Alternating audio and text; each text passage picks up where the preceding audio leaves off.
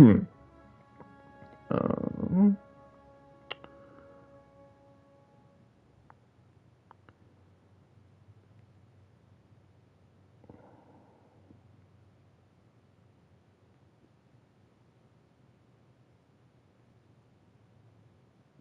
hmm?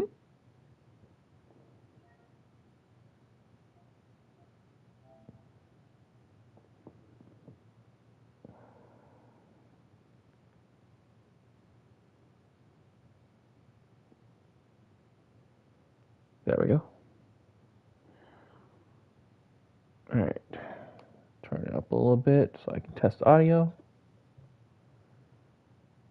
Testing, testing. 1, 2, 3.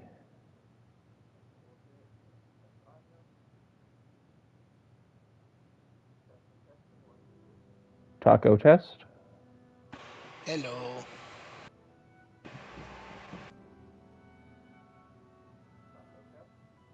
How's it going?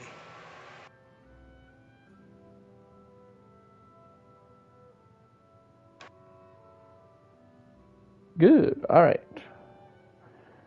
Mute that. Share live. Did you configure your audio? Oh, yes. Thank you for reminding me.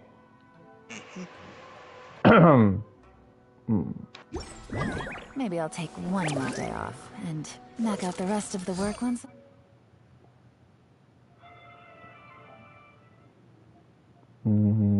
Sound. Audio output. Audio to all audio to headset. All right. I'm gonna tweet.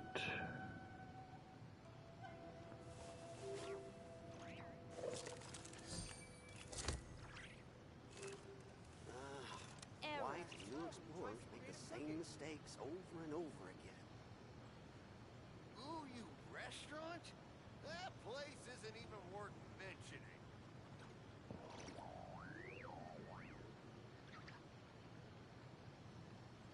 Where the hell? I don't see the app. When I shared, I was going to share the stream to Twitter, and I don't see the app in the share menu. I guess I have to go straight to Twitter and do it.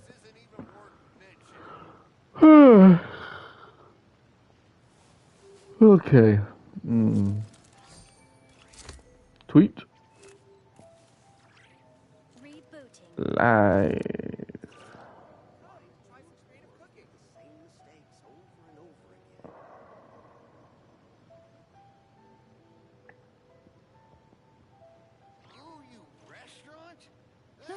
Good roll. All right, maybe I'll take one more day off and knock out the rest of the work once I'm feeling up to it.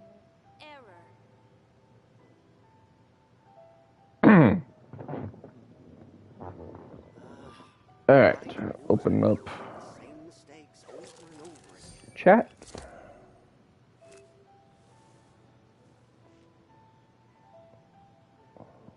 I have no viewers.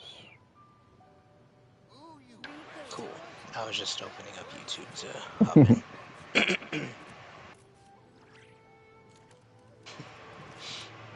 It's like that copy pasta. If you have no followers, I'm dead. I noted because sometimes I at least have some bots in chat. Not in chat, but in viewing. Ah, yeah, the bloat. Mm-hmm.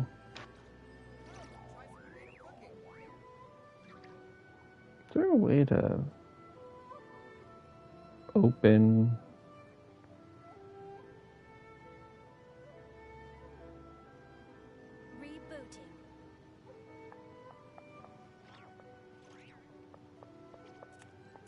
It doesn't look like it. I don't think I can like start a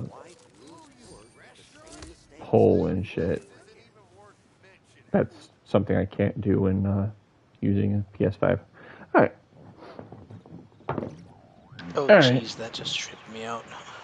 I opened up YouTube, and one of the recommendations was Senzawa's Christmas song. And it says that it was from 2 days ago. And I was like, wait a second, what? And then I look at the channel name, and it's Senzawa Archive. Yeah. That makes sense. Alright.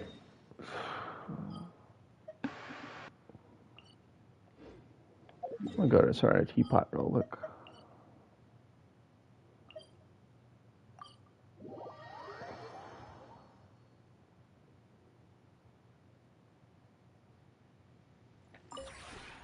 This realm is...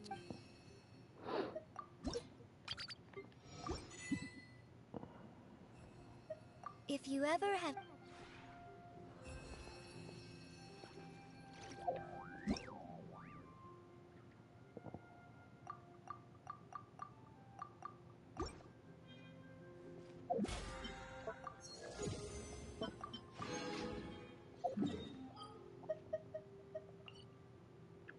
Alright. Ready to go back to prison? Yep. Oh yeah, just a couple of quick bulletins.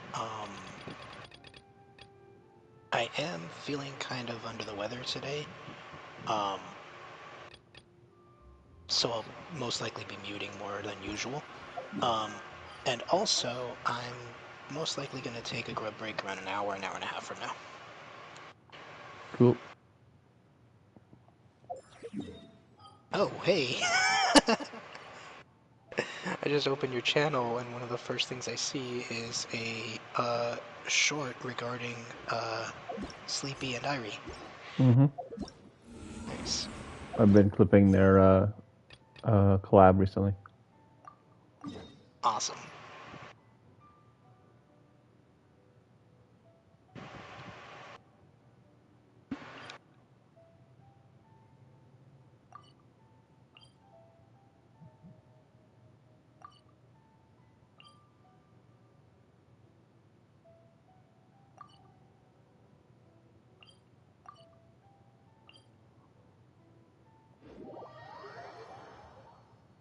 Alright. You coming? Yep, just opened the stream, and now opening the map.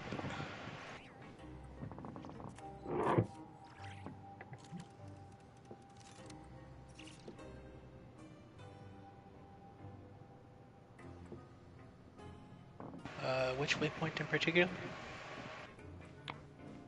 It's gonna be the bottom one of the prison. I just wish everyone could We're going to the infirmary. Okay. So yeah, it's the administrative area, but the infirmary is connected to it. Okay.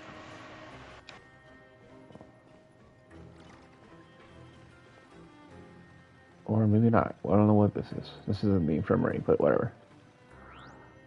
It's on the right level, that's all that matters.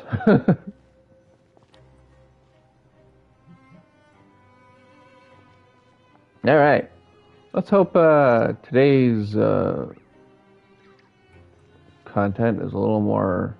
You really are something. To be able to fall asleep like that and even sleep talk the entire time, you scared Paimon half to Warning. death. exciting. Yep. Did I say anything I shouldn't have? No, but you kept mumbling things along the lines of, Pyron, go take my grilled fish and put down the Adeptus Temptation now. Paimon talked with Sigewinne the entire time you were asleep. She seems like she's just a sincere nurse, and Paimon didn't notice anything unusual in the room. Are you sure we're not going off track with the infirmary? Oh, that's right. We noticed the trap door. Or not trap door, cellar door. Door on the ground. Are we really off track, though? There are still some weird things about that place. That movable hatch on the ground, as well as the question Sigewinne asked Levine. And now, and also, were they really talking about their meds before we walked in? Oh, and Levine said that Giroux's argument was genuine. Or were they... And was Lorene and Giroux's argument genuine, or were they just putting on a show? Paimon, hear me out. Whoa, you really are super thorough. All those tiny little suspicious things that Paimon didn't even pick up on. We've got to get the info to Linny.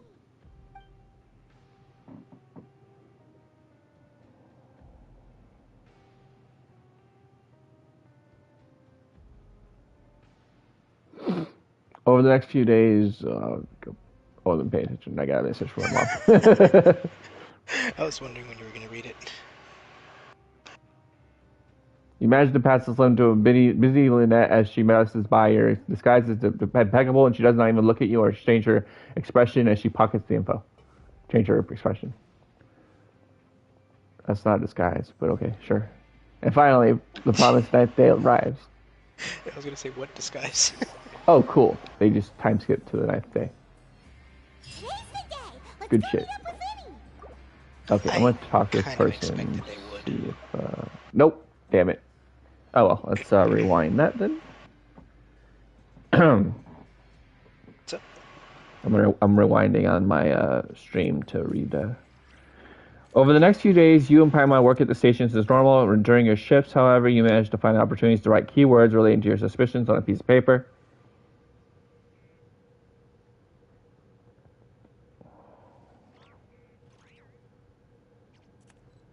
You manage to type. Yeah, she pockets the info. Okay, good. All right. All right.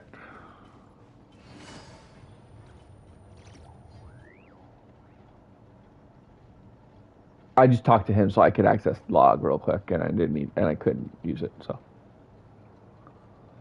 oh, okay. I was wondering if he had any relevant information. No. I literally just talked to them so I could see if I could access the previous log, which I could not. But I forgot that because we're streaming, I can freaking rewind to it. So it's just that much easier. Of course. Excuse me. Bless you. Oh, I think your volume's up. All right.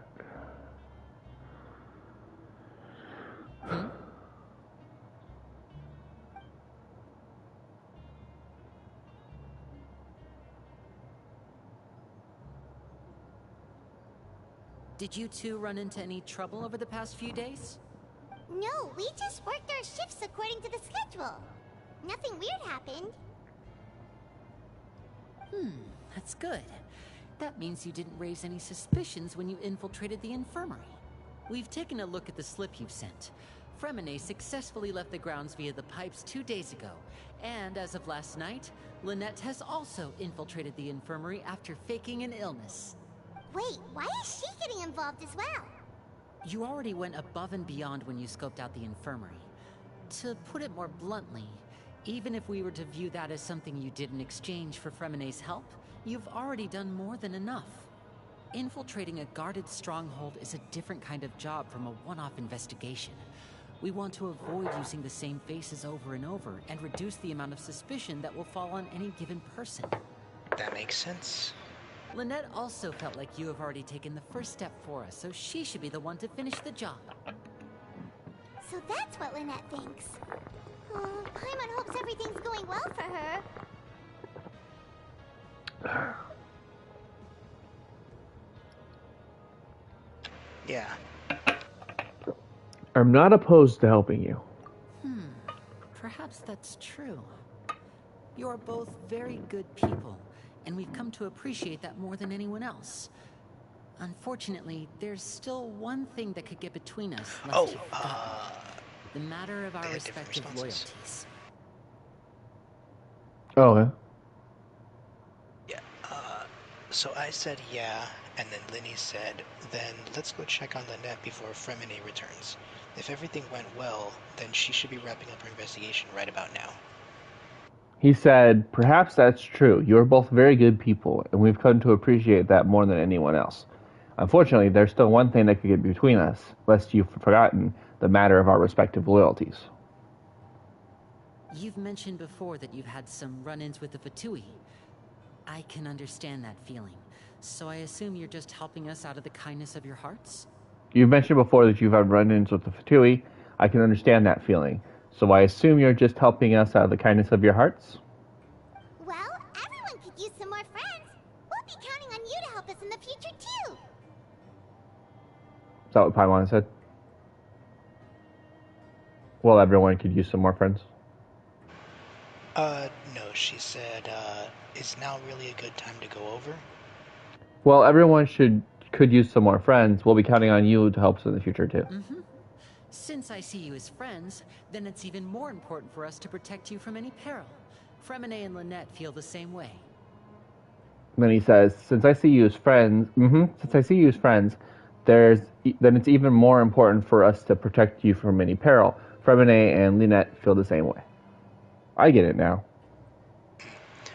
And for me, he said, according to my observations, Sigewinne always spends around half an hour away from the infirmary right before lunch. Lynette knows this as well, so this should be a good time to meet up with her. And That should probably be the next thing I see, actually. Let's see.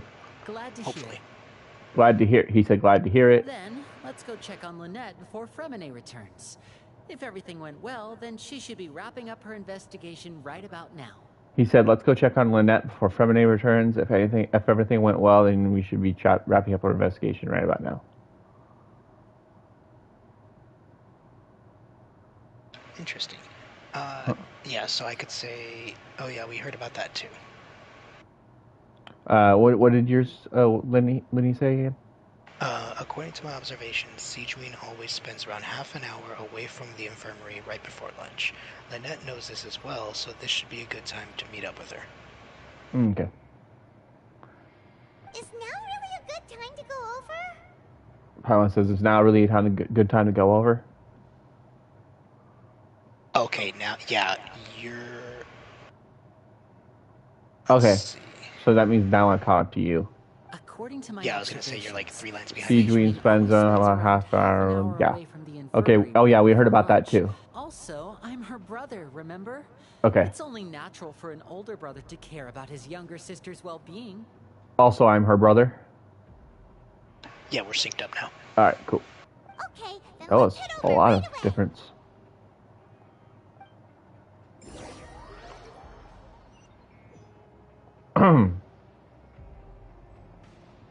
Yeah, it's kind of funny that each of us were trying to find a convergence point. Yeah. All right. Going to the infirmary. Lynette should be here right now.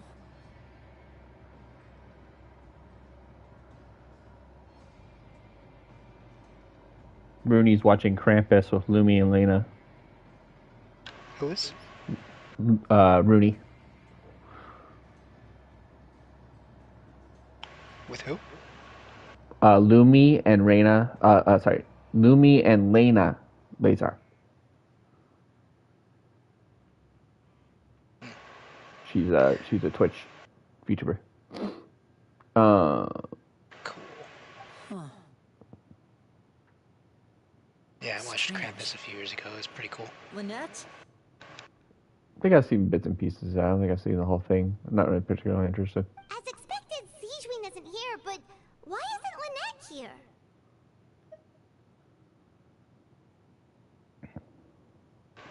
Oh, this is kind of suspicious. Could she have found a lead? And left to follow it? No, Lynette rarely deviates from the plan. We agreed that if she were to make changes on the fly, she'd find a way to let me know. Unless... Let's see if there are any clues around here. We can look while we wait for her. Who knows? Maybe she'll be back soon. Okay.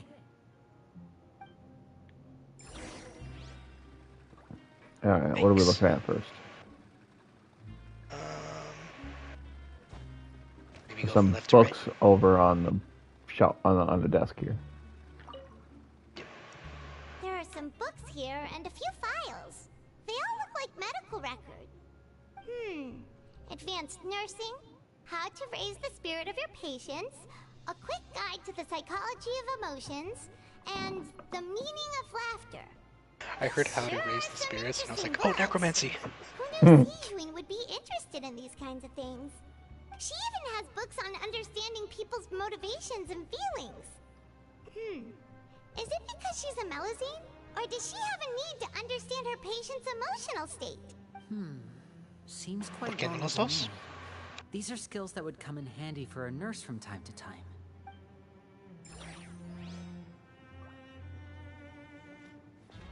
Bed?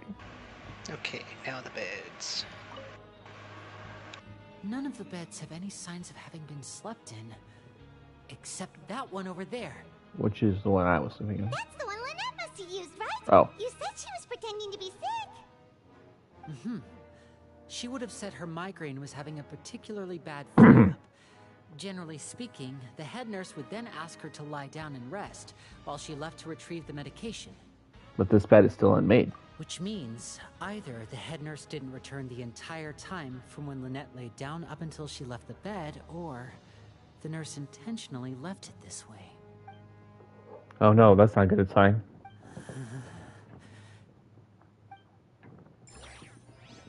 Oh god. I think we're being baited.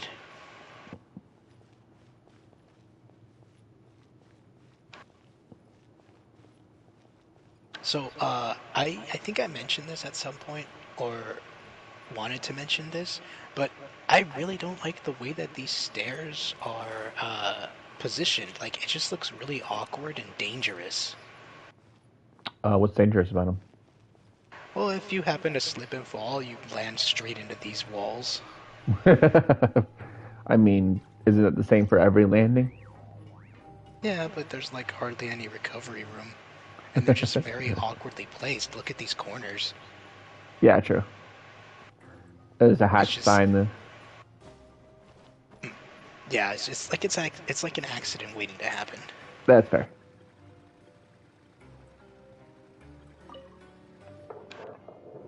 This is it! We saw it before! Wait, this thing? It doesn't look like it's been disguised that well. Lenny leans down to get close to the movable hatch, starts The tapping. space behind it is empty. From its size, I don't think it's an entrance that is At meant to several be taken several apart. points on it. There's probably a mechanism around here somewhere. Could Lynette have tried to get inside?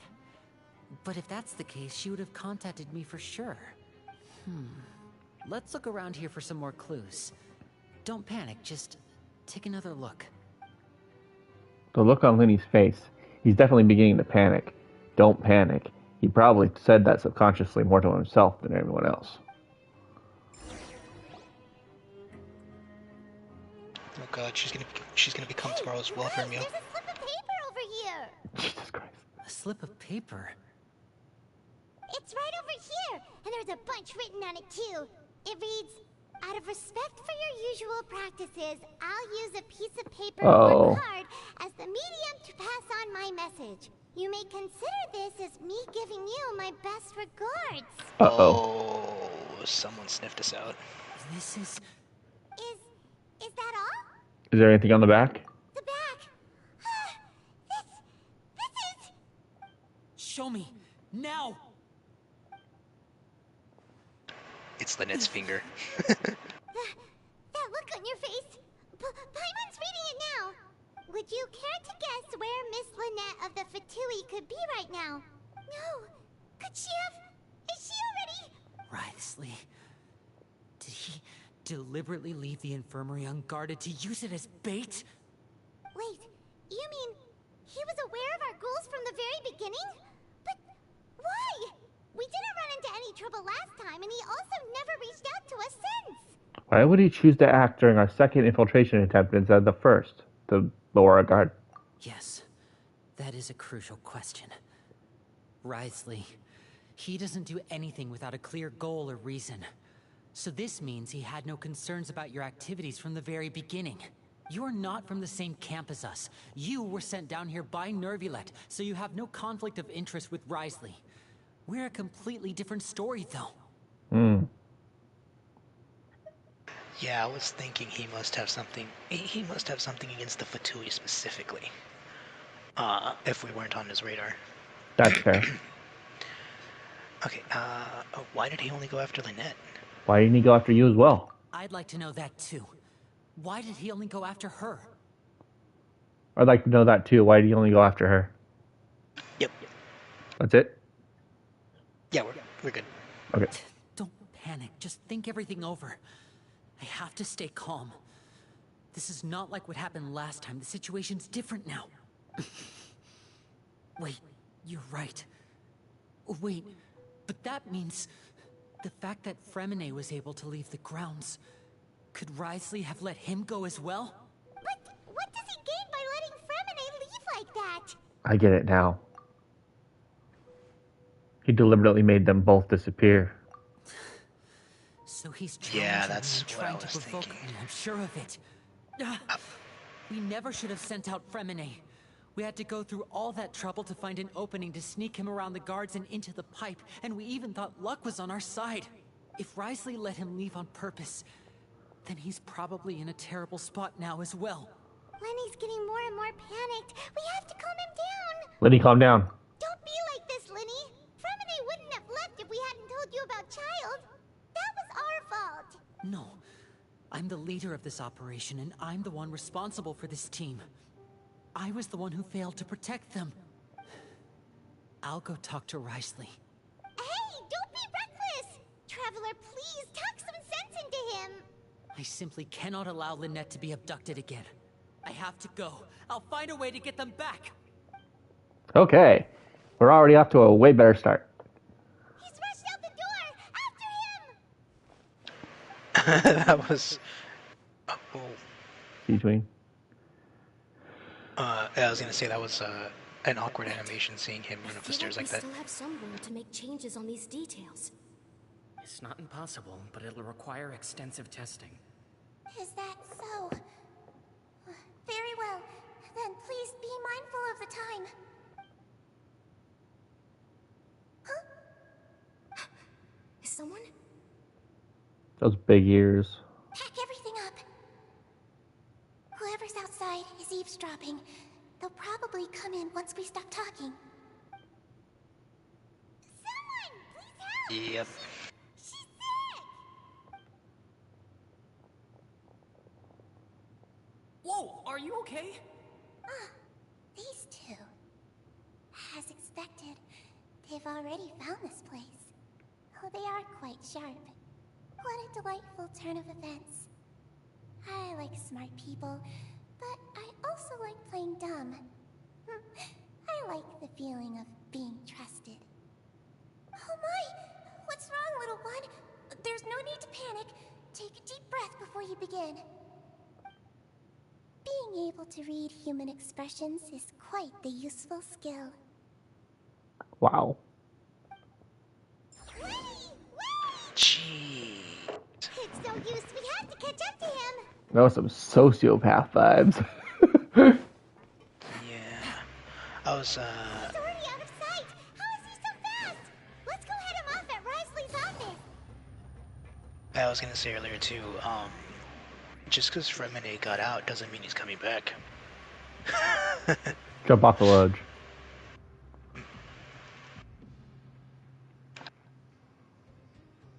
In the middle.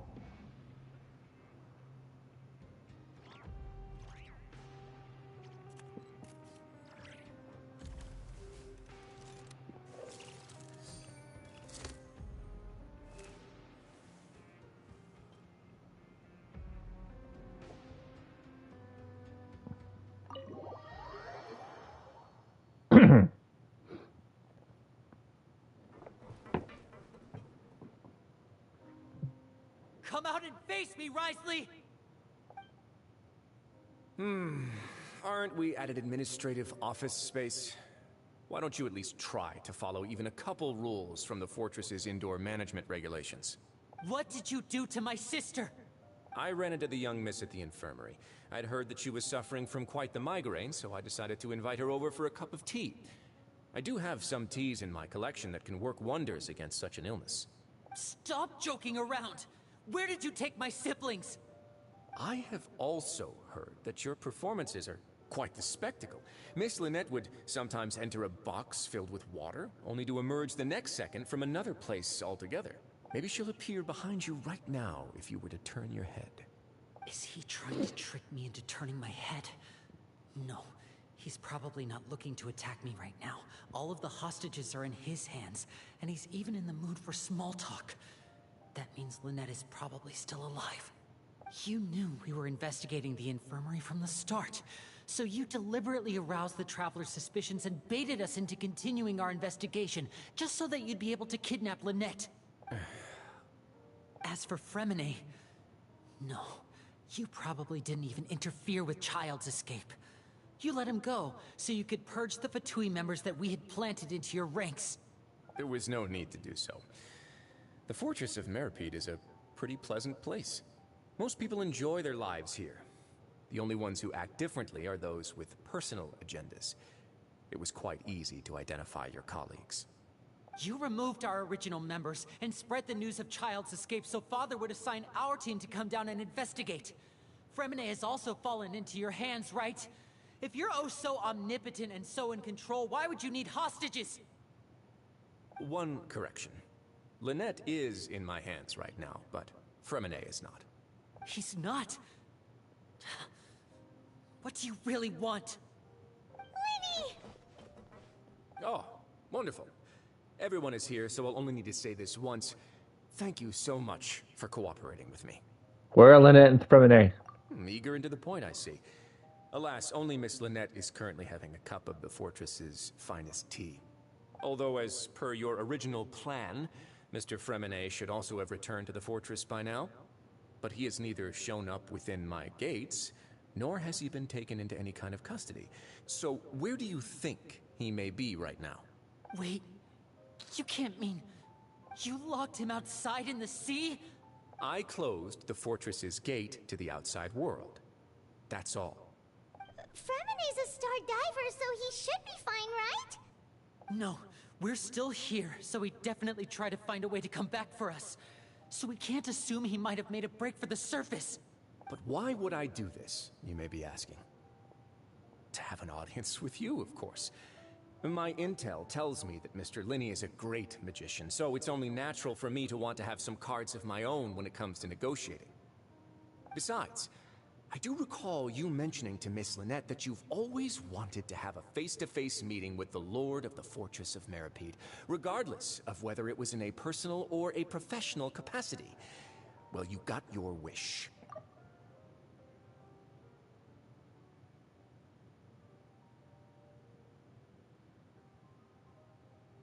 Just wanted to reread what he said previously. Yeah, this is crazy.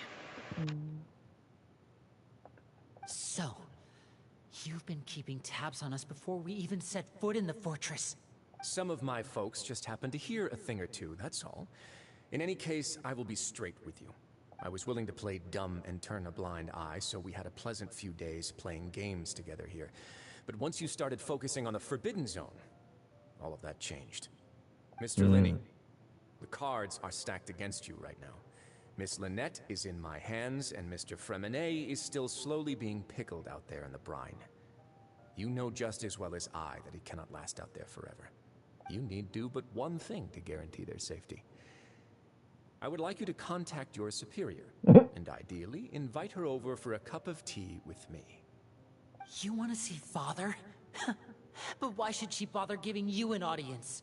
Well, if she cares for the well-being of her dearest children, she should have plenty of motivation to join me for a parents' evening. I've You know heard what's that ironic? the bonds between the members of the House of the Hearth are like the bonds of family. I don't see why she would refuse. Father wanted to enter the fortress on her own, but was initially rejected. Did she say that? Yeah, she wanted to personally check in on Childe's condition, and Neuvillette denied it. Oh, that's right. Yeah.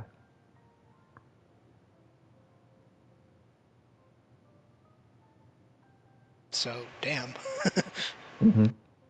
Why did you think Father sent us to handle the Fortress of Meripede? This place is basically a no man's land. It wouldn't be fitting for anyone as important as a harbinger like Father to come here in person.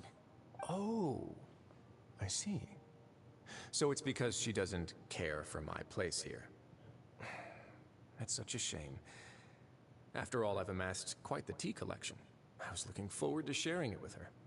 Both Monsieur Neuvillette and Lady Farina have already received many samples as gifts. Was this the extent of your master plan to get to Father?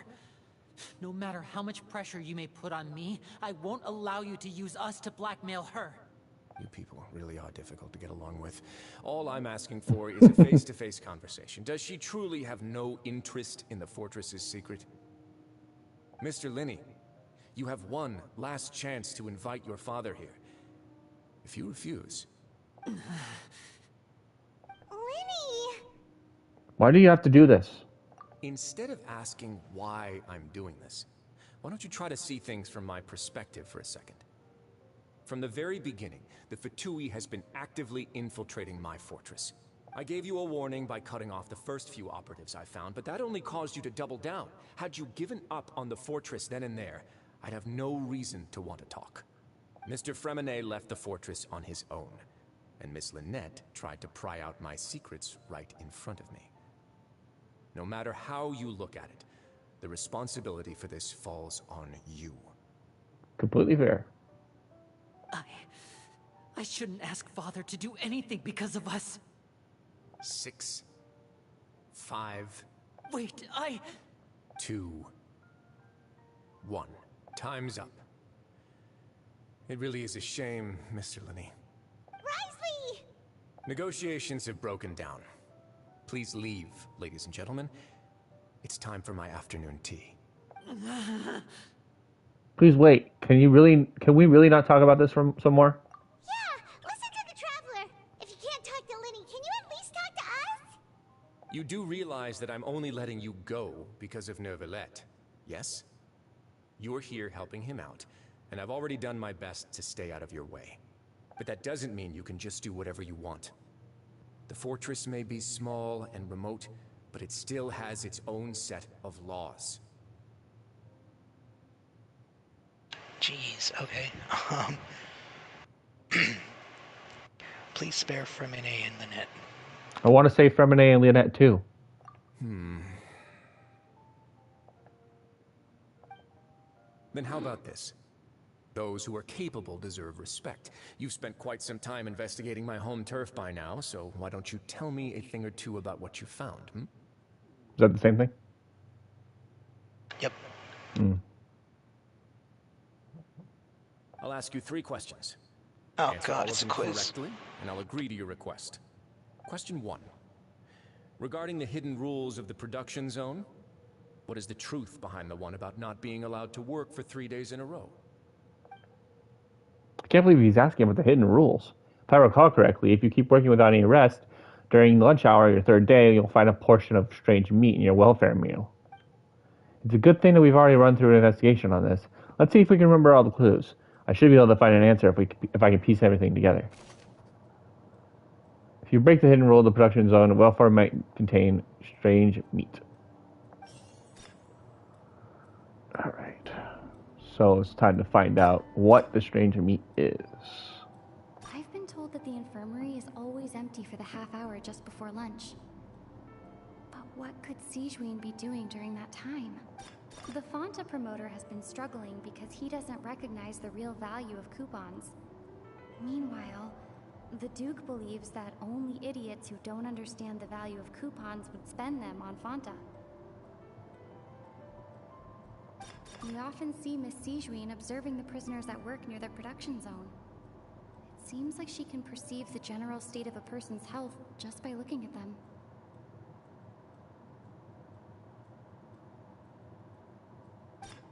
Fonta's internal reports suggest that they're starting a new trial of an unnamed and unpackaged product.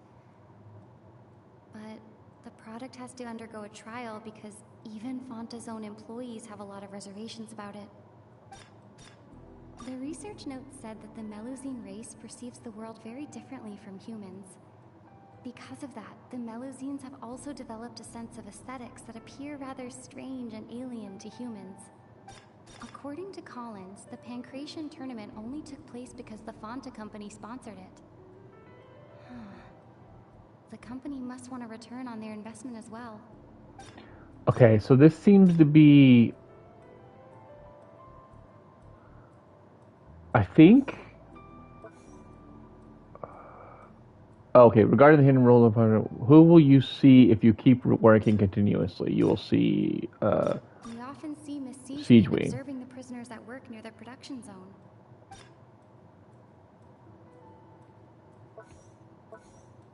How do I act? I forget. How do I put it in?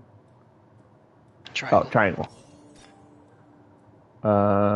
Under what circumstances does the strange meat appear? That's the 3 days. The is always empty for the half hour. The Fonta promoter has been struggling because Fonta's internal reports suggest that there's... The research note said that the Melusine... According to Collins, the Pancration tournament... Fonta's internal reports... We often see Miss Sijuin observing the prison... The Fonta promoter has been struggling because... Under what circumstances does the strange meat appear? Where's the 3 days? I'm told that the infirmary is always empty for the half... According to Collins, the Pancration The research note said that the Melusine... Fonta's internal reports suggest that they're starting a new trial of an unnamed... We often see Miss Sijuin observing the... Okay, let's move to this one for now.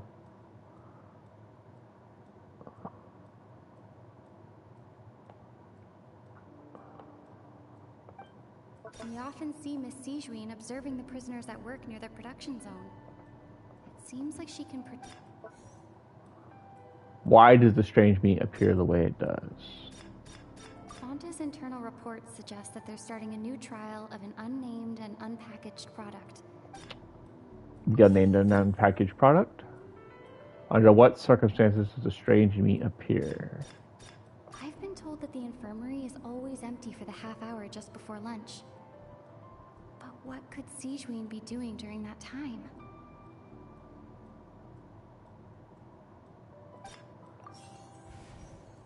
Hypothesis incorrect. I'm very confused. I got 2 of them right. Which 2? So it's Sijuin's absence is the circumstances the strange meats appears. And if you will see Sijuin if you keep working continuously.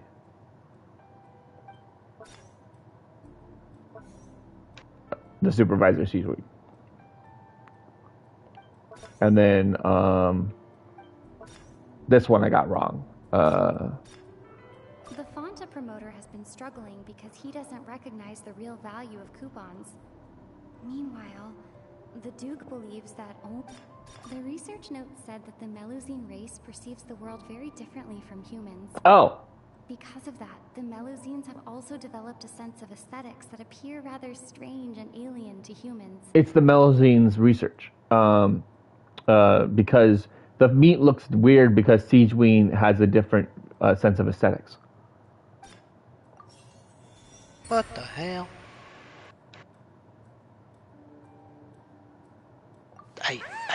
Okay. What's going on? Paimon understands it now. Who would have guessed? It's Sijuin's. My guess is that meat is a special kind of healthier meat for people who are overworking themselves. And what does all this have to do with the Fonta conspiracy? Red herrings. I'm sure that the Fonta stuff is going to have to do with another question that Isaac asked. Right now we're figuring out why the strange meat happens. So, okay. The strange meat happens because Sijuin sees people overworking themselves and gives them special meat. Also, that special meat looks weird because Sijuin has a different sense of aesthetics.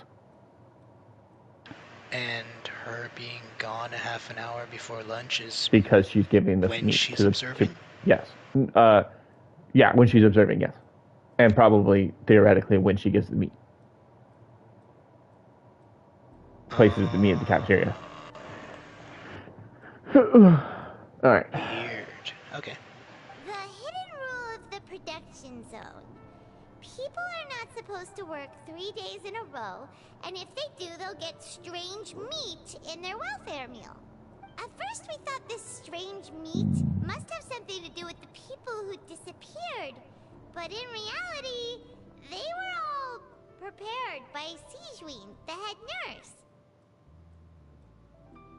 She often visits the production zone to observe the workers' health and makes a note of anyone who has worn themselves out after 3 full days of work.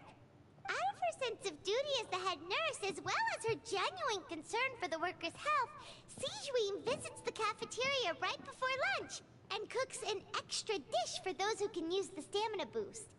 Sijween has only the best intentions with her surprise gift and doesn't want anyone to find out about what she does. However, unfortunately, Melusines as a race perceive the world differently from humans, and their sense of aesthetics is even more alien to us. The recipients of her lovingly prepared special meals cannot taste the care within and usually just freak out. Are we on the right track? Not bad. You've uncovered Sijween's secret and even guessed her intentions correctly as well. It's nice to know that her efforts have not gone unacknowledged. That is surprisingly wholesome. Yeah.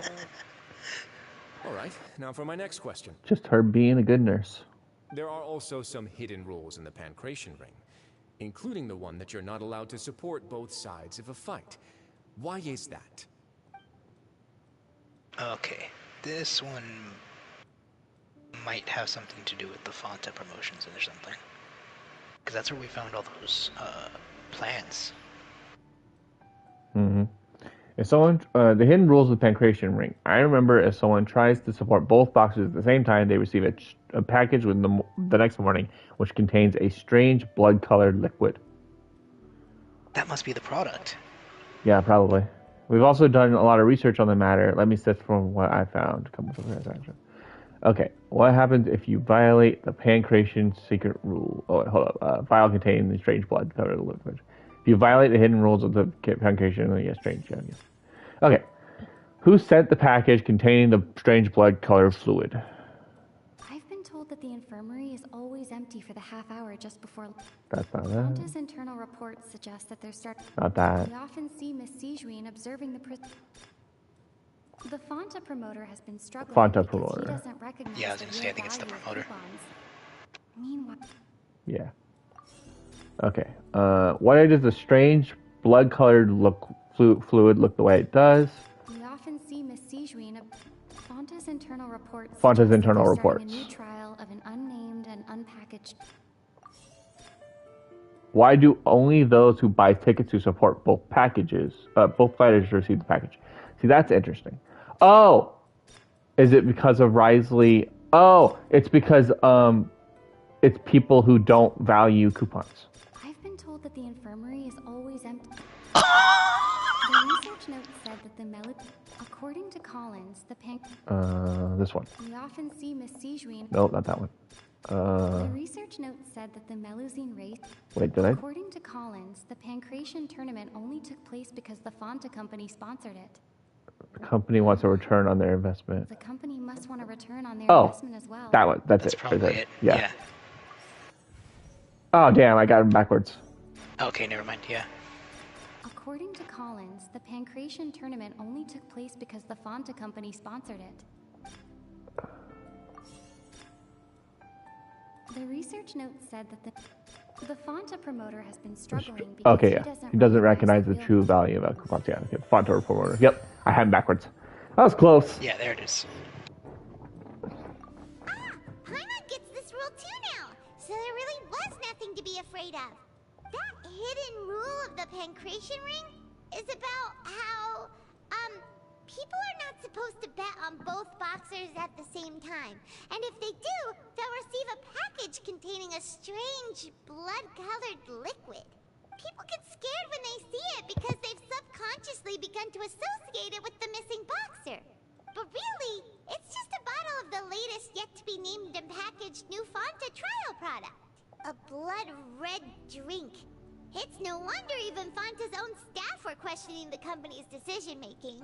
The company, facing backlash from its own staff, decided to try to trial the product on a smaller scale to see how it might be received by customers. They came to the Fortress of Meropide and offered to sponsor the Pancration tournament so they could push their new product. But the Duke completely refused to even entertain the idea. The Duke, knowing how valuable coupons are in the fortress, knew that only total idiots who didn't understand their true value would bother buying a Fanta product here. And so, only those who proved their stupidity by being dumb enough to bet on two opposing sides of the same match were selected to receive the drinks. So funny. That's kind of messed up. They're basically marketing to idiots.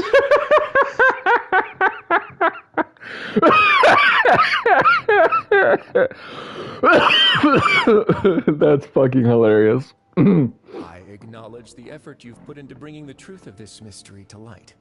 Although, based on your description, that Fanta promoter is a bit too careless with his words. I may just reconsider my collaboration with the company. Alright, and here's the final question. What's the secret behind our head nurse and all of her patients in the infirmary?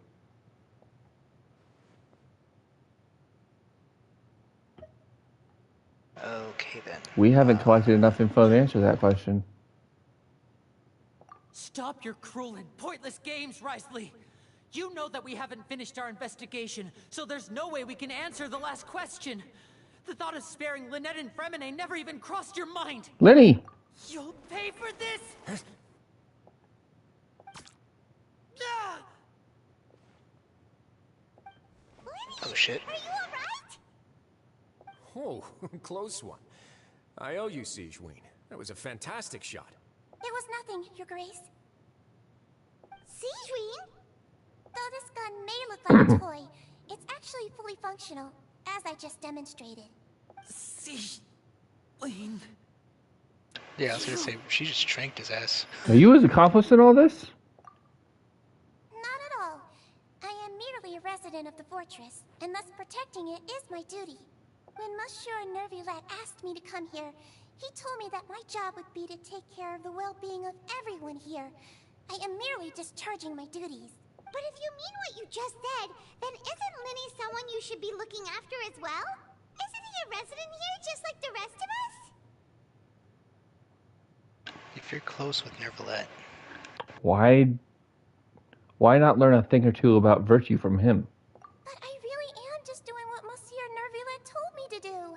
Everything I did, I've done to protect them. Had I not, they would be in far more dire straits right now. His Grace knows it too, right? Your Grace?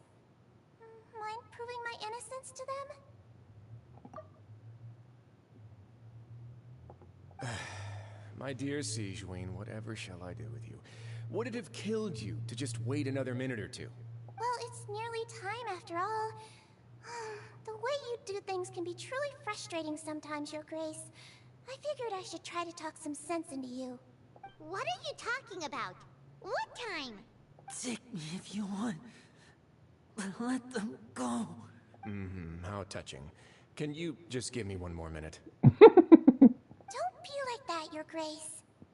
All right, everyone, calm down. 2 more visitors will be arriving any time now. Jeez, he kind of reminds me of Handsome Miss Jack. Sigewinne, I leave Miss Lynette in your care. You... What are you doing? I believe I hear footsteps.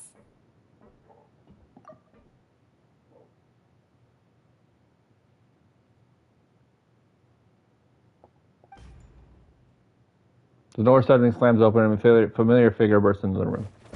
Oh shit. Please. Ah, Miss Clarande. My door. Fremine. Fremine. What's going on? What is Clarande doing here? Work. I'm sorry about shooting you, Mr. Linney. The tranquilizing effect will begin to wear off soon. Please take it easy in the meantime, though. What happened to Fremine? Wasn't he diving just outside of the fortress? Why is he looking like this? These symptoms. It can't be.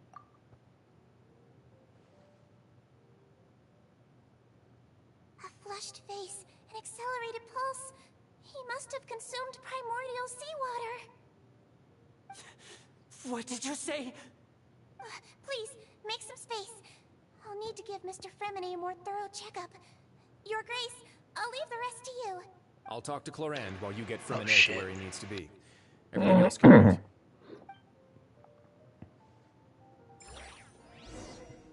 And here I thought the worst thing he had to worry about was the bends. Right? I was thinking the same thing. Alright, who are we talking to first? I was literally just about to ask you the same thing. Alright, let's go to Lenny.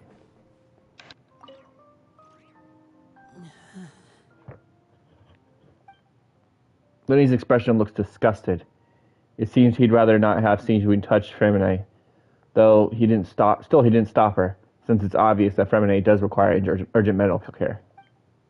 Sigewinne's examining Fremine carefully. She doesn't look too upset, which is a good sign. I hope Fremine will be okay. How is he? These symptoms are probably caused by an acute ingestion of a large amount of primordial seawater. Still, his condition is not critical. Of course, it would be best if he stayed for further observation. Let's leave him here for now, and move him to the infirmary once he's recovered a bit more. Sorry.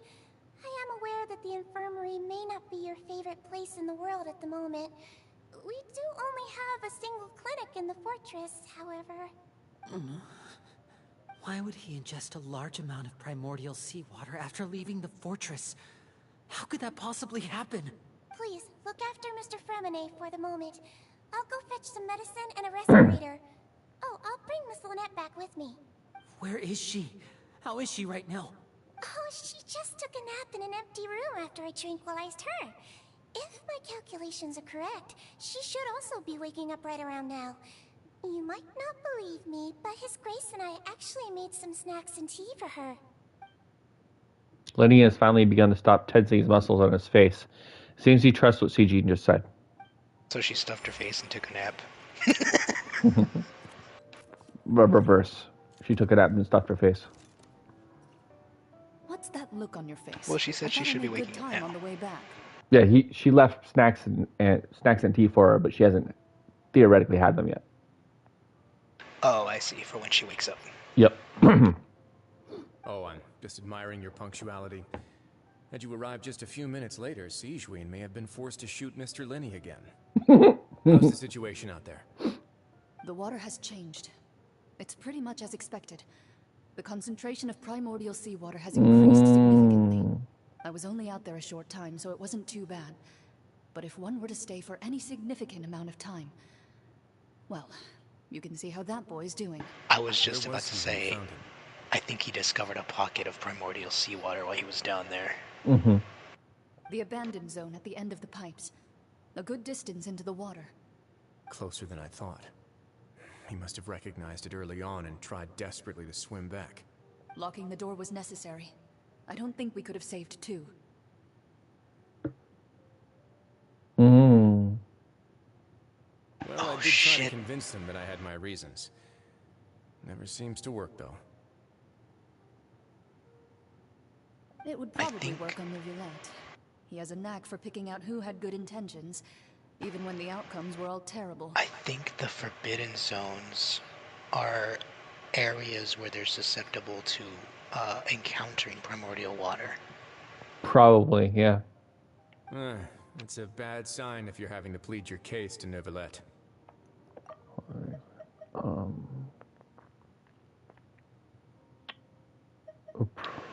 Did try or to. Maybe they're already quarantined. Locking the door was necessary. I don't think we could have saved two. Two what? Two people. Maybe someone who had maybe someone who had gone down there to investigate, or somebody else, or I don't know. I don't know if he means anyone specific or just another person in general. Coran just said it. Okay. Want some tea? Not particularly. If you want to drink some that badly, just say so. Fine, I'd like to get some tea. Want me to get you a cup too, since I've already made it? Might as well then, I suppose. Actually, do you have a towel? I would like to dry my hair. Dude just can't live without a cuppa. Apparently. Lenny, are you okay? I'll be fine. They're all here now. Don't worry about me. Are you sure? You don't look alright. My hands and feet are still a bit weak, but that's probably just the residual effects of the tranquilizer shot. I'm back, everyone. Lenny! Oh, Traveler, Paimon, you're here too. Freminet? Is he... He'll be fine. But for now, please help me lift him up. Lenny and Lynette immediately come to lift Fernie up with their help. He also manages to swallow a dose of siege medicine. I don't know if you saw that little wave that Paimon did to Lynette, but it was adorable. His breathing's beginning to slow down. I did not. Let me rewind a little bit.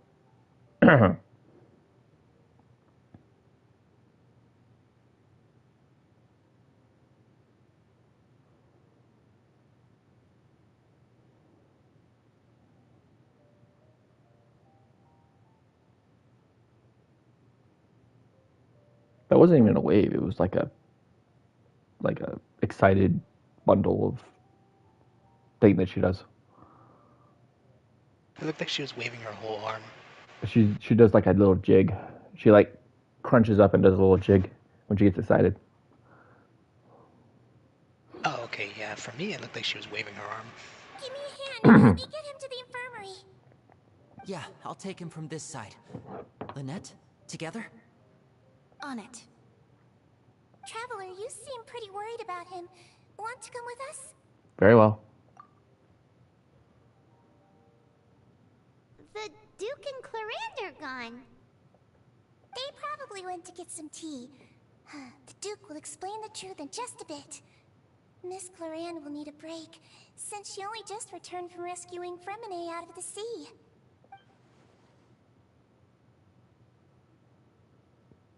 Clarande saved Freminet from the sea. Just what happened there? So yeah, I'm not actually sure what they meant by two. But I do understand that, like, remember the prophecy talked about how, like, the waters are going to rise and then all of Fontaine will die except for the Archon weeping on her throne? Remember that? And they're talking about the waters rising. But just because the water's rising, at the time, the water's still not primordial water.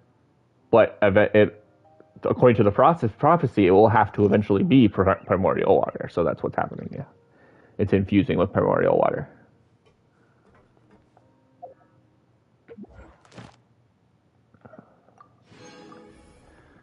All right. Well, that's horrible. Mm-hmm.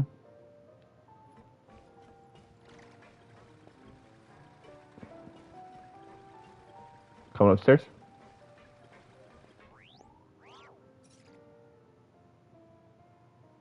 Yeah.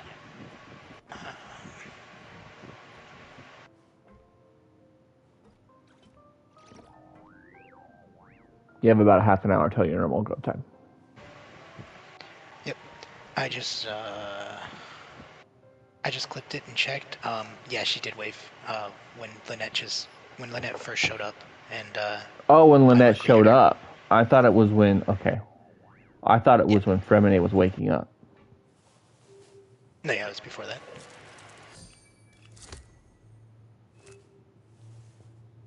All right, we'll see here.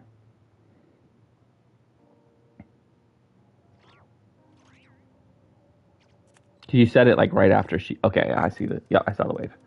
Yeah, I was just waiting for the opportunity to bring it up. Yeah, you said it like right after she did that little jig, so I was like, but I was like looking down at my phone, so I didn't see it. So then I rewound and saw that. I was like, what are you talking about? All right, where are you going? Upstairs. Yeah, I just went up. I went up the elevator. No. Upstairs in here, the room we were in. Oh, crap. Yeah. In the office.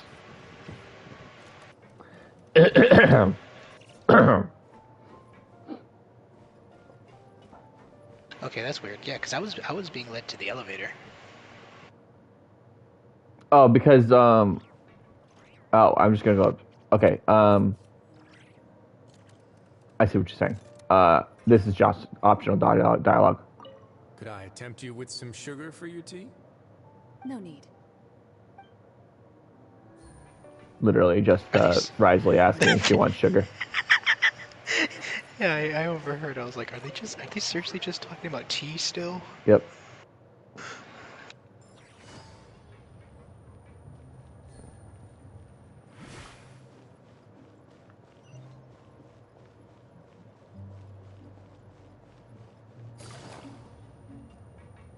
Back to the infirmary. Oh no! Oh no! Will this work?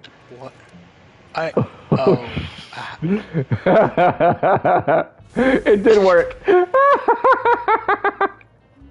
How did that happen? Did you like close it as you were running? Yeah, I was using my skill as Yelan, so I was like speeding through.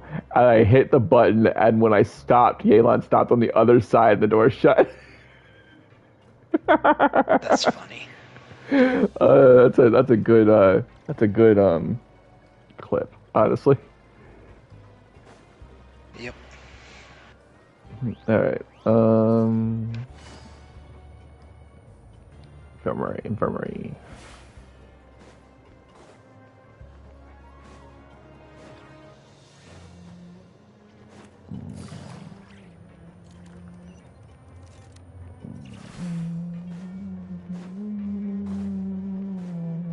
Take it easy. Who was it your friend said isn't trustworthy?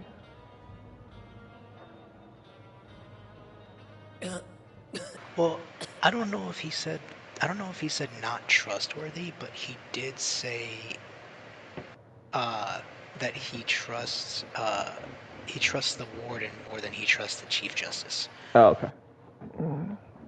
He's awake. Fremine, how do you feel? Lynette. We're all here. Where am I? The infirmary, at the Fortress of Meripede, Mr. Fremine, and you are no longer in any danger. How do you feel? Don't push yourself if you're not feeling up to it. Traveler. Paimon. It's been so long. The sea. There's something wrong with the seawater. Shh, it's okay. We can talk about it after you've recovered. No, listen to me. This is really serious. There's primordial seawater mixed into the regular seawater. I don't know why it's there, but no one should touch it. What happened after you snuck into the pipes? Pipes. Right, the pipes. It's all coming back to me now.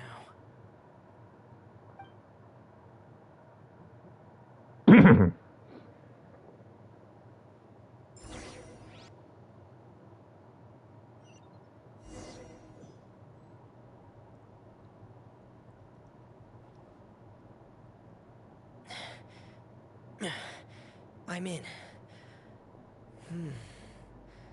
Seems like this pipe hasn't been used in a long time. It looks abandoned.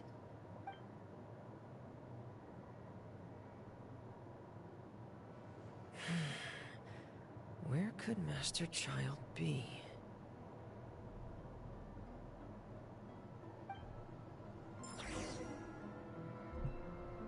Cool. Oh, neat.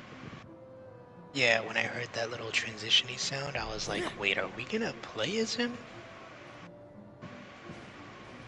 Like that little chime when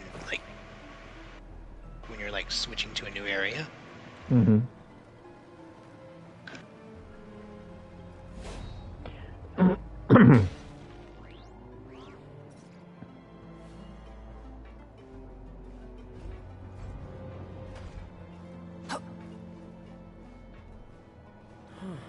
Oh, cool. He's a This Claymore user. mechanism looks like it's been tampered with. Could he have done it?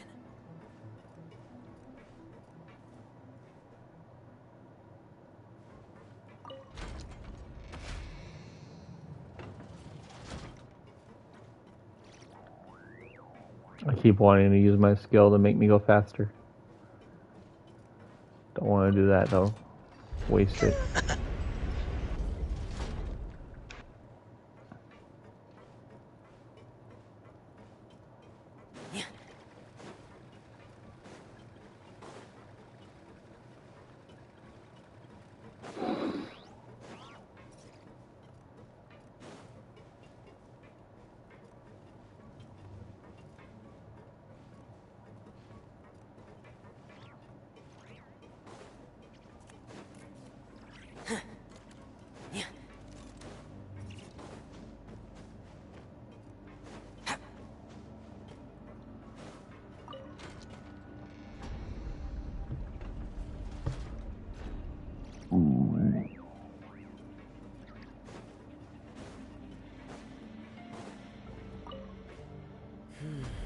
It's getting stuck on something.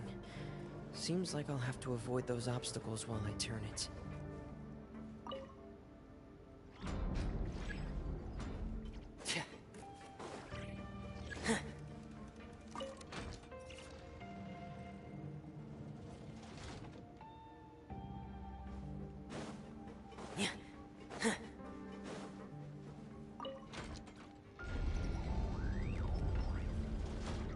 This is weirdly elaborate.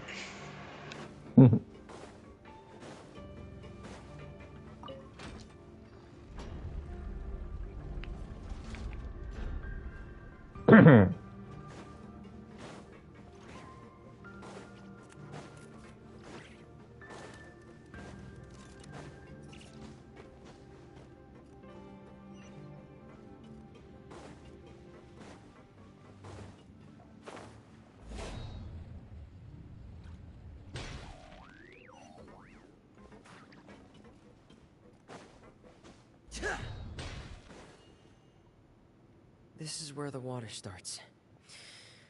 Okay.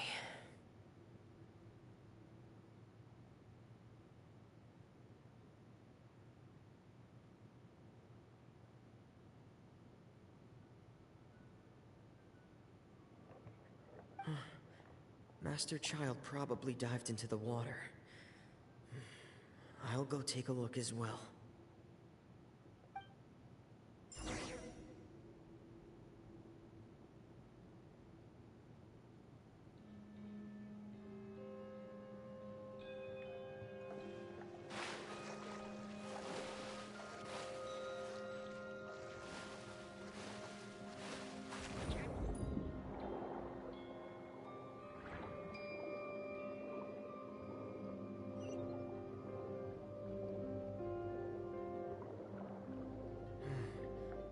The vegetation here is a bit more sparse. These traces aren't natural. A person must have left them, and recently. I should be going in the right direction. There are traces here too. I need to keep going. Huh? The traces are gone. But I don't see where he could have gone from here. Wait. What the?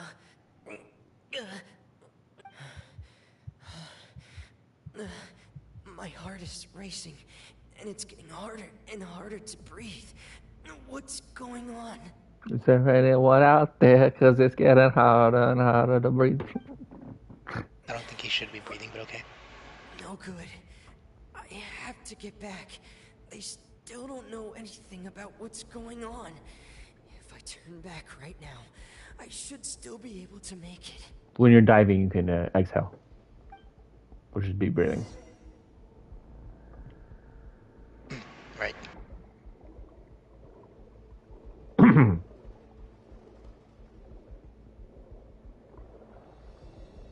you know that song? I think.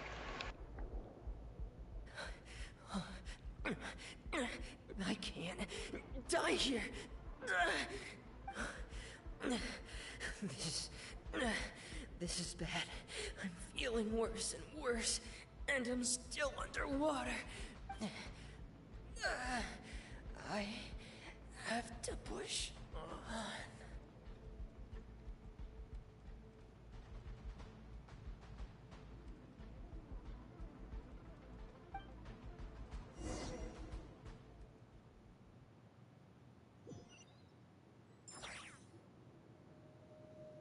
Oh, I know what they mean by two. So, in other words, the trail you were following vanished, and you had no idea where Master Childe could have gone.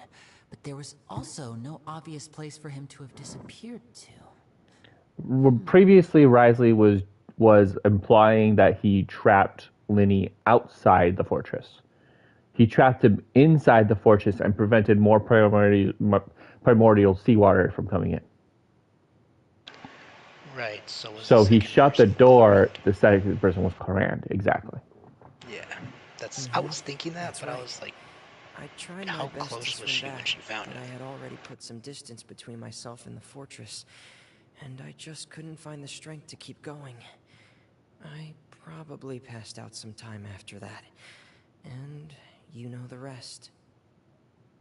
Miss Clorand brought you back, but we also don't know why she just suddenly appeared at the fortress, or why she went out to save you. Miss Clorand, you say? I must go thank her in person. You're still too weak, Fremine. You can go after you've had some rest. Miss Lynette is right.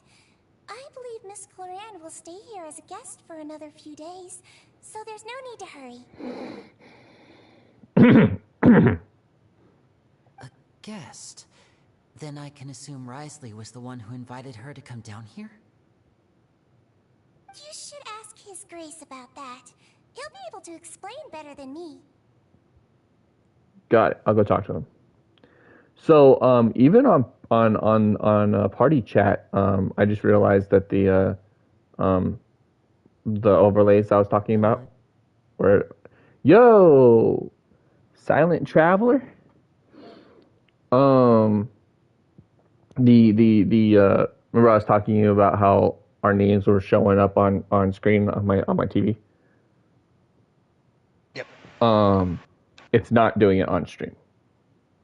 But even if it would, even if it did, it would say P Tako. So, but yeah, it's also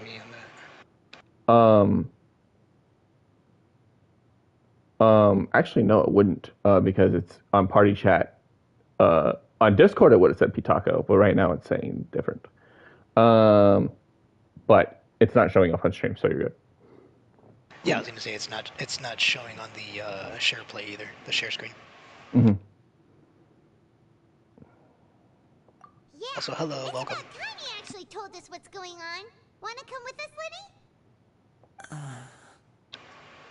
By the way, it kind of looked like there was somebody. So I was thinking that Clorand must have had to, she must have had to find Fremine immediately before he started drowning, and it kind of looked like there was another perspective, like watching him. Was that the implication that she was there? I didn't actually see the other perspective, but probably. No, please go on without me. I don't want to leave just yet. Yeah, I don't know. It looked like there was a shift in perspective where somebody was watching him or something. I don't know. The logical part of my brain is aware that we're safe right now, but I still can't bring myself to leave. Both of you are just in danger. Understood. Then let's just sit together for a while. In that case, I'll leave the infirmary to you. The Traveler and I are going to head out for now.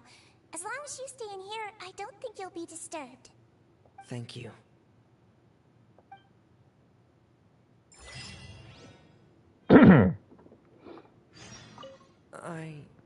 I'm so sorry, Linny.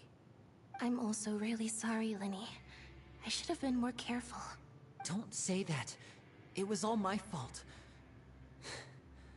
I was the one who should have been more careful. You two were nearly...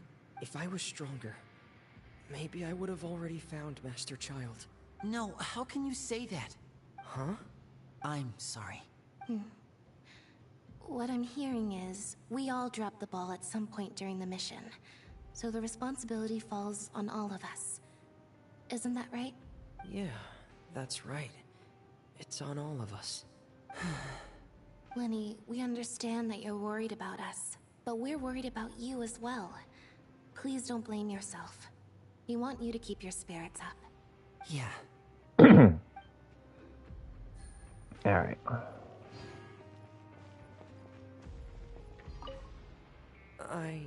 I'm also really... Don't say that. If I was stronger... No, how can you... Huh?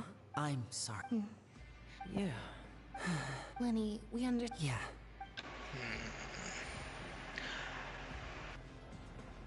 I sort of feel like, maybe I should start getting dinner ready right now before we get into anything too deep right now. Okay. Yeah, but this is getting really good. Like, part of me is like, oh, let's see how far we can get, but then I don't want to get, like, lumped into another quest line and a bunch of cutscenes and stuff, so... Yeah. It's really interesting, though. Okay, so I will take my break right now, and I will be right back. Alright.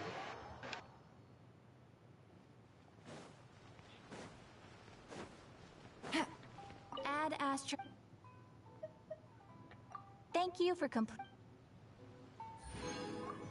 Add Astra.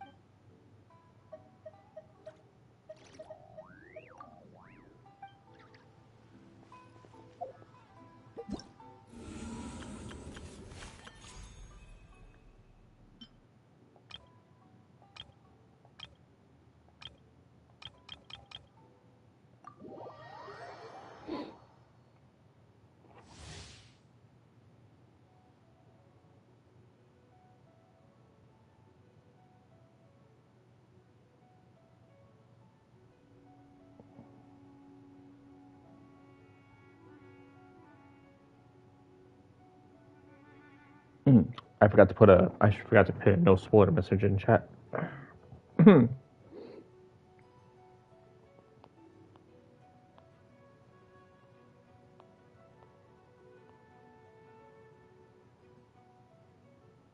No spoilers, we are blind.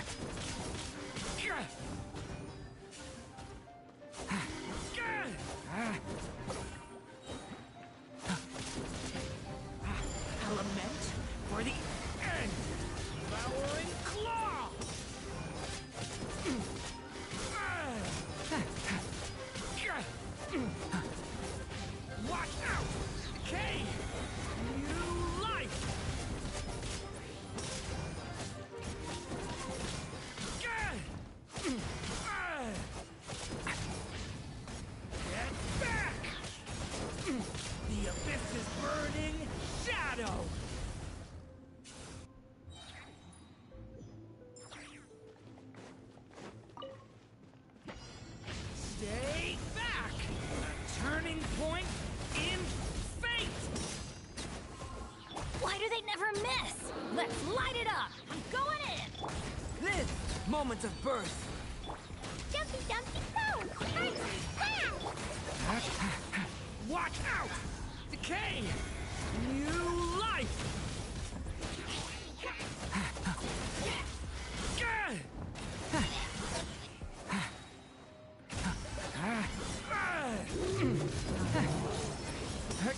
Leave it to me! The story has only just begun!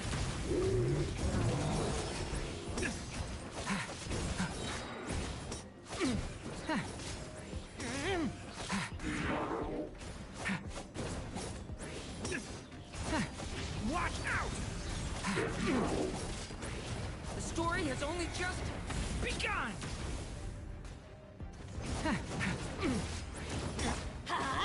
Teamwork is true! Coming to be! My great...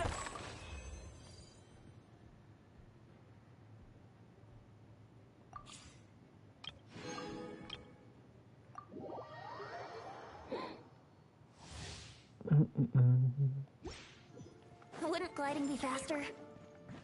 Yahoo! Time for takeoff. Yeah, yeah.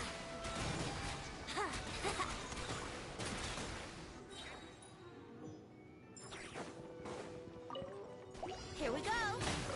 Think you can get away? Yeah.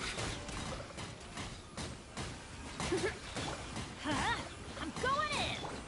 Get back! The abyss is burning!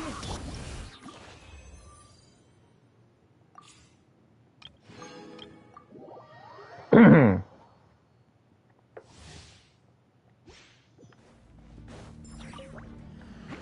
my target! I never leave empty-handed!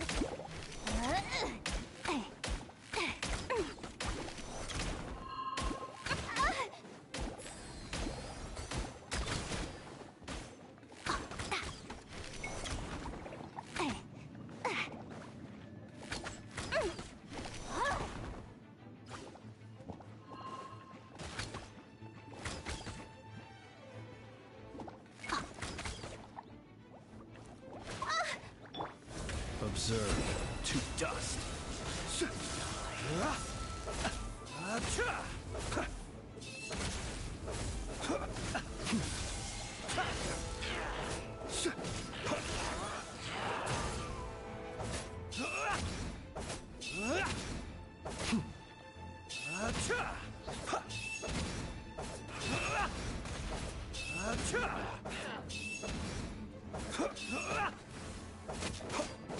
Close your eyes.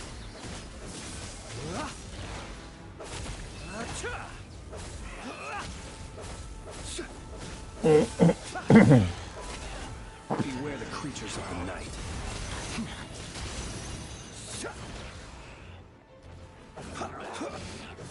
Steady now.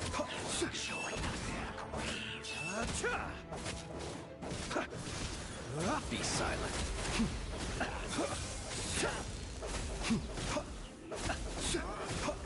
Observe. Do you fear the dark?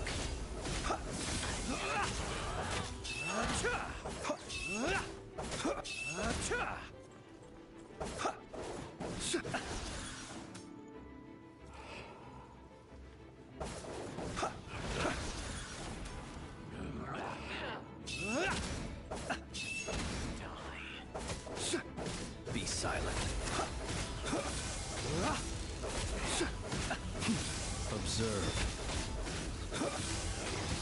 Are you quite to dust? Chew on this! Hit! Hit! Yeah! Hoo! Yeah! Hee-yah! Hee-yah! Hee-yah! Shoo! Ah!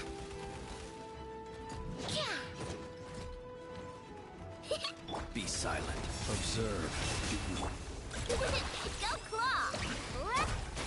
For first, let's move!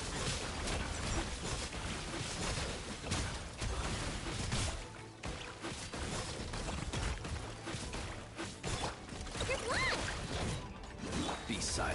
Observe.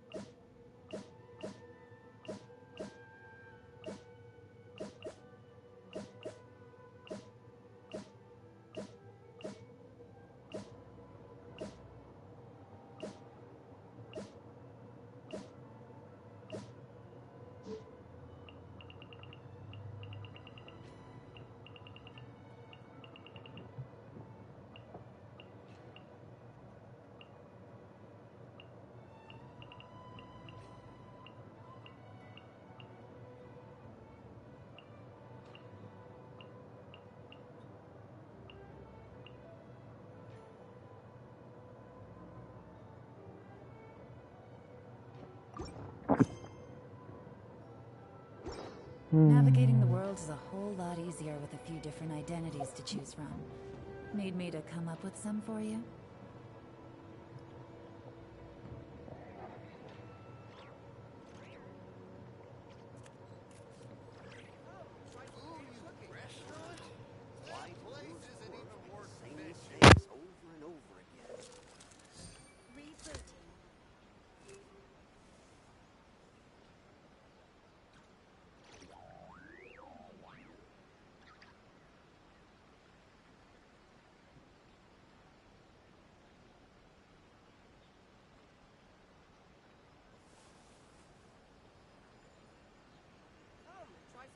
Tako breaking for grub. Ooh, you restaurant? That place isn't even worth mentioning.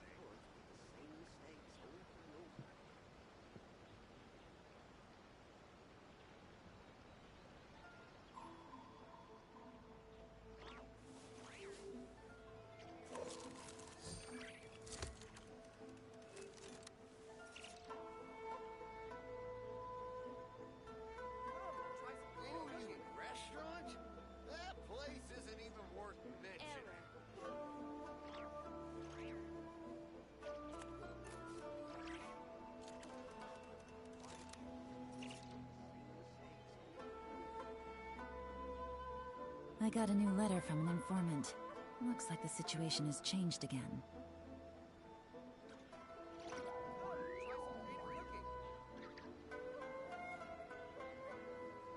Ooh, you restaurant? That place isn't even worth mentioning. Rebooting.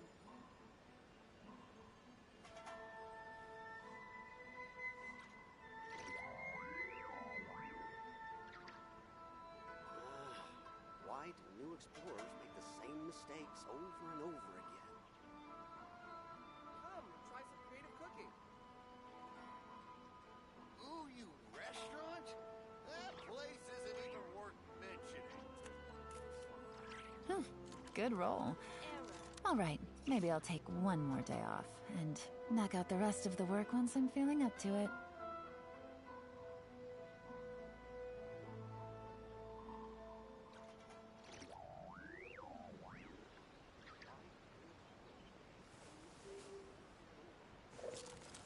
Come, try some creative cooking. Ooh, you restaurant? That place isn't even worth mentioning.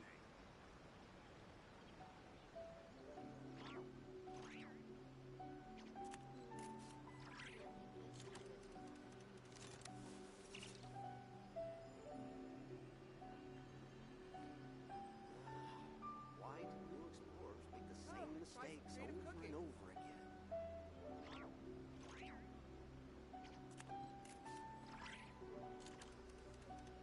Ooh, you restaurant? That place isn't even worth mentioning. I got a new letter from an informant. Looks like the situation has changed again.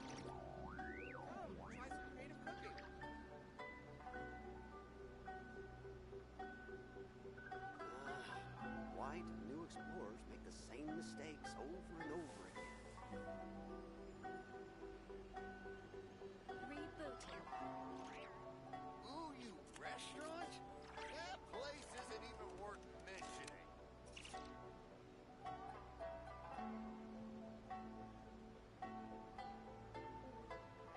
Try some creative cooking.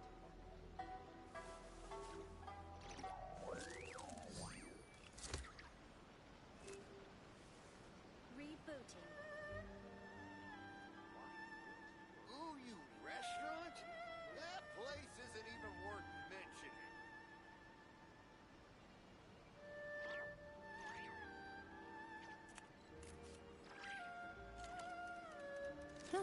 Good roll. Alright, maybe I'll take one more day off, and knock out the rest of the work once I'm feeling up to it.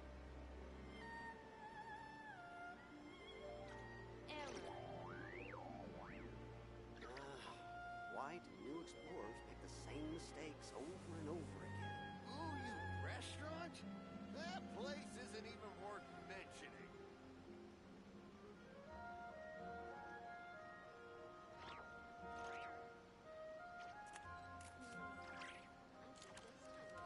Try some creative cooking. Rebooting.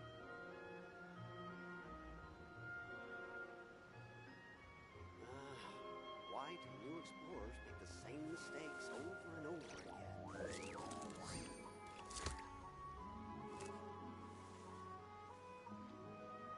Ooh, you restaurant? That place isn't even worth mentioning.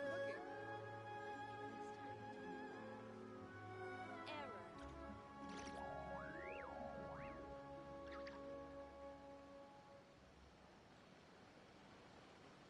Navigating the world is a whole lot easier with a few different identities to choose from.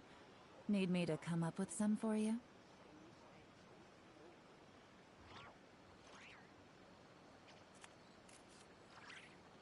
Ooh, you restaurant? That place isn't even worth mentioning.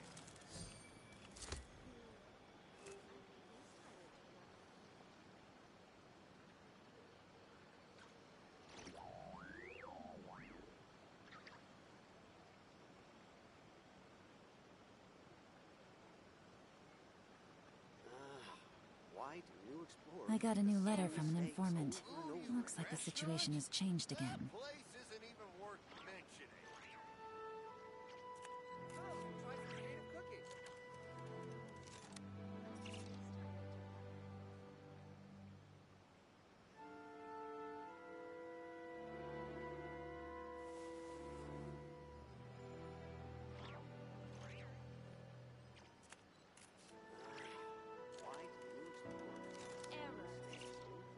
Ooh, you restaurant? That place isn't even worth mentioning. Try some creative cooking. Navigating the world is a whole lot easier with a few different identities to choose from. Need me to come up with some for you?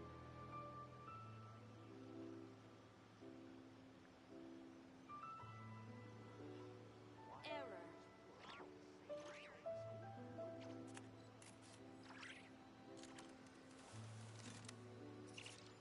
Try some creative cooking. Restaurant?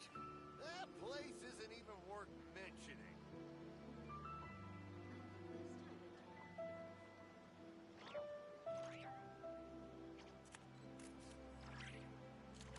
Rebooting.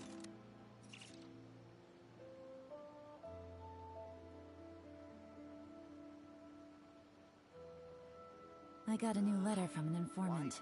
Looks like the situation has changed again. Ooh, you restaurant? That place isn't even worth mentioning. Error.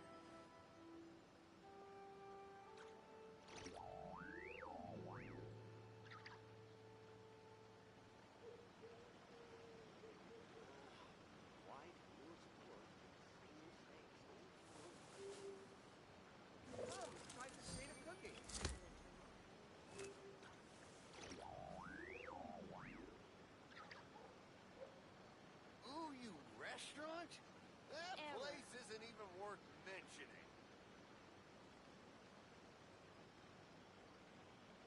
Navigating the world is a whole lot easier with a few different identities to choose from. Need me to come up with some for you? Come, try some creative cooking.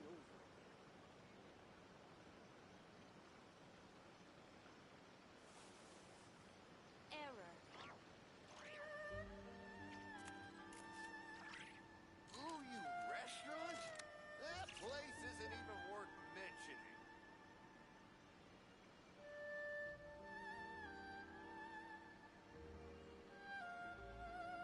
Come, try some creative cooking.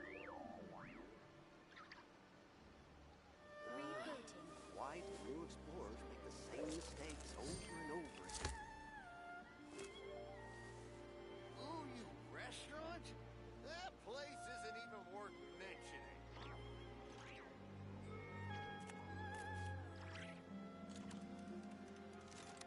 I got a new letter from an informant. Looks like the situation has changed again. Creative cooking.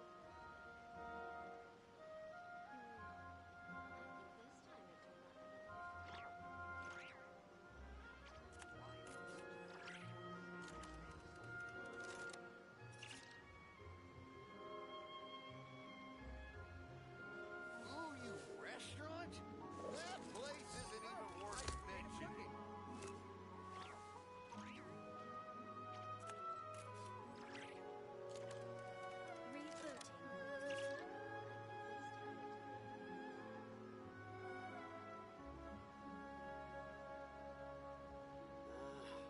Why do new Navigating the world is a whole lot easier with a few different identities to choose from.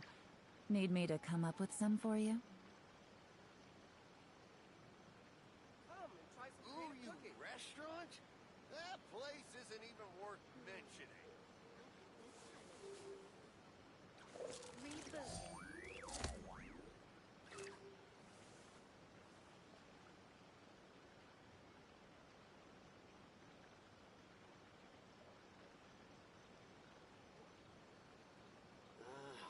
Why do new explorers make the same mistakes over and over again? I got a new letter from an informant. Looks like the situation has changed again. Ooh, you restaurant? That place isn't even worth mentioning.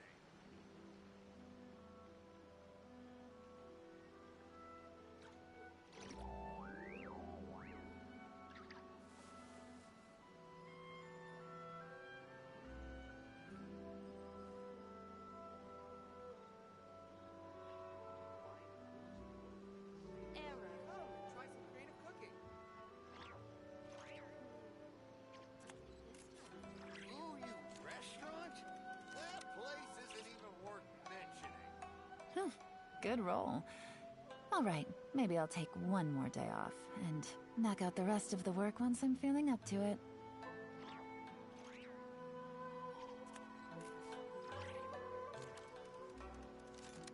Rebooting. Come and try some creative cooking. Why do new explorers make the same mistakes over and over again? That place isn't even worth mentioning.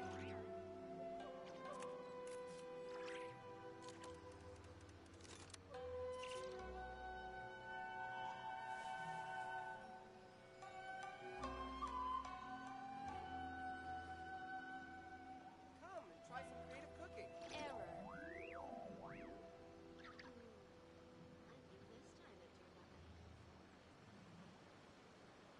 Ooh, you restaurant? That place isn't even worth mentioning. Navigating the world is a whole lot easier with a few different identities to choose from. Need me to come up with some for you? Come and try some creative cooking. Error.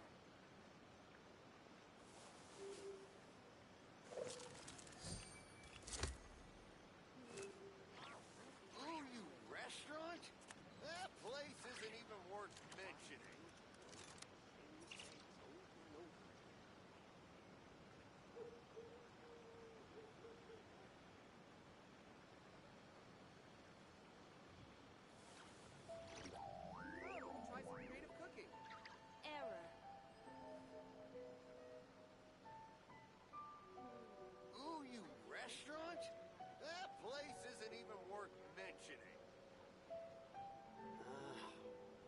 new explorers make the same mistakes over and over again.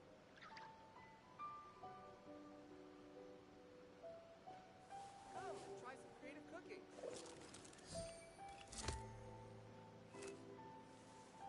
Rebooting. Ooh, you restaurant? That place isn't even worth mentioning.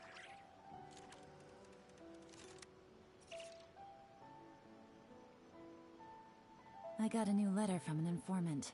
Looks like the situation has changed again. Come and try some creative cooking. Error.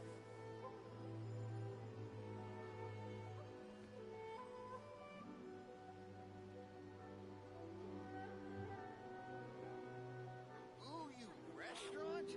That place isn't even worth mentioning. Come and try some creative cooking. Navigating the world is a whole lot easier with a few different identities to choose from. Need me to come up with some for you? Make the same mistakes over and over again.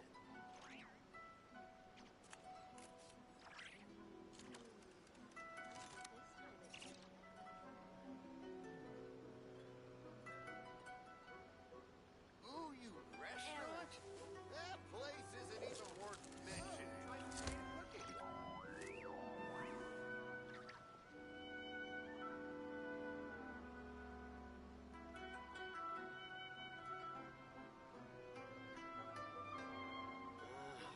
Why do new explorers make the same mistakes over and over again?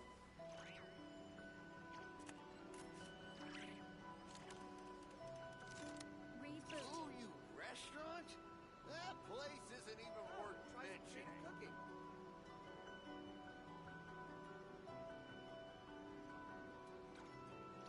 I got a new letter from an informant. Looks like the situation has changed again.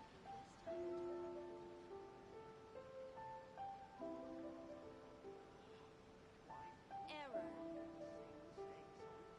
Ooh, you restaurant? That place isn't even worth mentioning. Come, try some creative cooking.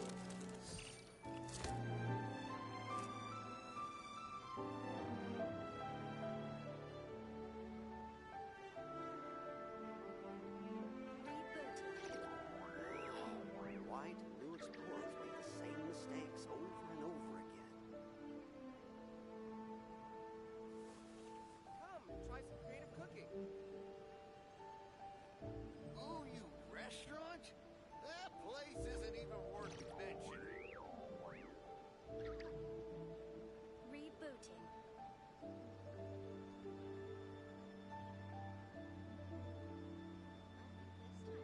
Navigating the world is a whole lot easier with a few different identities to choose from. Need me to come up with some for you? Ooh, you restaurant?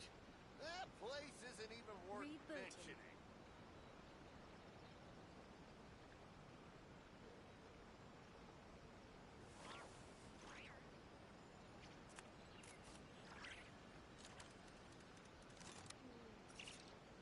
Come and try some creative cooking.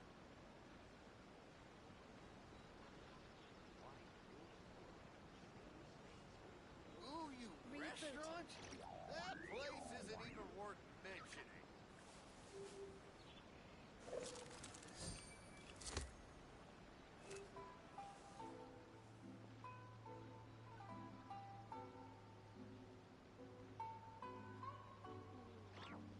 Come and try some creative cooking.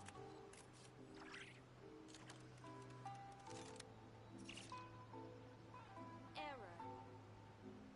I got a new letter from an informant. Looks like the situation has changed again. The same That mistakes place over isn't and even over worth again. mentioning.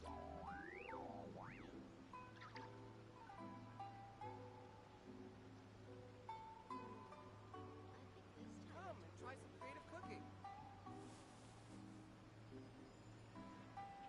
Error.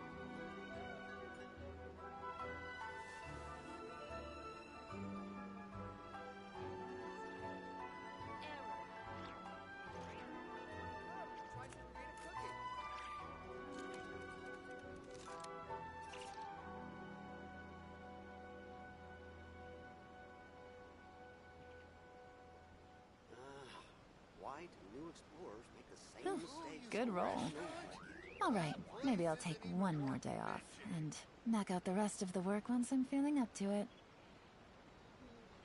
Error. Oh, try some creative cooking.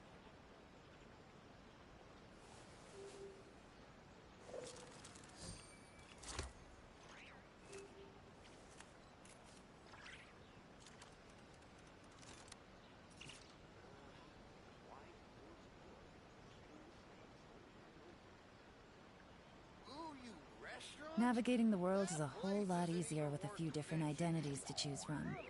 Need me to come up with some for you? Rebooting.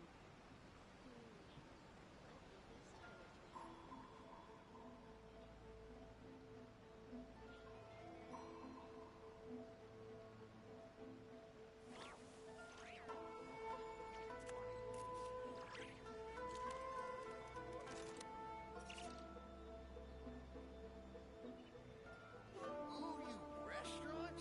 That place isn't even worth mentioning.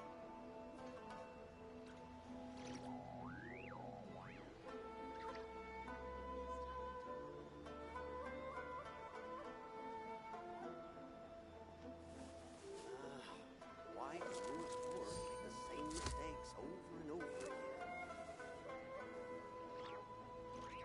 Come, try some creative cooking. Ooh, you restaurant? That place isn't even worth mentioning.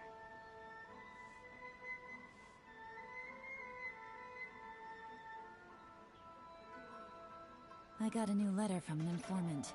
Looks like the situation has changed again.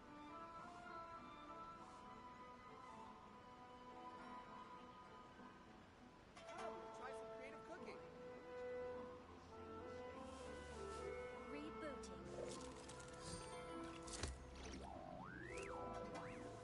Ooh, you restaurant? That place isn't even worth mentioning.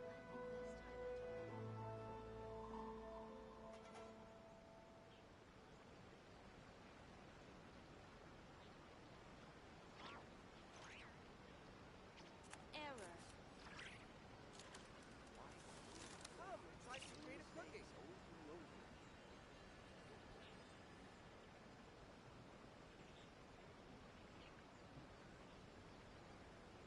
Ooh, you restaurant? That place isn't even worth mentioning.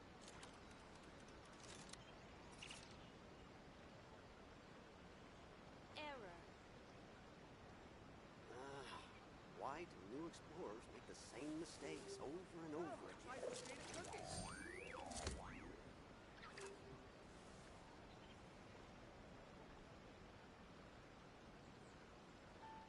Ooh, you restaurant? That place isn't even worth mentioning.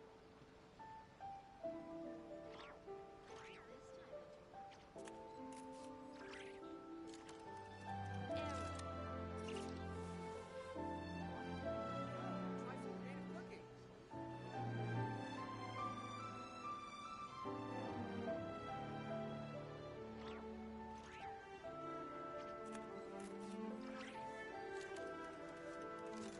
Ooh, you restaurant? That place isn't even worth mentioning. Try some creative cooking.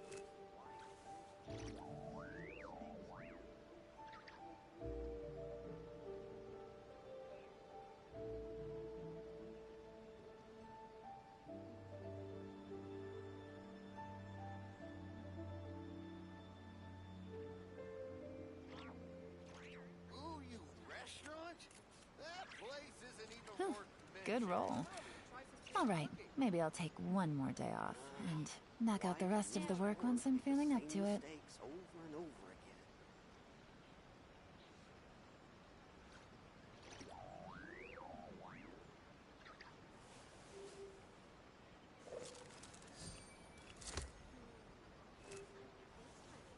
Come, try some creative cooking.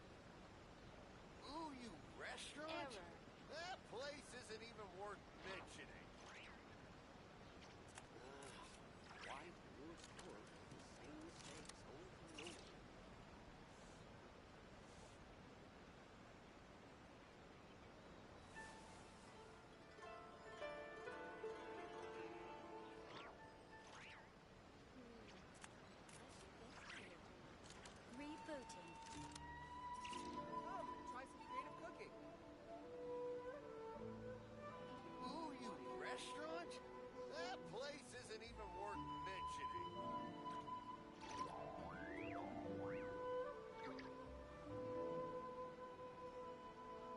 I got a new letter from an informant.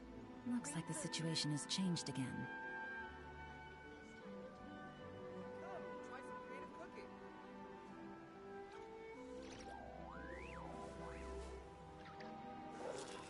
Why do new explorers make the same mistakes over and over again? Ooh, you restaurant? That place isn't even worth mentioning. Rebooting.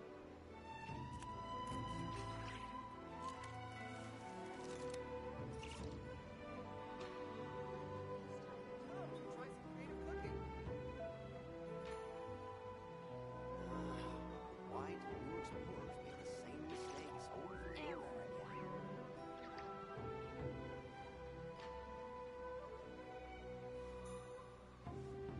Ooh, you restaurant?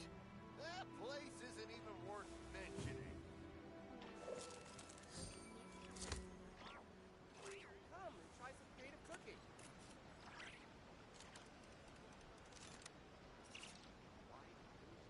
Error.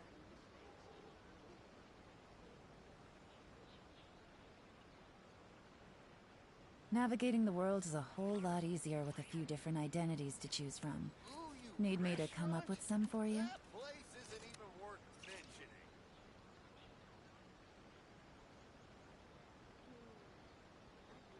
Rebooting. Come and try some creative cooking.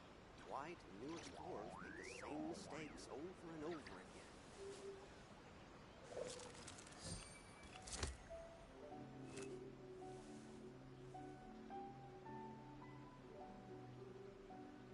Ooh, you restaurant? That place isn't even worth mentioning.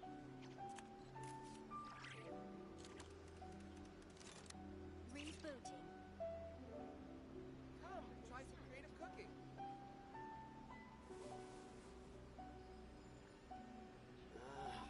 Why do new explorers make the same mistakes over and over again?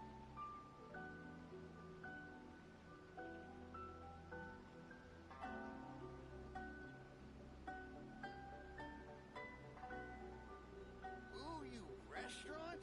That place isn't even worth mentioning. Rebooting. Come and try some creative cooking.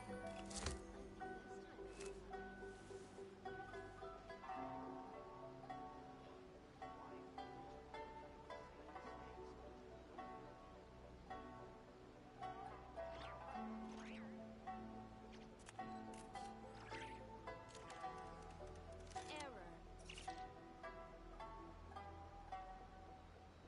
Ooh, you I restaurant? got a new letter from an That informant. place isn't even Looks worth like the situation has changed again. Try some creative cooking. Why do new explorers make the same mistakes over and over again? Error.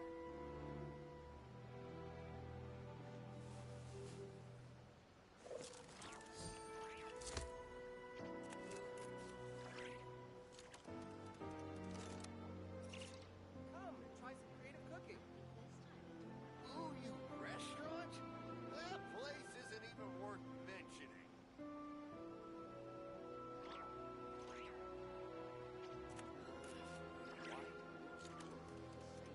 Rebooting.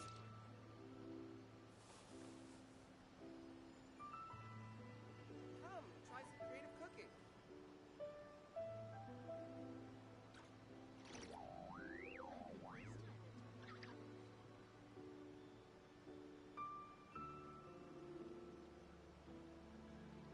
Ooh, you restaurant? That place isn't even worth mentioning. Come and try some creative cooking. Rebooting.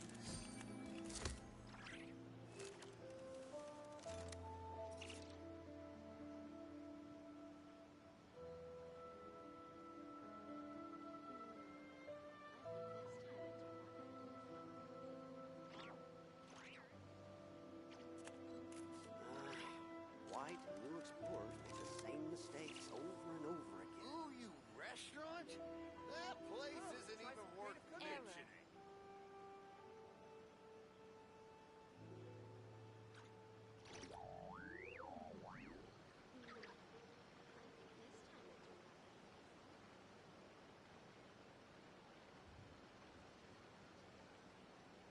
Navigating the world is a whole lot easier with a few different identities to choose from. Need me to come up with some for you? Restaurant? That place isn't even worth mentioning. Come and try some creative cooking.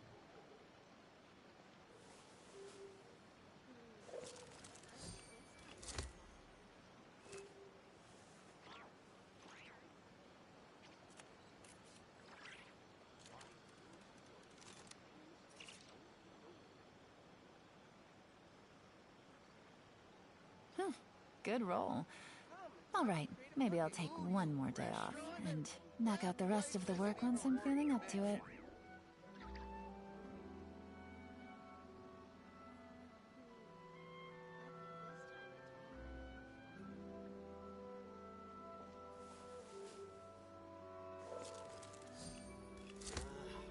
Why do new explorers make the same mistakes over and over again? Come and try some creative cooking. Ooh, you restaurant? That place isn't even worth mentioning.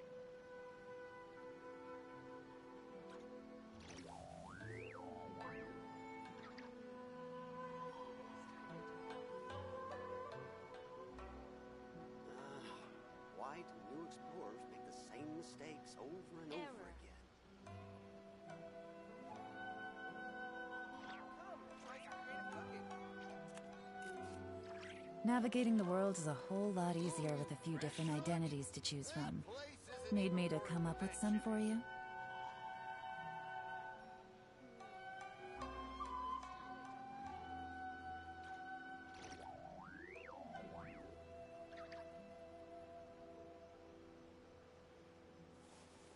Rebooting. Come and try some creative cooking. Ooh, you restaurant? That place isn't even worth mentioning.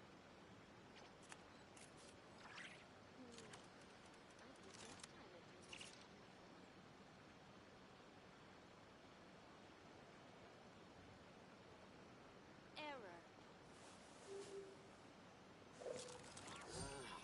Why do new explorers make the same mistakes over and over again? Cooking. Ooh, you restaurant? That place isn't even worth mentioning.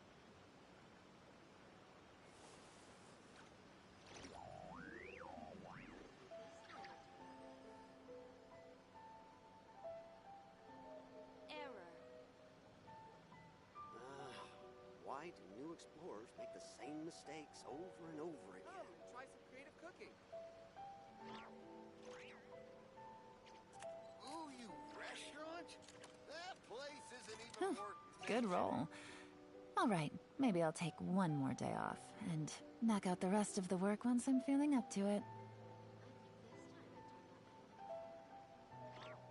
Rebooting.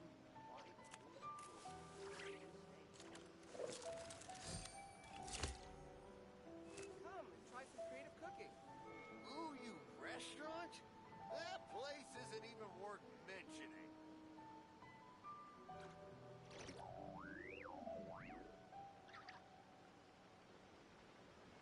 Navigating the world is a whole lot easier with a few different identities to choose from. Need me to come up with some for you?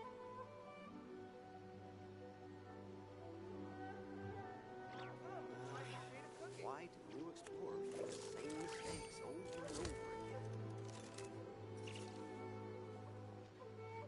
Ooh, you restaurant? That place isn't even worth mentioning. Rebooting.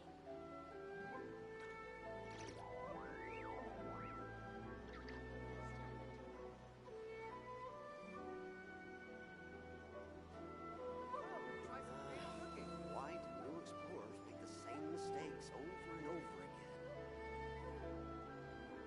Ooh, you restaurant? Yo. That place isn't even worth mentioning.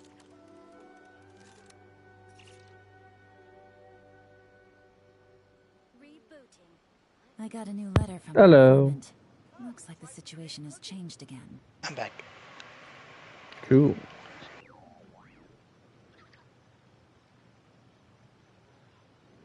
Opening chat back up.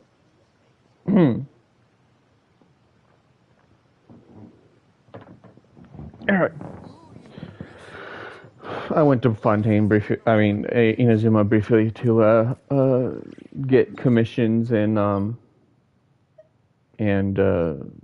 trials. I didn't need to do trials in Inazuma, but I was there to get commissions, so I did trials while I was in Inazuma. Nice. The character trials. You gotta do those because you get primos from 2 of them, I think. Yeah, actually, let me check. Yeah, you get primos for doing the 5-star ones. Oh, cool. 20 each. All right, so it looks like we're going back to the Duke's office.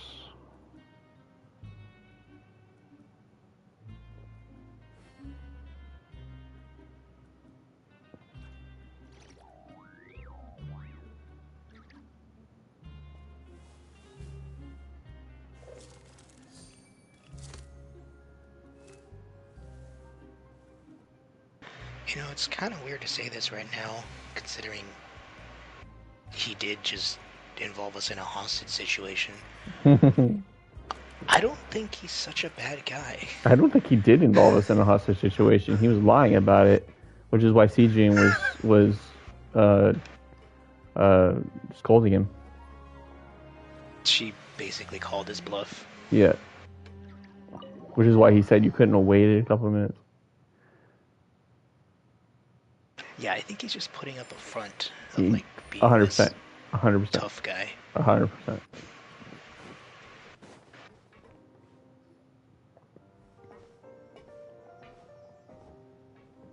Excuse me? I take it Mr. Fremenay's condition has stabilized? Of course. I wouldn't have left the infirmary otherwise. I've been expecting those two, but might I inquire as to the purpose of your visit, Miss Sagewain? I wanted to check up on Miss Cloran. How are you feeling? Mostly fine, I think. If you don't mind, I'd like to perform another quick physical exam. It'll just take a few minutes. All right. Thank you for looking out for me. I'll take my leave for now, then. Well, want to explain yourself, Risley? Of course, but I'm not partial to the word choice of explain. How about enlighten? Please enlighten me as much as you like. Where should I begin? How about you start by asking me any questions you have? You can start with whichever one you'd like to get answered the most. Then Paimon will begin. Did you know about Lenny's goals from the very beginning? No. I just knew they were Fatui operatives sent to the fortress by the Knave. As for their specific goals, I only figured those out as you made progress on your investigation. You managed to monitor and stay ahead of them even though you didn't know what they were trying to do? They came here with ulterior motives. I'm quite adept at discerning what that kind of behavior signals. Why didn't you stop them? Initially, I thought their goal was just to investigate Childe's disappearance. Linny suggested that I had deliberately let him escape, but in truth, I didn't really do anything special to help or hinder him while he was here. Everything he did, from finding helpers to leaving this place, he did on his own. Of course, it's inevitable that the Knave would make a big deal out of her fellow Harbinger's unexplained disappearance. I'm also quite curious about where that Harbinger went. So I figured I might as well let the Fatui do their own investigative work. All I care about is the answer. So you were hoping Lenny's group would just do your work for you? You make it sound like that's a bad thing. Unfortunately, things didn't go as planned. I assume that Fremenay has told you already, the ratio of primordial seawater around the fortress of Meripede is on the rise. The Forbidden Zone has always been Linny's target, and you got roped into that investigation after running into him. I began to intervene out of concern for your safety, and also to prevent the fortress from becoming entangled in more irksome matters. Are the rumors true? That you're also a former criminal? Now, why would you put it like that? Isn't staying here all day and serving as the manager of the fortress a kind of sentence unto itself? Another form of prison? I just happen to have some support from the rest of the inmates. That's all. Oh, right. Paimon wanted to ask, who invited Cloran down here? Me, of course. I paid her good mora to come down to the fortress for some field work. As a champion duelist, Miss Cloran could be considered to be an independent party. I needed to find an exceptionally capable person to help me get through the impending crisis. And saving Fremine was part of that crisis? You can think of it like that, yes. Credit where credit is due, that boy is quite adept at diving. Had conditions not been as hostile as they were, he probably would have found the missing Harbinger already. Well, one could say, though, that as a champion duelist, having her around would also arouse too much suspicion. Mm.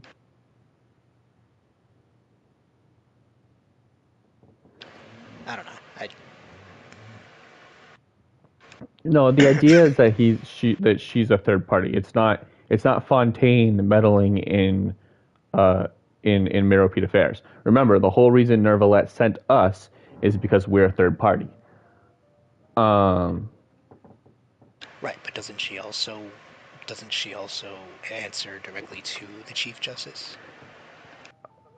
It seems to be that he's implying she's freelance.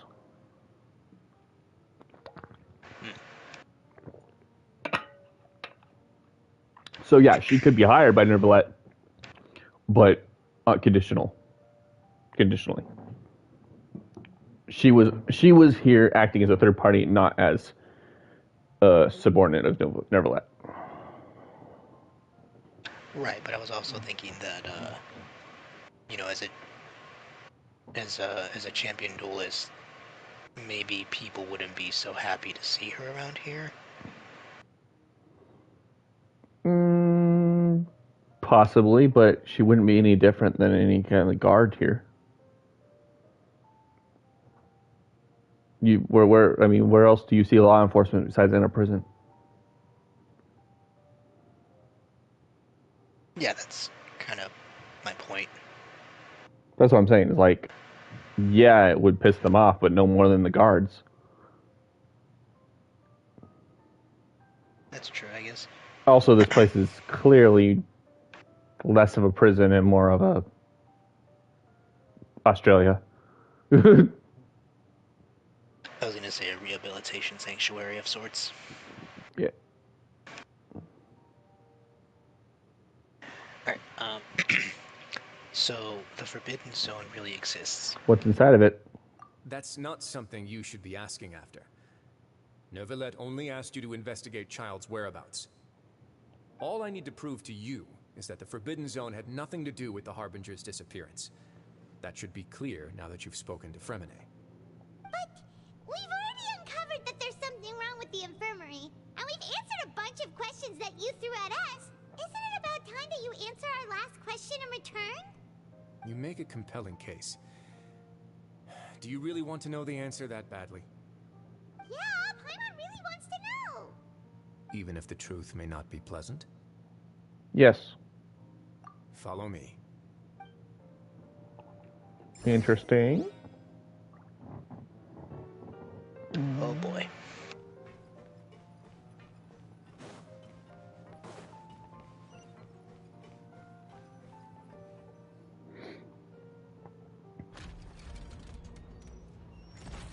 Sick. I love floors like that. There's a hidden door awesome. here? A whole basement behind it? Huh. You're pretty good at hiding stuff, Risley. It seems you've forgotten just what kind of place the Fortress of Meropide is.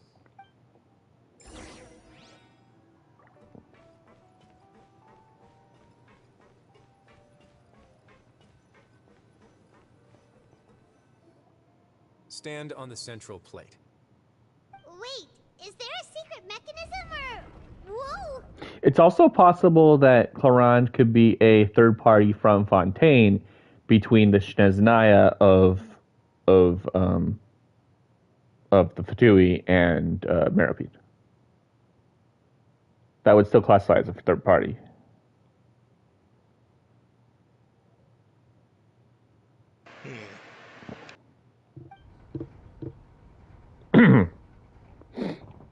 Once everyone's taken their positions on the circular plate, it begins to descend slowly downwards.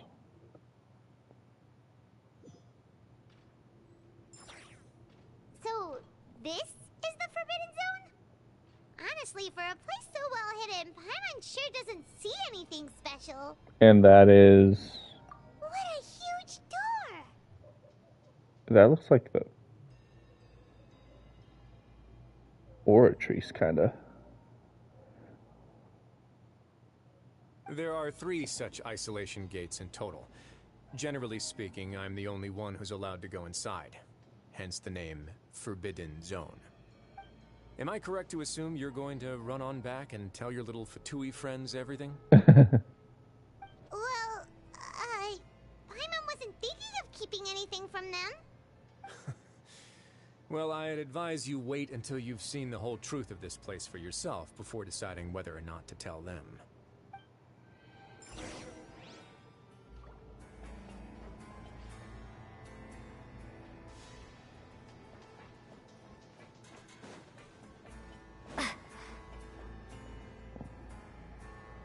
Huh. So there's a switch on the side. Stand back.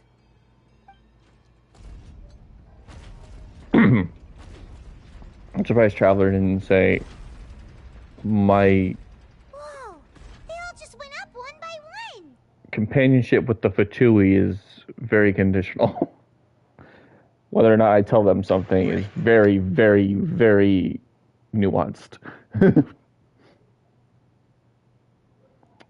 What's that in the middle of the room? Go on, have a look.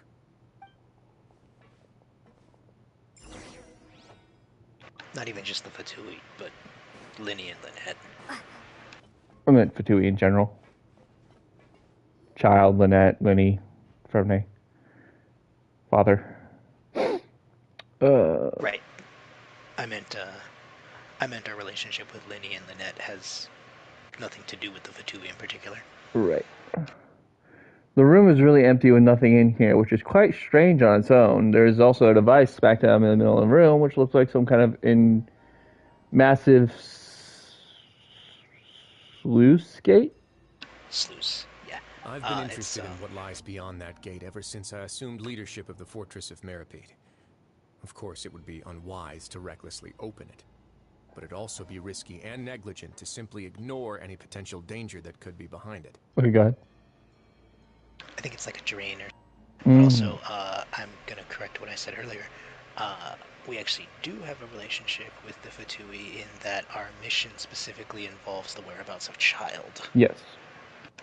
The readings on that dashboard have not budged since the day when I first laid eyes on this place.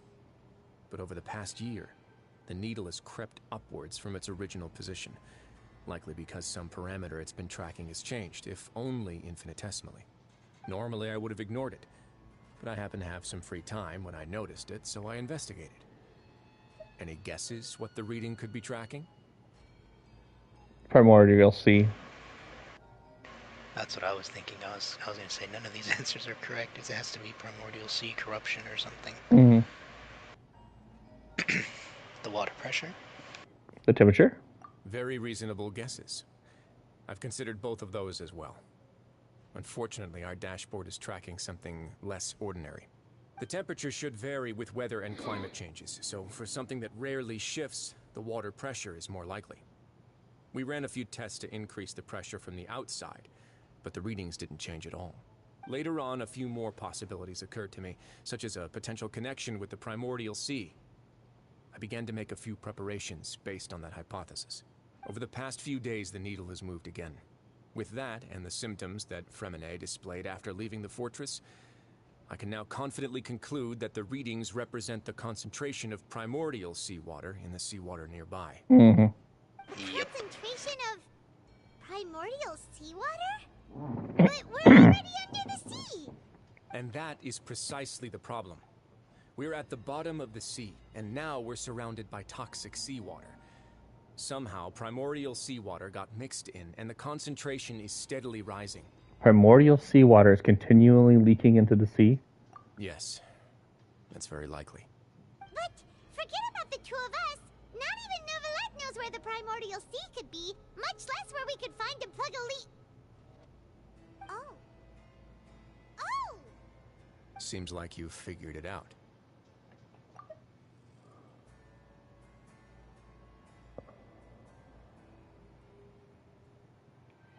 I believe the primordial sea lies directly beneath this sluice gate. For some reason, the primordial seawater levels have risen significantly, and it's now very close to us. The indicators are now red. Although the gate still stands, some primordial seawater has already leaked out and mixed into the sea around us. If this continues, soon it will no longer be able to hold back the primordial sea at all. And if the primordial sea is leaking through... If this gate fails, then all Fontaine falls with it. Yeah, you know what the legends say. If this place falls, then everyone in Fontaine will be turned into puddles in the span of a night. But that's just too weird! Why would the Fortress of Meripede be built right above a sluice gate for the primordial sea? Who built this place anyway? Your expression tells me you think this might be part of a vast, complicated conspiracy. To be honest, you might find the actual answer may be exceedingly boring. It's just that the secret of the Forbidden Zone had been long forgotten by the nation before I rediscovered it with my research. There's no single founder of the Fortress of Meripede in any traditional sense. What we know about its history has been left to us by the people who used to live here. When the previous Hydro Archon, Egeria, ruled the land, all convicted criminals from Fontaine were exiled. The people drove the criminals away like a wolf pack chasing away the banished. The criminals received no sympathy of any kind from the people. They were exiled to the desolate seaside, where they experienced only pain, struggle, and the bone-chilling cold. Some of them began to repent, and prayed to the Hydro Archon, asking if there was still anything they could do. The Hydro Archon took pity on them, and said, "You may go guard my secret, deep underneath the waves." And so, leaning on the power of the Hydro Archon, they gathered underneath the sea and began to build a fortress. They became a community down there in the deeps, and over the years helped it to grow. As the number of exiles increased, more and more people joined the community. When the first group of exiles died, they left the yet unfinished fortress to their successors. I've always wondered how you build something airtight underneath the water. I wonder that all the time. The Hydro Archon continued to lend her support, allowing the fortress and what it stood for to continue growing ever larger. Because obviously I play a lot of games like Subnautica, Bioshock. Became the sinner's only home.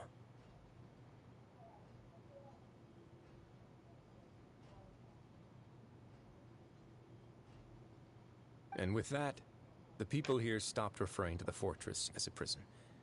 They saw themselves as repenting sinners who would regain their freedom once they had sufficiently redeemed themselves. But as time went on, people also realized that the fortress was a lonely place.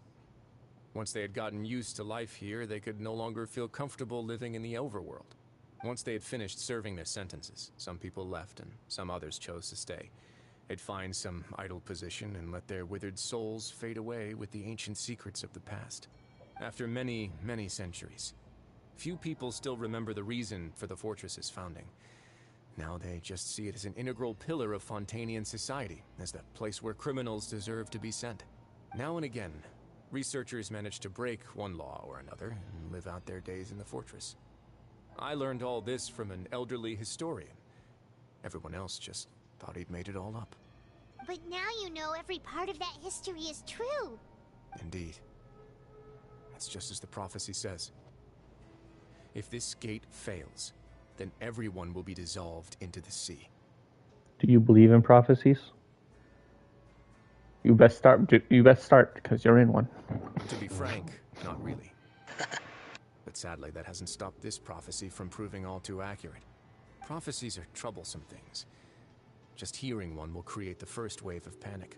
Seeing signs of it will bring about the second, and actually witnessing it in real time, the third. Obviously, the reason why we're not telling anybody of this is because it would cause a panic.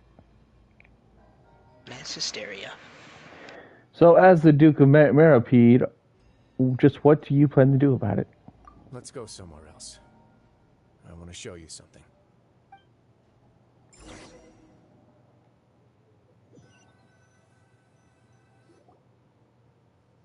This is it. Your Grace, perfect timing. Them. The results from our last round of experiments have... Wait, Jurier, he's not alone. Huh? Lorvine and Jurier? No need to I panic. was gonna say, they were two. probably the I've researchers. already told them about our plan.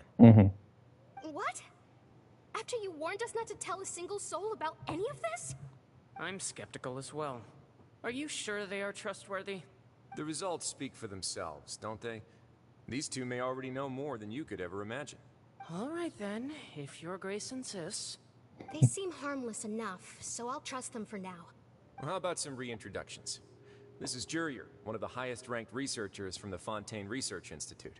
He used to work under Edwin. I trust that you've heard of Edwin? Yeah, we have. I don't remember who Edwin is.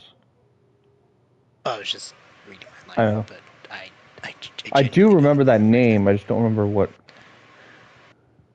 Okay, so I'm gonna say, well, both of us do Ed Who because yeah, we have is just gonna skip your dialogue for you. Yeah, I feel like we could use a refresher because He's the one the who name blew sounds the whole familiar, just don't recall institute context. sky high.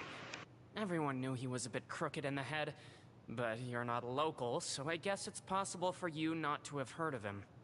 Edwin's main areas of research were archaeum and gravimeters. As his assistant, Jurier is quite familiar with them as well. I hired him to be my technical consultant. You want to blow up the fortress of Meripede? Ah, what a lovely idea. I'm already imagining it in my head. Gotta admit, I'm tempted as well. Guys, focus! Focus! That taskmaster over there is Miss Lorvine, and is also one of my technical consultants. While Jurier used to be Edwin's assistant, she used to be Jurier's assistant. Ooh, are they together? Was that really necessary? See, everyone keeps asking this question. Are you too sure you're not a couple and just using your work as a convenient cover? Your Grace, I am not in a relationship with this man. If I dated her, I'd officially be madder than Edwin. Jeez, forget I said anything then. Follow me. That just confirms it though. Right?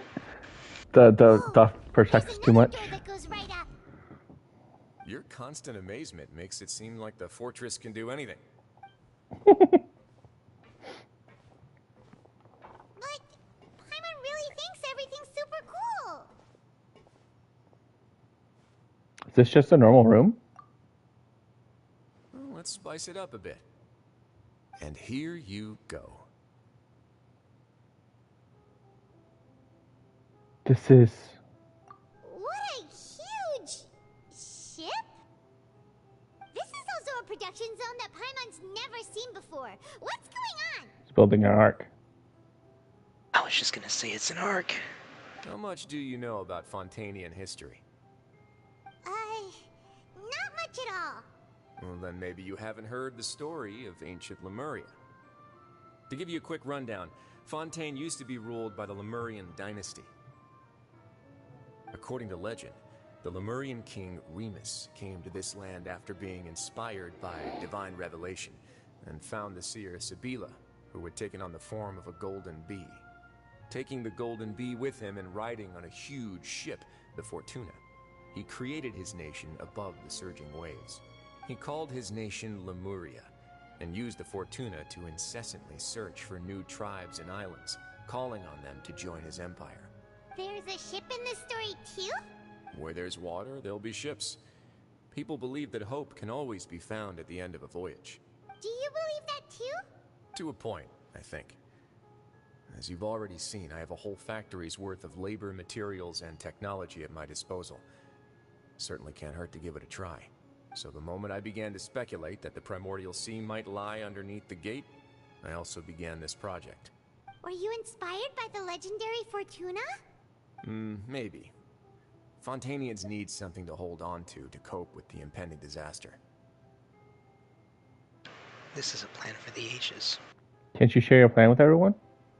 Were the workers to find out the truth behind this ship, riots would destroy the fortress faster than any catastrophe.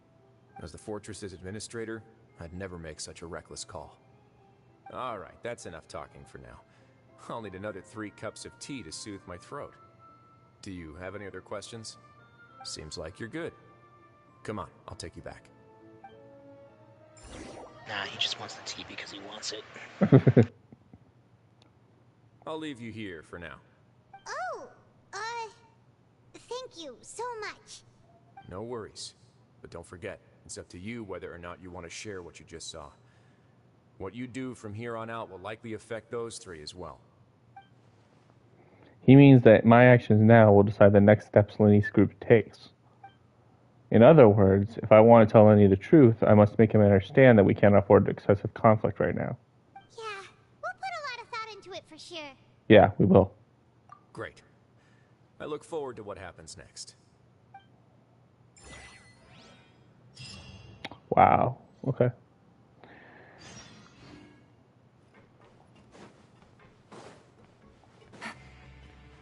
As Bleakley would say, mass mayhem and planet-wide panic.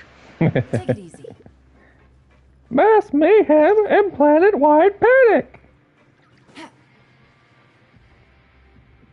We're back! Welcome back. Do you want a cup of tea? How can you be so much like Risley, always drinking tea? Huh. Actually, now that you mention it, I just remembered something now. While I was sedated, I could still barely hear two people talking next to me. They were discussing everything, from the leaves, to the water, and even the teacups themselves. Must have been Risley and Sejuin. Yeah, I heard one male voice and one female, so it should have been the two of them. They really were just talking about brewing tea. I really can't make sense of this place. So, Traveler, Paimon, were you able to learn anything from Risley? Yeah, he explained everything. Very well.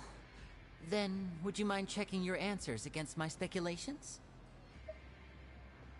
Oh man, this is gonna be a trip. Lenny sounds a lot more like his dull... I said dull. His old self. Feeling better now, Lenny? Yeah, I took the time to rest, so I'm feeling a lot more relaxed now. Nobody else is around, and Miss Sejuin is also busy with something or other. So let's just talk here.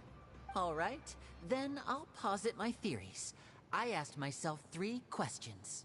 Firstly, why was Fremine affected by the primordial seawater? It was because he dove into the sea. My theory is, the long-lost primordial sea is probably very close to the fortress of Meripede. Ooh, he's good. He got that right on the first try.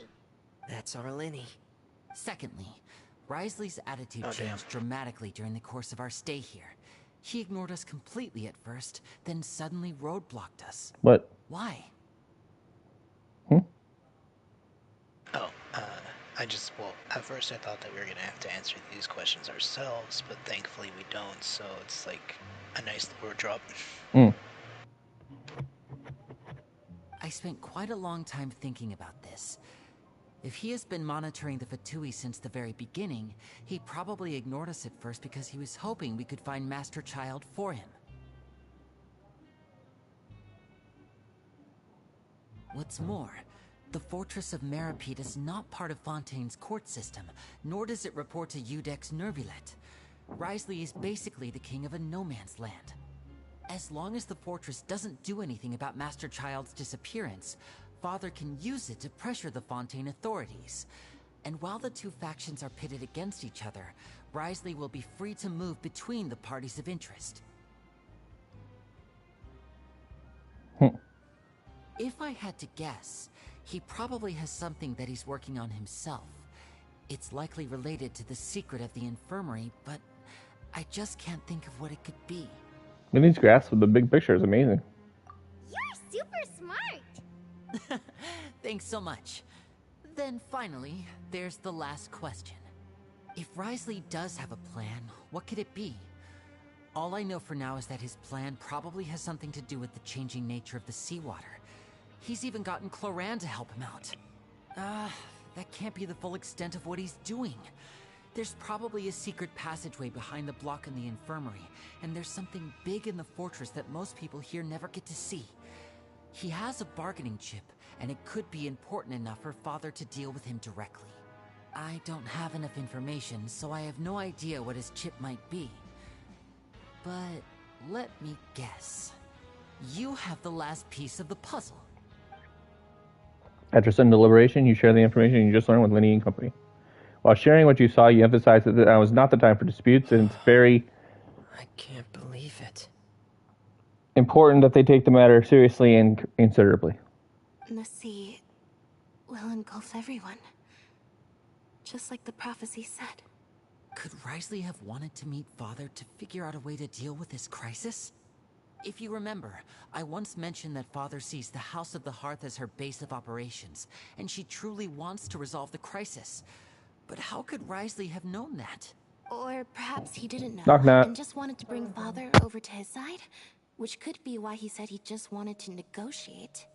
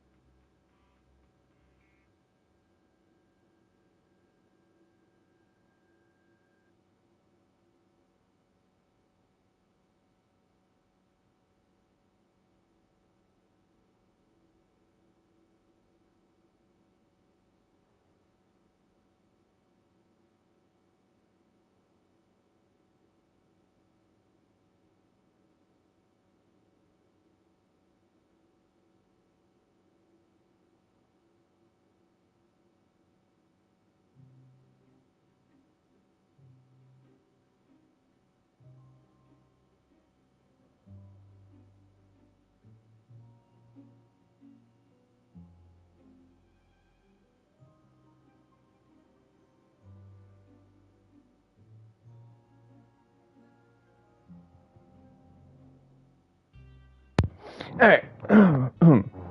Sorry about that. My mom was needing to talk to me. Cool.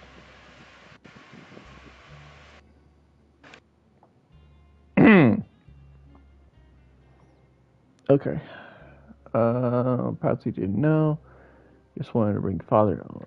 Read that. Or perhaps he didn't know and just wanted to bring father over to his side, which could be why he said he just wanted to negotiate. Yeah, that makes sense to me. I understand your concerns as well, Traveler. I'll figure out a way to pass this on to our father. No matter what, we're on your side. The two of you have already aided us far too much. We probably wouldn't be standing here right now if not for you. If you ever need anything else going forward, please come to the House of the Hearth at any time.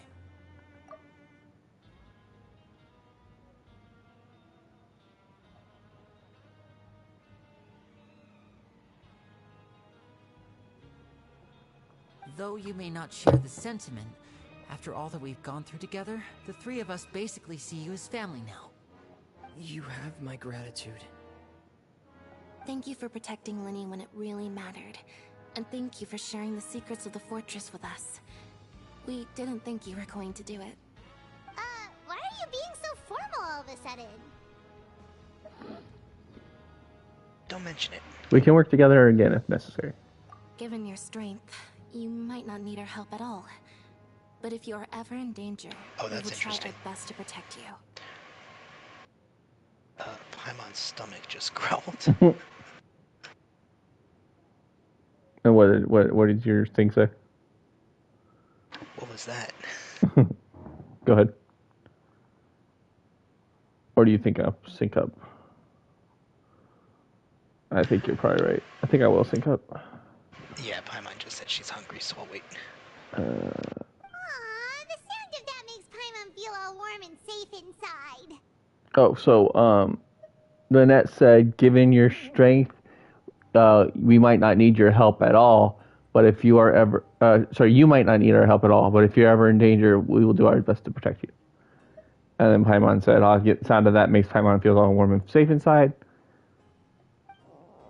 And then nerd stomach off. What was that? Paimon's hungry. Oh, you've done so much already. Go get some food. Alright, then we'll catch you guys another time. Typical Paimon. I feel like I should try to become someone more capable of helping. You're incredibly helpful. Lenny thinks so too.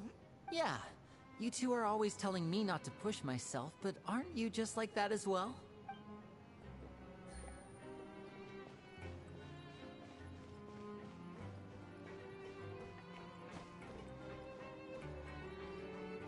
So, Linny's Pyro, Lynette is Animo, and Fremine is Cryo? Hydro. Cool.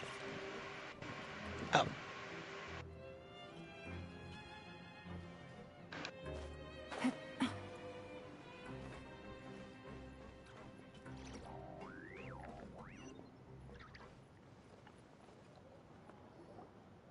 It's time for dinner.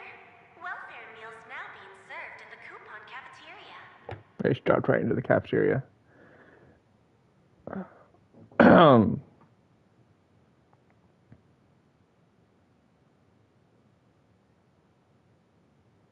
Nice. Come on, let's go pick up ours as well. Traveler and Paimon, over here. Are you here for dinner too, Miss Sijween? And I'm taking the opportunity to prepare Miss Cloran's dinner as well. Huh. You're right. She's actually sitting in the fortress cafeteria. What would you like to eat? Huh? We can choose? Yep, you can. I've already talked to our chef, Mr. Wolsey. It's all on me today, so you can get whatever you'd like.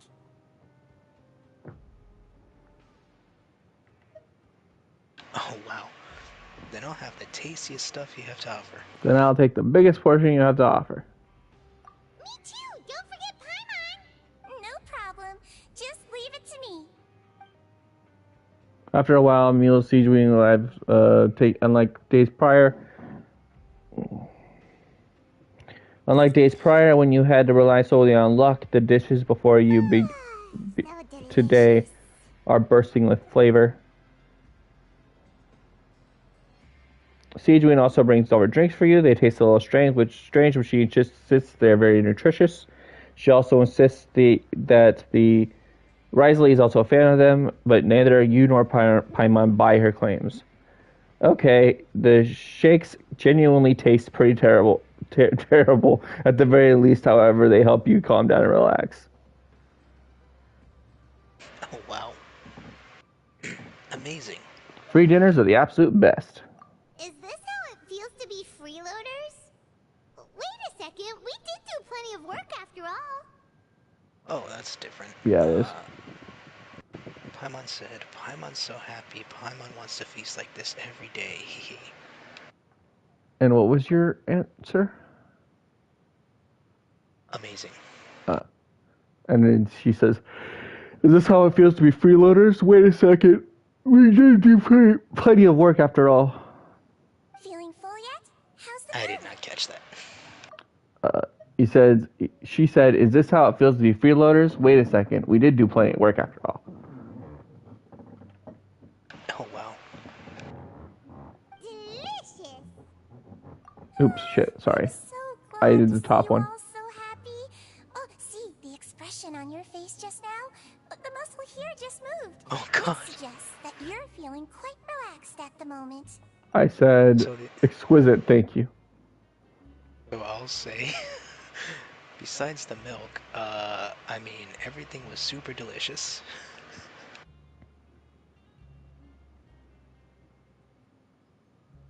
She's saying, oh, I'm so glad to see you're all happy. Yep. Siegewein, do you do this to help your patients or to better understand human beings? Yes. A bit of both, I suppose. I'm a Melazine, which means I'm very different from human beings. I must know what you're thinking if I want to take good care of you. You're really good at taking care of people. Even though you're so short, you still talk and act like an older sister. Really? You're reminded of an older sister? That's great to hear. Oh, and what did you mean back in Risley's office? When you said that you were protecting Linny and his siblings as well? Oh, that. I just asked His Grace to look out for those children, especially that diver boy. I was getting a bit worried after hearing that something was wrong with the water. Thankfully, Glorand is very strong and managed to save him in the nick of time. His Grace also sealed the pipes after Glorand left, to make sure that Linny wouldn't impulsively chase after his brother. Okay. Ah, so that's what happened. Also, I was gonna say, she's still taller than you, Paimon. Although the path was blocked, we still stationed some guards there to stop anyone from approaching. They were instructed to only open the door once Miss Glorand had returned. Oh, and I was keeping an eye on Mr. Linny as well. We had to press him, but we couldn't allow him to be in any real danger. Okay, so, alright, so earlier when I said Risley lied about locking Linny out, he did, Fremine out, he did technically lock him out. He just locked out Glorand with him so she could retrieve him. You were all super considerate and really thought everything through. It's just what we do down here at the fortress. At least this has been His Grace's style for as long as he's been the leader. Oh, I really wish Monsieur Nervulette would come down here more often too. I feel like he'd like it here, with all the darkness and chaos. But that doesn't make any sense at all. It's hard to imagine Nervulette outside his office. Get a good night's rest, you two. You both worked very hard.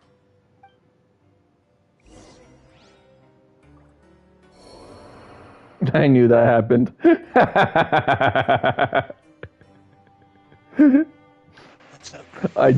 When I jumped into the cafeteria, I didn't use my gliders or plunge.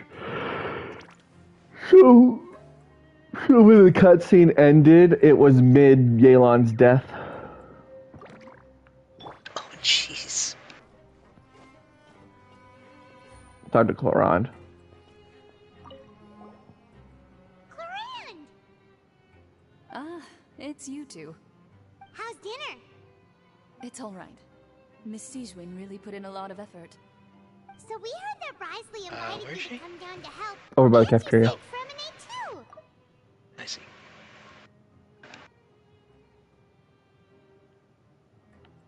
Oh, it was child's play. Still, Paimon didn't know even champion duelists could take on side jobs. Oh, and why aren't you eating with Sijwin and the Duke? Won't you get bored eating by yourself? Miss Sijwin was with you, and the Duke has business of his own.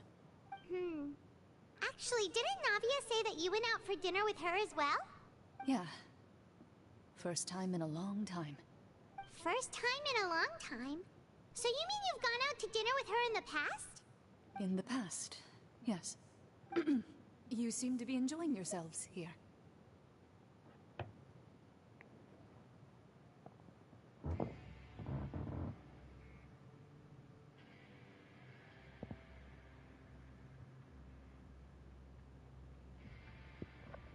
It's all thanks to Nervalet.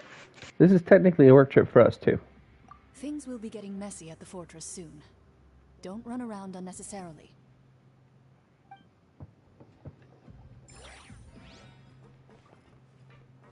Alright.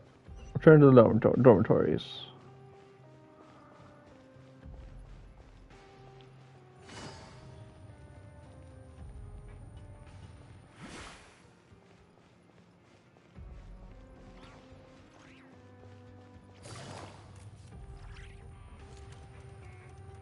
Oh, damn. Now I really wonder what happened to Childe. He got outside the fortress, so he's outside. He's on the lam. Yeah, but if he hasn't contacted anybody, like... Yet.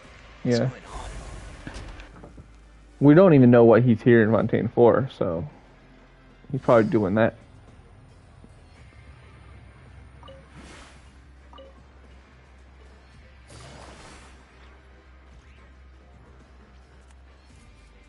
He might not even be here on Fatui business. He always has his own agenda. Mm-hmm.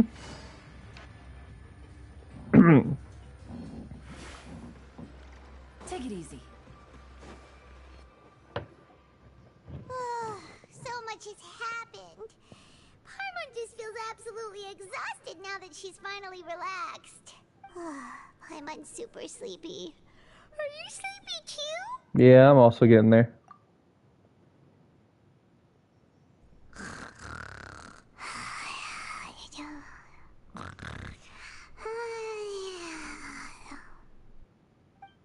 Wow, she really immediately fell asleep.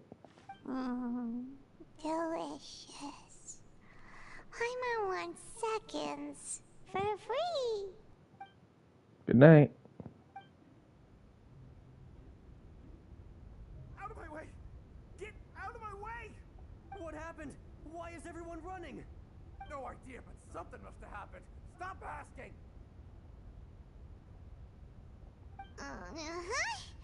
Who's yelling? Paimon still wants to sleep. What's that sound? Paimon, wake up. We need to go out and see what's going on. Looks like the shit has hit the fan.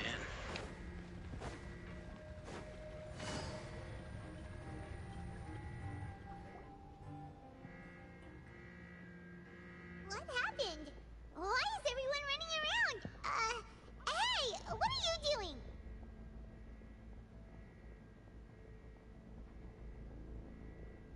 No explain, mate. Goodbye! Hey, wait! What's wrong with these people? They won't even talk to us. They're here! Yeah, there you are! Oh, thank goodness! Quisto and Laveroon, do you know what happened here? We came here especially to inform you. Something seems to have gone terribly wrong just now. His Grace is telling everyone to evacuate and get out of here. The gate's breaking. Laveroon was saying you two are new here and you don't have many friends, so you might slip through the cracks. Haven't you heard all the stories like that? An evacuation is successfully completed, yet you only find out once you do a head count that 1 or 2 people are missing. Wait, weren't you the one who brought that up? Why is it suddenly my idea? The gate is breaking. Hey, shut up! Okay, whatever. Yep. The point is, you should come with us. You said His Grace said to evacuate outwards? Yeah, he said to get as far away as possible, upwards and outwards. That means whatever happened must happen below. Oh no. Isn't that the gate at the very bottom? Oh no, it can't be that thing! Whoa, wait, what? What? Hey, where are you going? We have to go find the Duke! You two just go and get out! Go on without us! Hey, hey! Be careful! Attention! Please evacuate upwards and outwards, upwards and outwards. If you're already at the topmost layer, then try to move as far outwards as possible.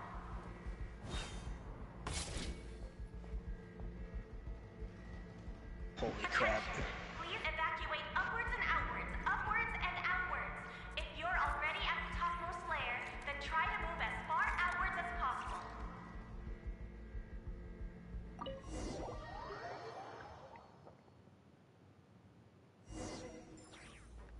Knew this would be open.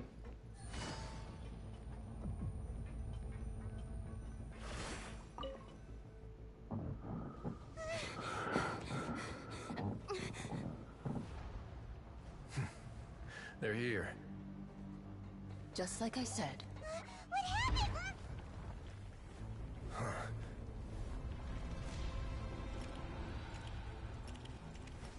You're just in time. But be ready to run.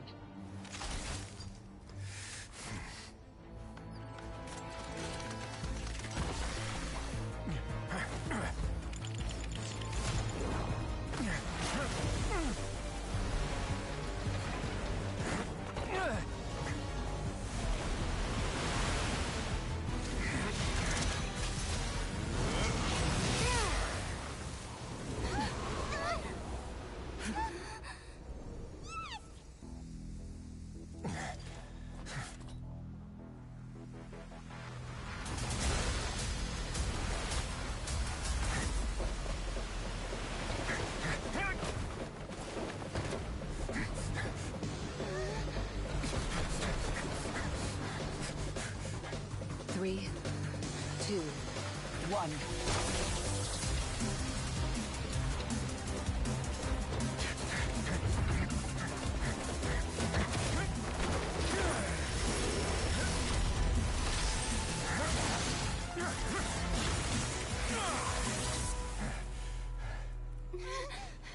This won't hold it for long.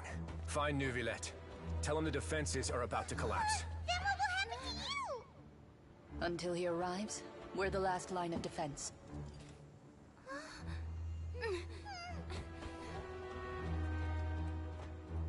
The gate. How long do you think it'll hold? That depends on us. Oh shit. Neuvillette?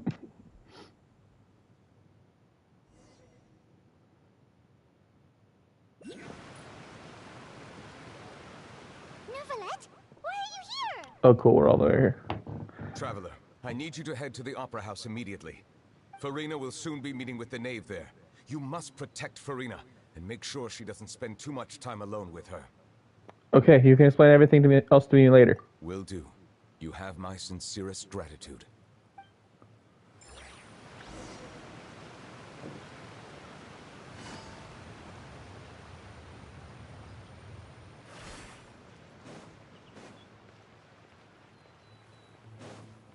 Take it easy.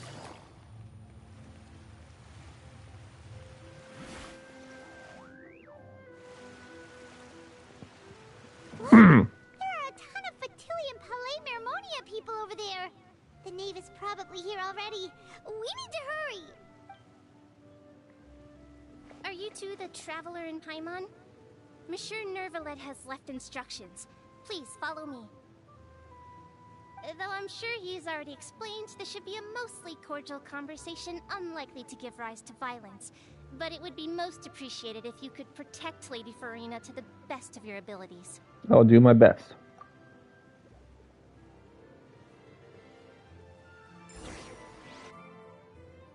She doesn't have the gnosis, so it's not like Father could take it. Remember? Father said that she doesn't have it. She doesn't know where it is. Right. Oh, so you two are the honored guests Miss Farina mentioned. Of course. How could they not attend a meeting such as this? I must always have 2 or more guests at my dessert table. Otherwise, the occasion would be too lonely and unbecoming of my station. It is my pleasure to make your acquaintance, traveler.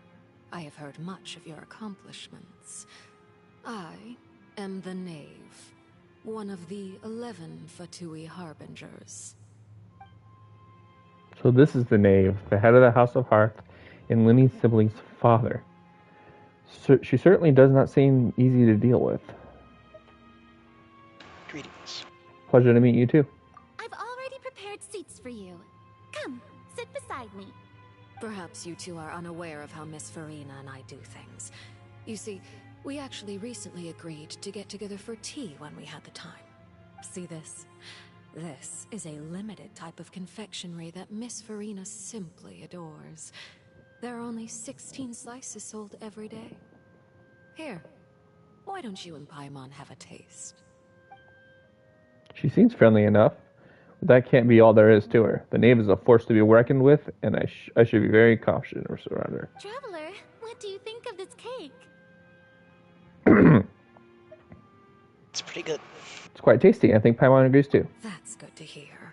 So what Childe said was on the mark after all. You do share a taste in desserts with Farina and I. Wait, Childe should have no reason to have said something like that. I wonder how he's doing nowadays. You must have heard, right?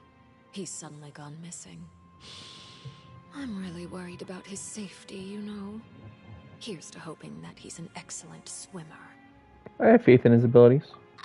Since we're talking about him, I feel like I should add something. His martial prowess really looked certainly pretty impressive, yeah. Farina looks quite nervous. There must be some kind of bad blood between her and the Knave. Oh, so you're also familiar with his aptitude for fighting, Miss Farina. Oh, right. I almost forgot. Childe was subdued by Udex Neuvillette right in front of you. Against ordinary people, my colleague would never be on the back foot. But alas, he just never imagined he'd run into such a person. I must express my admiration for Monsieur Neuvillette. I managed to have find a few leads on his whereabouts. Coming from you, that's not surprising at all. But I thought you would be happier to hear the news. Of course, but it's still a bit of a shame.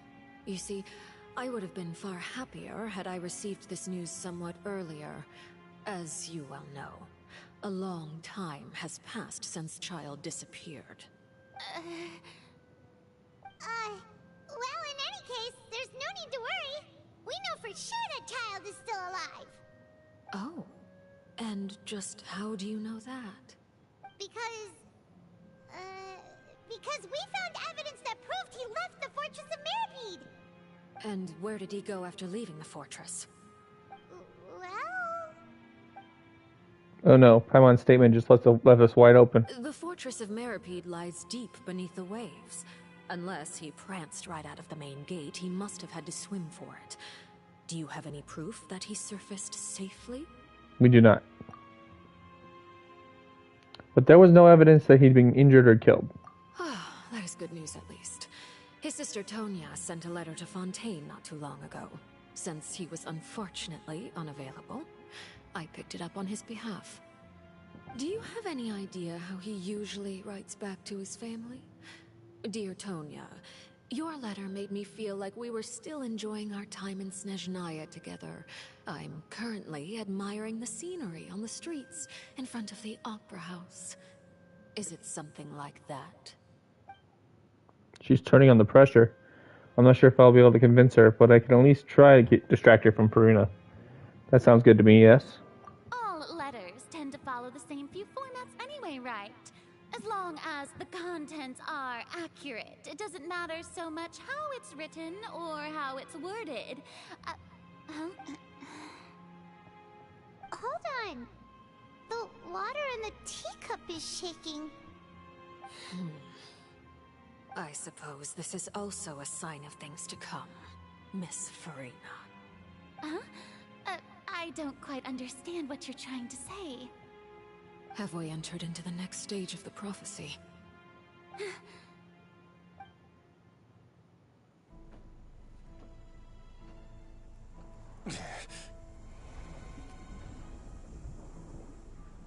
My thanks to you both. I will take it from here.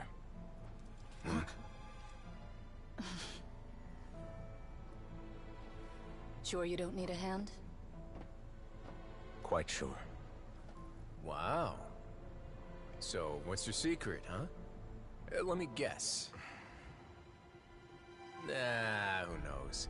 Maybe it's just your sense of responsibility. Sounds about right.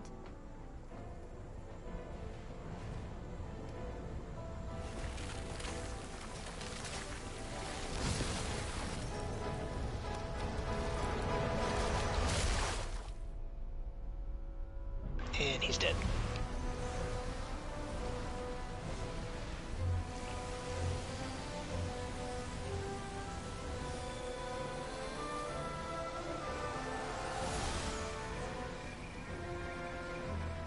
A day may come when the prophecy is fulfilled, and the waters burst forth. But it is not this day! This ancient power could easily obliterate an entire race. A tsunami of fury would unleash endless catastrophe.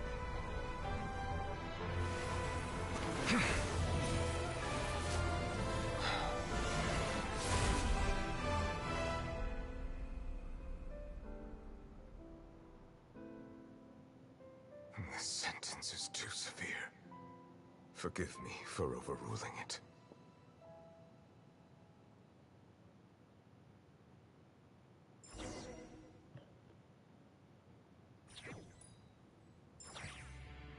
All right.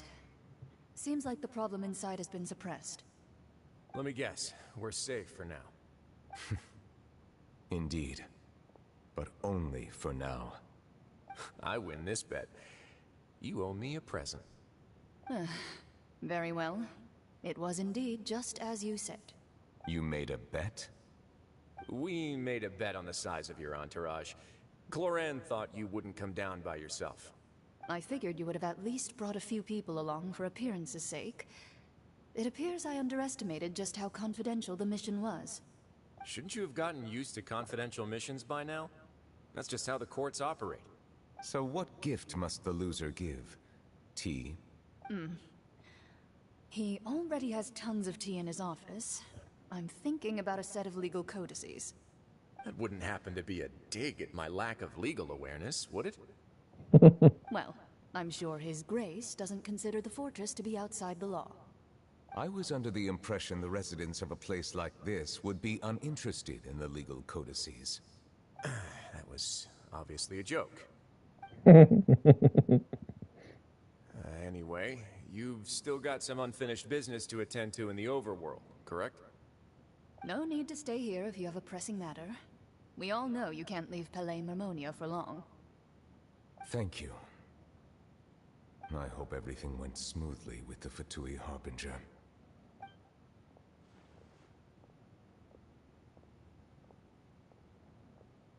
Not as smoothly as the way you handled things. Yeah, right. I must say, we've spent long enough playing house. Miss Farina, as the Hydro Archon, I am sure you understand the exact meaning of the phenomenon we just witnessed. Or should I say, that's what I originally thought. But looking at your expression, was I wrong? And you haven't a clue? What are you trying to say? At this point, I don't think there's any more need to speak as diplomatic representatives. Allow me to speak to you now as just a Fontainian. You know the prophecy by heart, and also that every part of it is being proven true.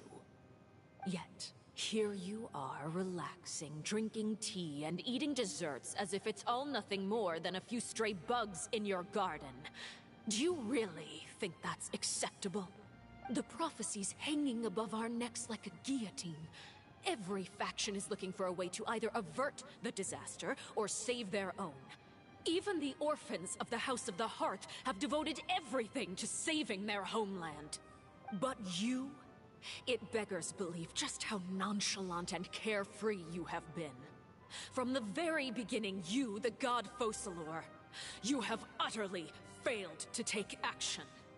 You're wrong. I've never ignored the prophecy, nor have I just been passing the time in self-indulgence. Retract your accusation and stop doubting the wisdom of the gods with such absurd conjectures. I am not alone in my doubts, you know. All the children of Fontaine may be harboring the exact same thoughts right now. Oh, great Hydro Archon. How are you going to save them? Save us? How are the people you've sworn to protect supposed to survive in a land that will soon disappear beneath the waves? I have my ways, and I've been working on them for all this time. Even if you look down upon me, you have no right to judge me. Fontaine will be saved. Even if I still cannot see the true future right now, as long as I continue on as I am, I will be able to hold my head up high. Furina's not acting like her usual self. She's actually seriously refuting the knave's accusations, which means as she says what she says, she's not putting up a... She means what she says, she's not putting up a front. I was about to say, she's acting like a real Archon. Right. Then I ask you, Miss Furina, just what have you been working on? Where can we see it, and what is it doing to help?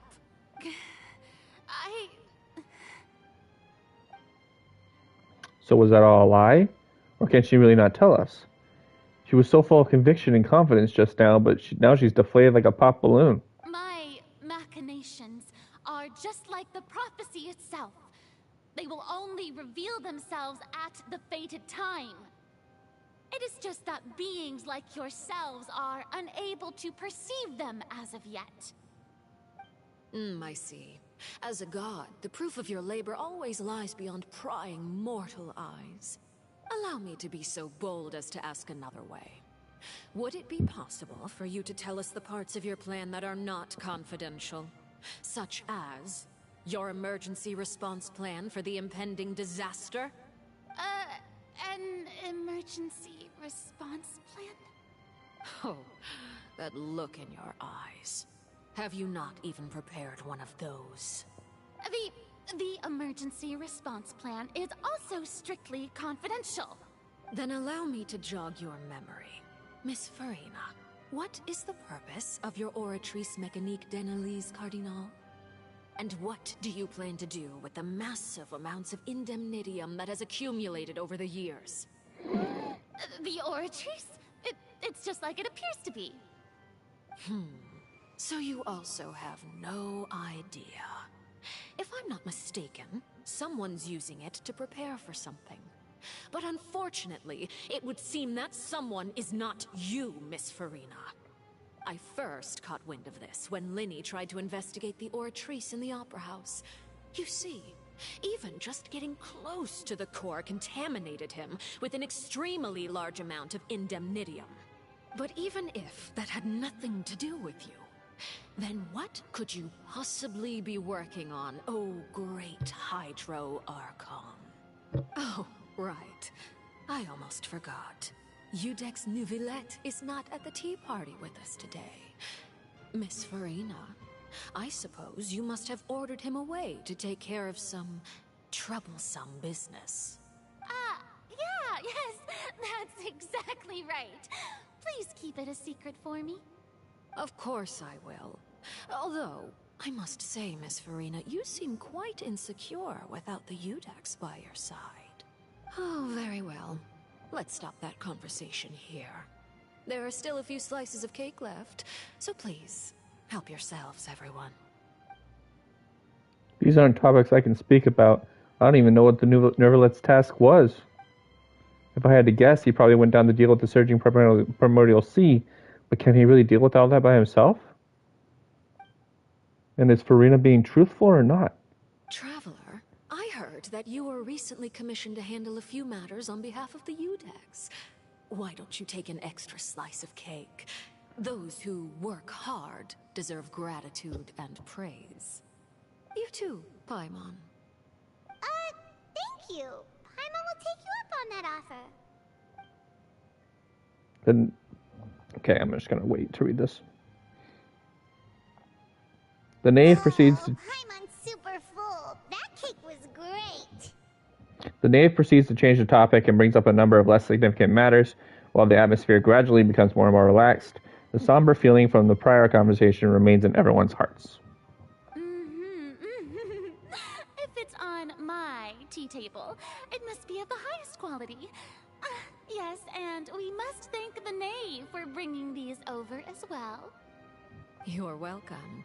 I'm sure the cake also felt greatly honored to be featured at Miss Farina's table. And I was merely catering to Miss Farina's tastes, seeking a chance to chat over tea. It is getting late. Why don't we call it a day? There are still a few matters that I need to take care of, so I must take my leave now. Very well. We'll end it here. Mind seeing me off, Traveler? We could use the opportunity to discuss Childe before I must be on my way. Of course. Paimon's coming too!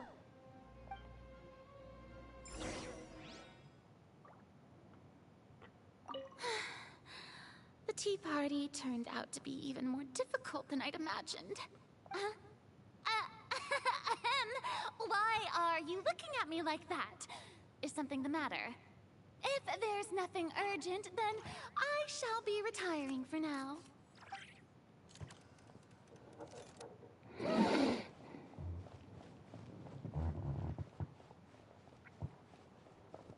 There's something else? What's up? Is there something else? It looked like you were looking at something else. Okay. Oh no, I was just trying to get a decent angle where I could see Farina and the Traveler. I don't like having conversations where the camera angles are awkward.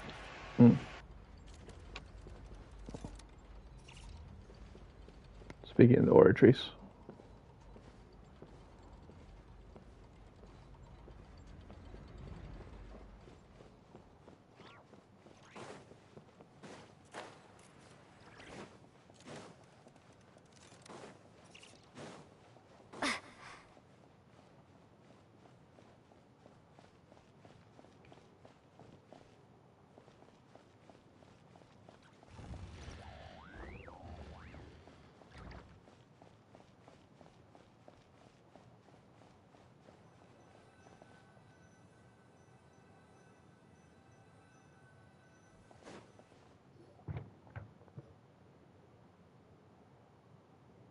I'm glad that you were willing to come with me.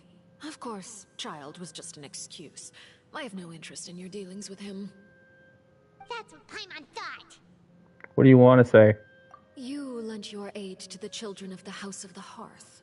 As their father, I would like to express my gratitude. There's no need. I didn't think that's what you wanted to talk about. Do I look like an irresponsible father to you? The House of the Hearth is very important to me. You should know that I care deeply about my children. Now I can say, was there nothing else you wanted to say? Which I think will lead to where you are. What did she say? She didn't say anything. It was just one of those, like, one choice after another. Oh, okay. Okay, this time she said something. She said, that was all formal topics. Formal topics should be discussed in formal settings. And what did you say? Topics. I asked if there was nothing else she wanted to talk about. Okay.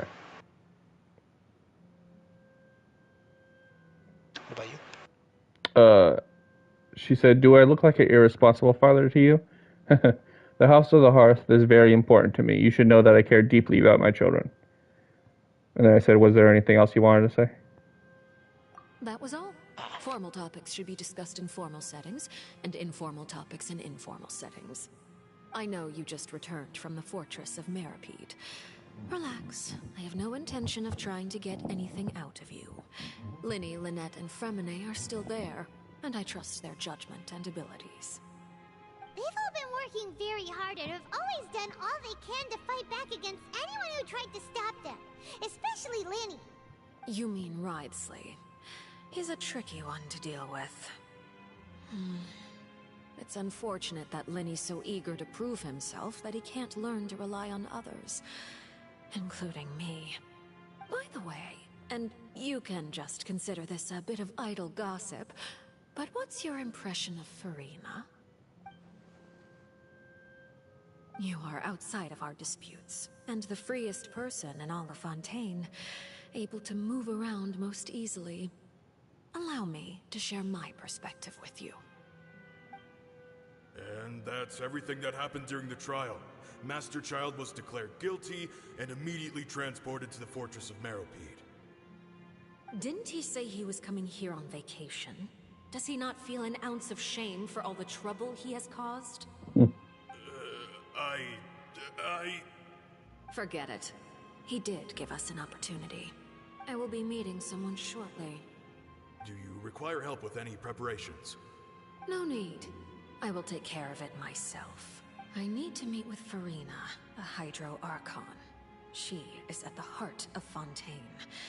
But what's fascinating about her is that she often seems more like a celebrity than a working Archon. Oh? Come over here, you little critter, you! Oh, that is an amazing fit. Holy shit, she looks so good in that. I might be wrong in this, but...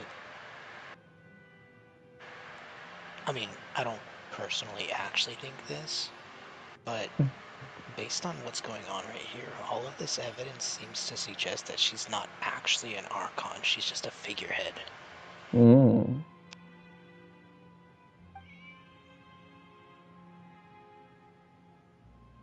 I went ahead. No, I'm ahead of you. Dare to run from me? Stop right this instant! My goal is just to discover the location of the Gnosis. But I didn't expect the chance to approach Furina to be handed to me on a silver platter. This is so easy, it's actually making me a bit suspicious. Anything left unguarded is usually just bait. But no one will blame someone for taking the bait. After all, from the moment it was attached to the hook, the bait is meant to be sacrificed. It's just as I guessed in the second before I struck. The Hydronosis is not currently held by the Archon. In fact, this Archon doesn't seem like a god at all. And I sense that she's under some kind of curse. Who are you? And what are you trying to do? Please don't kill me! I'm begging you, please! The fear in her pupils is genuine, so perhaps she's not bait after all. Either way, targeting her has lost all meaning. Yeah, I was thinking, what if she doesn't really have any power at all? I left the scene with ease. Nobody came looking for me, and nobody could serve as a witness to my near assassination of Focalor. I suspect even Furina dares not mention this incident to anyone. Not long after, my informants confirmed what I had guessed. After returning to her quarters, Furina quietly cried alone. She was so scared that she could not sleep that night, nor could she even bring herself to eat her cake. There's no doubt that there's something wrong with her. I began to entertain the possibility that she is not the true Hydro Archon. Perhaps Iudex Neuvillette is actually the genuine article. Oh my god. Oh my god. I didn't want to say this earlier. But I was thinking, Mm-hmm. Okay, so when Nervalet went down there to go handle the thing, I Yeah. thought that he had some kind of forbidden Conrian power. Then, Mm-hmm. when we were questioning, Farina's motives and her plans, I started thinking there was this little seed in my mind that was, what if Farina's not the Archon, but Nervalet is? She can't answer these questions without him around because she's not the one in charge. And then when I said that she's probably just a figurehead, Mm-hmm. I don't personally believe that, but now I'm starting to. Mm-hmm. I have to find the Gnosis. If the Neuvillette hypothesis is correct, he is probably in possession of it. Alternatively, it might have been hidden in a place that's hard for ordinary people to access. Yes, Father. My dear children, please speak. News from the Fortress of Meripede. Master Childe has gone missing. On top of that, the contacts and guards we bribed at the fortress have all gone quiet as well. Probably the handiwork of that Wriothesley. I'm afraid so. This is a good opportunity. The value of a harbinger is much higher than most would imagine. We now have an excuse to exert diplomatic pressure on the Fontaine authorities. Set up a meeting for me. I would like to meet the Hydro Archon and Iudex Neuvillette. Oh, and I have an additional mission for you three. Yes, Father. Tartaglia's disappearance was not a part of my plan, but I can use it to make a breakthrough. With this as my excuse, I can ask for an official audience and continue my investigation of Farina and Iudex Neuvillette. The initiative belongs to the House of the Hearth. My wish to investigate the Fortress of Meripede will be a front. Lenny and his group will be responsible for the actual intelligence gathering.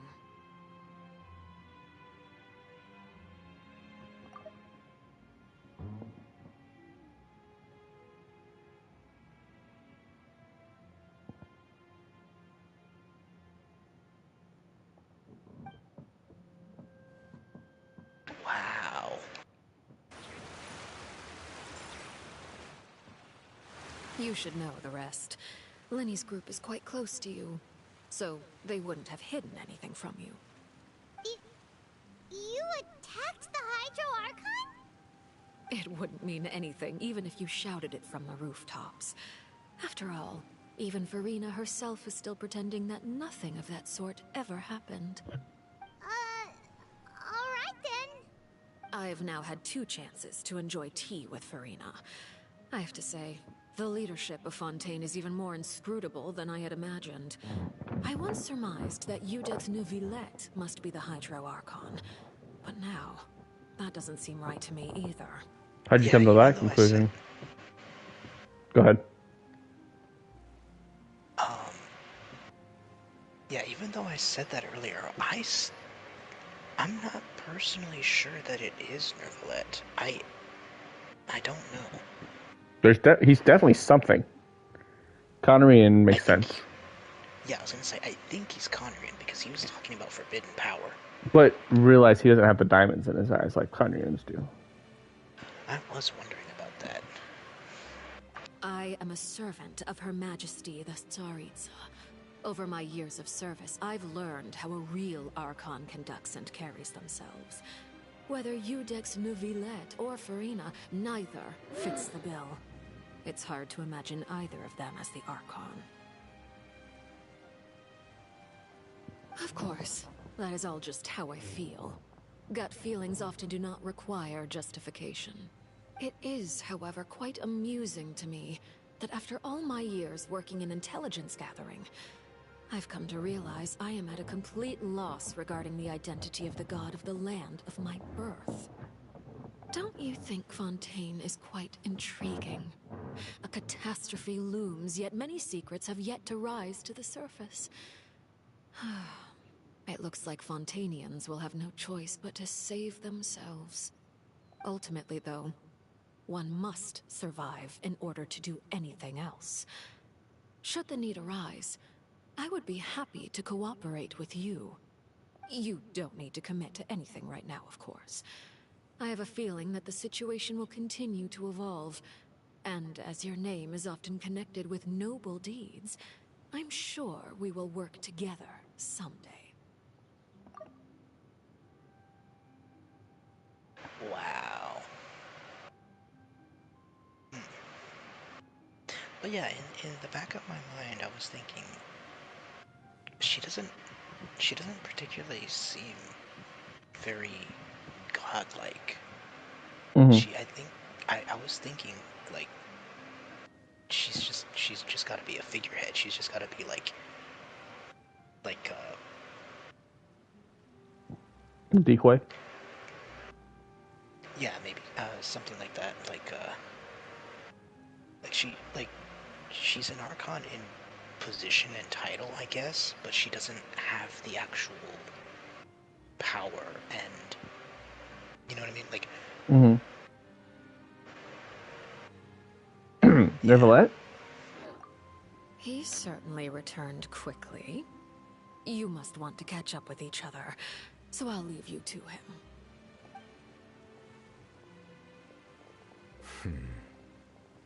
Neverlet, is it over? For now, yes.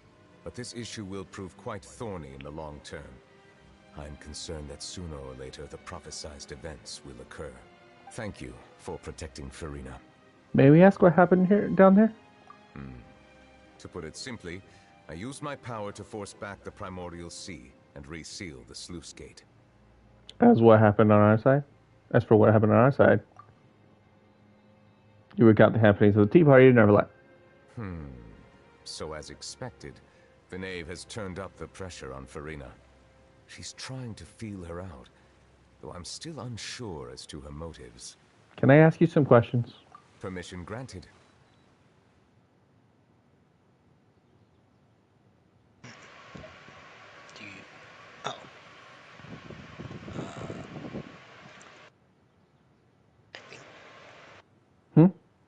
yeah, I think these can go together. They do. Okay, you have the power to force back the primordial sea. Does this mean you have some kind of deeper connection with the Hydro Archon? Whoa. It can't be that you're the real Hydro Archon, right? But that's just a speculation on our part, though. You can't tell us? Then that's okay. We can talk about something else. We won't try to force you. You guys in Fontaine are super strange. If by the phrase, you guys, you are referring to Farina and I, then although I'm not sure just what you are trying to imply, I must clarify that I do not share her positions on a multitude of topics.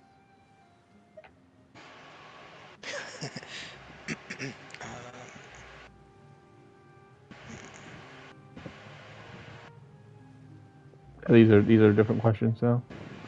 Yeah, I was gonna say, I think these are different questions. What did you sense in the Fortress of Meripede? I believe so. The fortress has a long and complex history. Okay, I've seen it wasn't. much grief and suffering. It was two things. And now, another catastrophe will soon be upon us. I mourn this turn of events. Huh? Why is it raining all of a sudden? Yeah, I was gonna say they both involve the fortress. And its people. What was the second one again? It was something about those who needed aid. The clear sky suddenly filled with dark clouds. Rain became heavier, light rain soon growing to a downpour. And just moments before, Neverlet had just mentioned his sense of grief. Thinking back to that legend and what Fremine said, it said that that a dragon of water had once resided in Fontaine. Every time it weeps, the sky would cloud up and pour out rain. Wait, Neverlet, you can't be... You may be closer to the truth than you think. His eyes do look kind of reptilian. He's the dragon sovereign of water. The dragon of... what? Huh? Please do not be so surprised.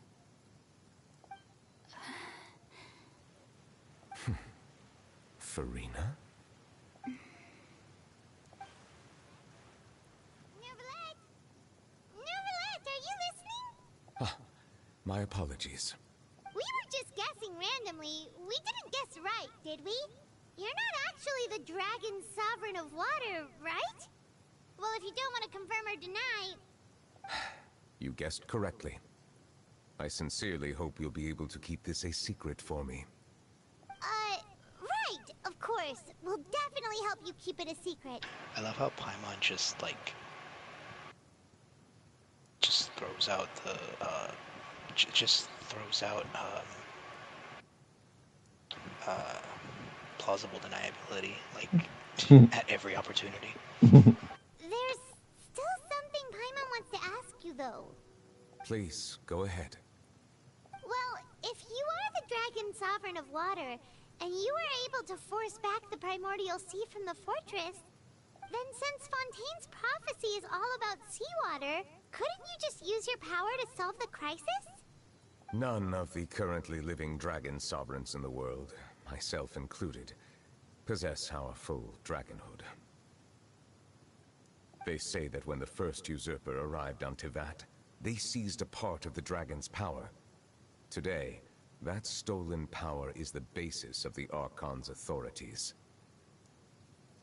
There are 7 elemental Archons and 7 matching Dragon Sovereigns. The Dragon Sovereign of Water who lived through that era perished a long time ago. As their successor, I know far less of that part of our ancient history. In any case, I believe I will not be able to do much unless the Archon disappears and returns their elemental authority to me. Given the status quo, however, I would recommend finding another way to deal with the prophecy. Oh, so even you can't solve it. I still have some urgent matters to attend to at my office. If you have any more questions regarding ancient history, you are welcome to discuss them with me at a later time. Please go right ahead. There's a place that Paimon wants to go too. Traveler, why don't we pay another visit to the Fortress of Meripede? Paimon is a little worried. Sure. See you later, Neurolet. We'll see you another time. Take care. Wow. So yes, I knew that. I know that he is the Dragon Sovereign of Hydro. Do you understand what he just told us?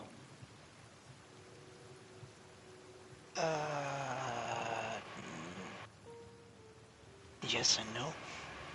Celestia stripped the elemental powers and authority from the Dragon Sovereigns and personally gave them to the Archons that won the gods that won the Archon War.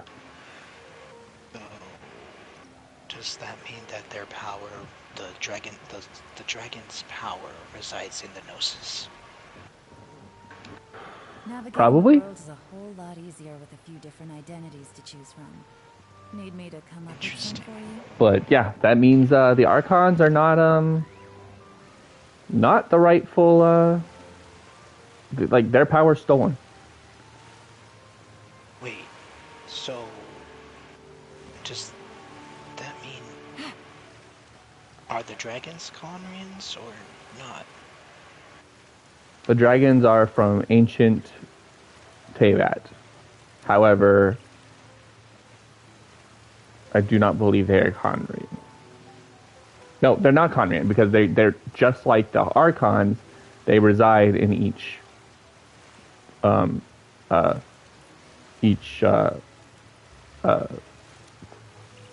region. So why go was ahead. their power taken from them? Why?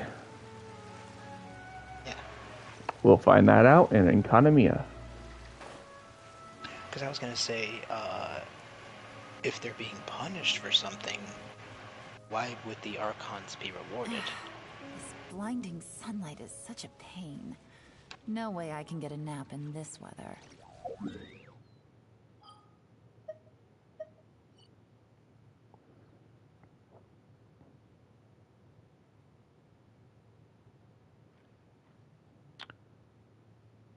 He referred to the first usurper.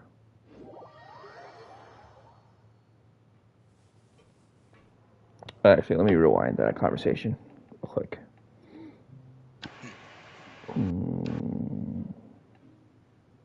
Yeah, I was wondering if it was the dragons that betrayed Conria at some point. They say that when the first usurper arrived on Teyvat, they seized a part of the dragon's power. Today, that stolen power is the basis for the Archon's authorities. And who's the first usurper again? The first usurper? Yeah. It's not Celestia, I'll tell you that. I'll take one more day off. Okay, because I was thinking, what if the usurper is Conrian and took the dragon's celestial power, and then, as you said, somehow granted that to the Archons as their reward, but for winning the Archon War. I don't understand why they would redistribute the power like that. They control the Archons.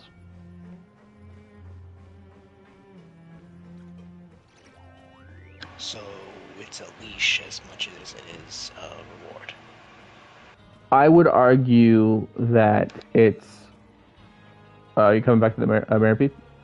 I would argue that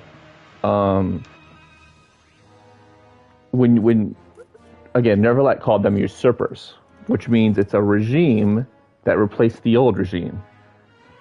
So, if you're gonna usurp a regime, then you're going to strip everyone of their authority that used to have it and grant it to people you trust. Yeah, see, that's what I was thinking. I was thinking that the dragons were the original, quote-unquote Archons.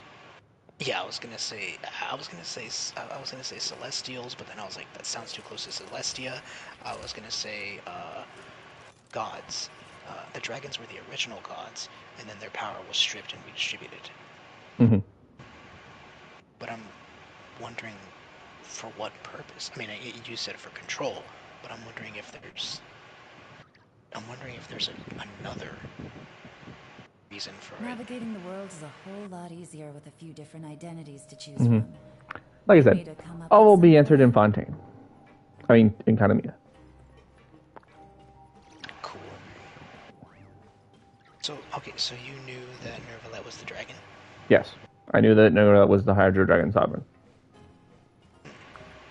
Did you know about Farina being powerless?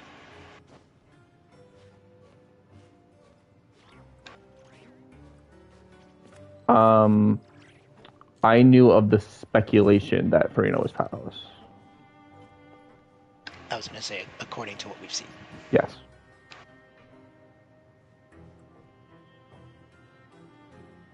Okay, I'm going to go up here. I think these are the barracks. Yeah, I'm in here. Floor, yep. So.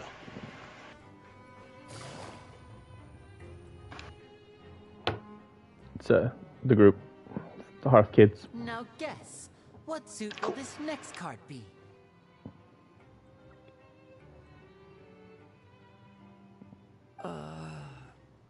A bare-teethed cat? Well, well, look who it is. Traveler, Paimon. Hello, everyone. Looks like you're recovering nicely from an A. Mm-hmm. Thanks to everyone's support. Oh, right. I managed to work up the courage to thank Miss Clorand in person. Whoa, how did she react? She told me that it was nothing. It was as if saving a life wasn't a big deal to her at all. She also told me not to worry about it. She didn't want to stress you out. Maybe that's just her all. duty. She's right, and it's best not to dwell on it. Yeah. All in a day's work. Okay, but check this out. We went back to the opera house and we met the knave. You met Father? Did she say anything to you? She said a few things that were, a bit hard to understand. And also that she's looking forward to working with us in the future. It was a little surprising. Her attitude towards you is even better than what we'd imagined. That's fantastic.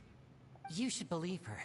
She has her own way of doing things, and she'll do everything in her power to help those she considers close, which now might also include you.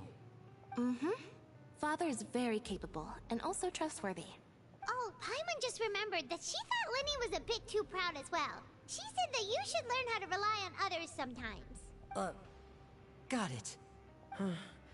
That does sound like something my father would say. What do you mean? Didn't she say he should learn not to rely on others? No. Including herself? No. She definitely said rely on others. He does everything for it. He does everything for himself, everything by himself, and he should rely on others. Oh, okay. I guess I misheard that. Hey! Are you going to stay here for the next few days? Looks like it, yeah. Excellent. I will host a tea party. For real? Then Paimon wants another serving of cake. Another implies that you were already served some delicious cake while you were up there. How lovely. Well, next time, you're going to have tea and snacks with us. That's awesome. I was hoping we'd encounter them first. We should start preparing that tea party. Oh, that's a great idea. I'm all for it. I'll help you set it up.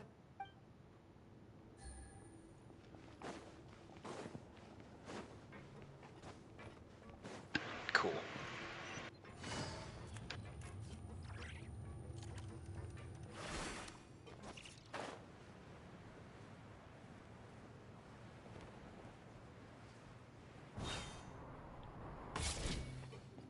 Siege Wing.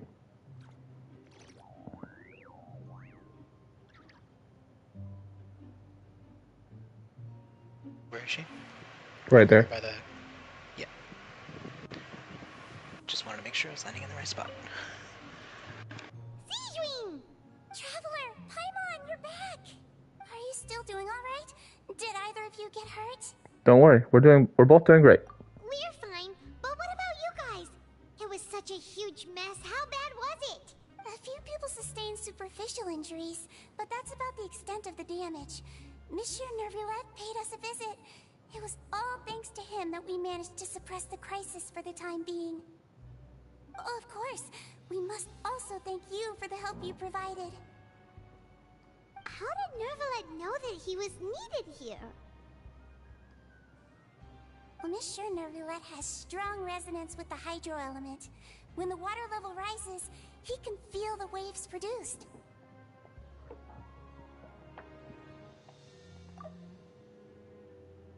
I ran into the bombshell bros while bandaging the injuries of the wounded. They were mumbling the whole time about how you just ran down without a word. I'm so relieved to see that you're both alright. I was wondering how he already knew that was happening. If you're not too pressed for time, please stay with us a few more days. Yeah, he definitely knew something. Just let me know if you get a craving for any particular dish, so I can have Mr. Walsey get your meals prepared. Oh, and please feel free to visit the infirmary for a break at any time. I'd like to take the opportunity to spend some more time observing your facial muscles as well. Your happy smiles are quite contagious, you know. They're so memorable, and I've missed them immensely while you were gone. I'm calling it right now. Siege Wing is the Hydro Archon. She's looking after her people.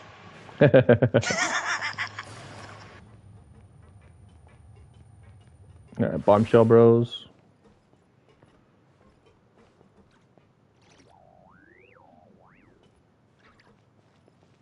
That one.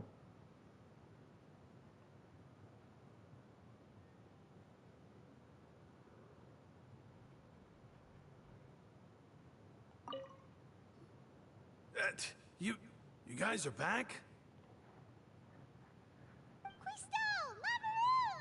You guys didn't get caught and thrown back down here, right? Huh? No, not at all. And here I thought you'd managed to escape from jail during all the commotion. I'd held you up as legendary jailbreakers, but now you're telling me you just never left? We're sorry, but we just had some business to take care of. all right. There's no need to get caught up in the details. We're just relieved to see you. He was super worried about you, you know. Hey, it wasn't just me. Weren't you super worried as well? Something like that, yeah. I was also transferred to work in the kitchen a few days ago. I can still hear Quisto mumbling to the carrots. Are those two all right? Do you think they made it out alive? Whenever he'd say that, I'd tell him I'm sure they're fine. Wherever they are, they're kicking back with drinks in hand, enjoying the lovely scenery. Hey, there's nothing wrong with worrying about your prison pals. Is there? I mean, considering how they always love listening to all my gossip. These two. They sure are a lot warmer and friendlier than when Paimon first met them. Oh, wow. I'm sure the welfare meals must have just skyrocketed in quality recently. Your meals will bring all the prisoners to the cafeteria. Oh, well, if you say so. I'll be watching you to make sure you finish every last bite. Alright, now I imagine we're going to see Risley. Speaking of which, I just grabbed one earlier. I don't know if you got one. A meal? No, I didn't. I'll do that, actually.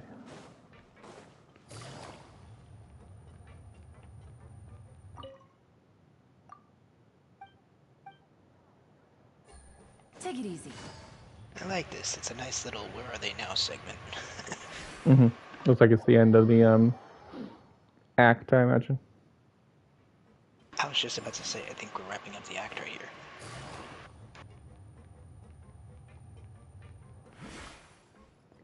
Lorene and Jury. Interesting. Miss Sijwin told me you still haven't eaten. Yeah, I was working on something, so I forgot. That's no excuse for... Huh? What's you two? Junior! Lurvine! We're back! Hello there. It's been She's quite the nagging him mess like a here wife. recently. How have you been? We're fine, thanks. And you? Are you still taking the secret passageway from the infirmary to work on the ship? Yep. That is still top secret, though. So don't say a word to anyone. It can be a bit annoying when there are lots of people in the infirmary, but I still prefer taking that route over the one from the Duke's office. Okay, that makes sense. I mean, the infirmary does make it easier for you to slack off. Oh yeah? Then why are you also here so much? You two really are just using your jobs as a cover for your relationship, aren't you? I said, oh, so their bickering is real. Not at all! Alright, now we're talking to Risley. Oh my god, talk to them again. Talk to them again. Oh. It's worth it. Actually, I forgot to talk to Siegequeen again. Did you? No, not yet. Courier, the rumors about us are literally everywhere now. Please do something about it. But it's not like I caused them by myself. All right. I'll try to do something about it when I can find the time. Okay, did you want to go back to talk to the Bombshell Brothers and Siegeman? I don't think it's worth it. It's way too far. Okay. Yeah, I just remembered right now. I was like, wait, we could talk to them again. Yeah. That was worth it, though. Do my eyes deceive me, or did I just see two inmates come back after making it to the surface? Some strange winds blowing of late. We wanted to see how the fortress is doing. Is everything still alright? We're fine, for the most part. Neuvillette came down and took care of the worst of it. If that's the case, why don't you just ask him to stay here? Oh, yeah, what a brilliant plan. Let's go convince the Udex himself to exchange the courts of Fontaine for a puddle of water in the middle of nowhere. I don't think that's gonna work. He came here in a hurry and left without even stopping for a cup of tea. He did remember to take Miss Sijween's gift with him, though. He sure sounds super busy. Miss Cloran has left as well. She also took her gift from Miss Sijween. Were the gifts milkshakes? Neuvillette got the milkshake. Cloran received liver instead. Those aren't even remotely alike. Well, it's Neuvillette's own fault for making Sijween worried about his health by working so much. But besides that, our head nurse is still pretty fond of picking out beauty products for the ladies. Oh, and I have some gifts here for you as well. At least she got cosmetics for the lady. Nope, they're from yours truly. You've already wrapped up your work at the fortress, so you can return to the surface at any time. You haven't yet served your full prison term, however, so you may continue to use your cell until your term is up. For real? Then we could stay here for a really long time? Is food still covered? You may access the cafeteria for free. Hooray! Just remember to come complete your paperwork once it's time for your release. Oh, cool.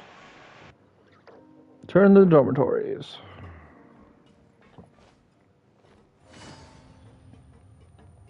Oh, I'm talking to him again. Oh, fucking hell. What do you say? He said, your file can't be closed until we've completed your paperwork, so you don't forget to come find me again when you're done serving your sentence.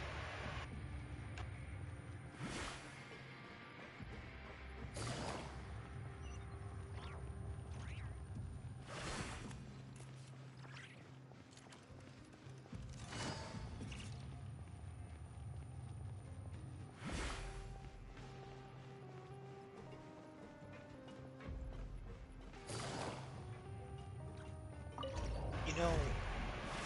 Did it again. I don't know if it's more convenient, but at least it's less guarded to use the secret passage under the Duke's office. I mean, there's less traffic there anyway. I think some people would wonder why there's inmates going into Wrighty's office constantly. That's also true. So it makes more sense to fake an illness and go to the infirmary. Especially a chronic illness. Mm-hmm.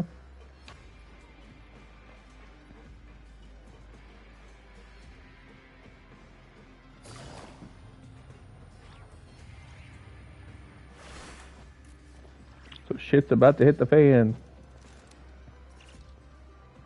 I was just about to say this is probably another calm before the storm. Again. We're no longer prisoners, though, so it really doesn't feel the same.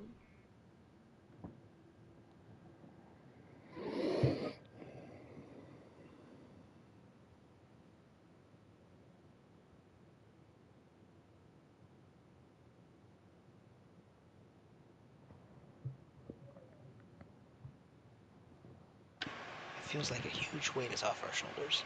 Feels like we've regained our freedom. Being free sure feels pretty special now.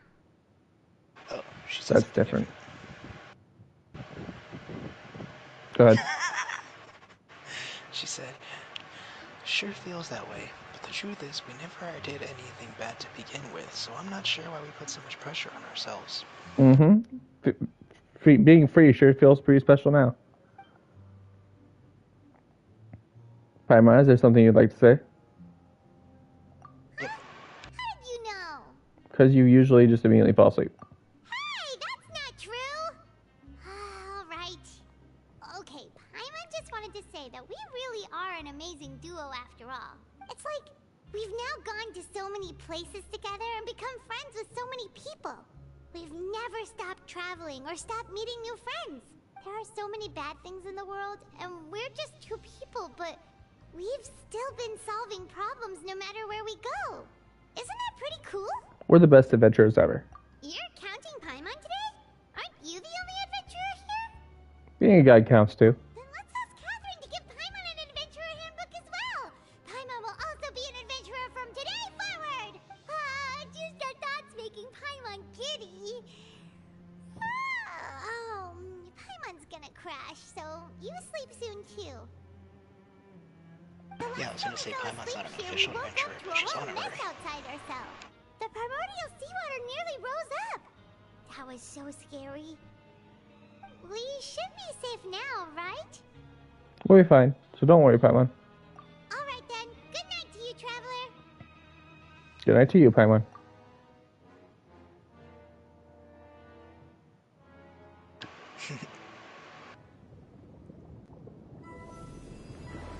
some more weird dreams.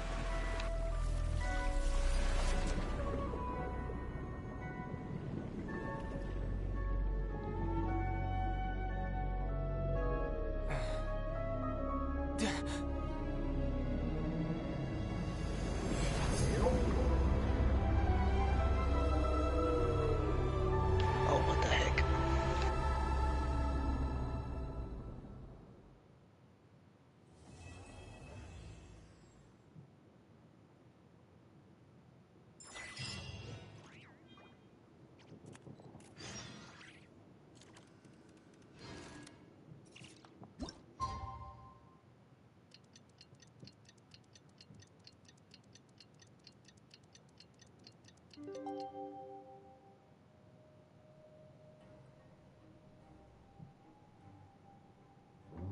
What are we passing time for?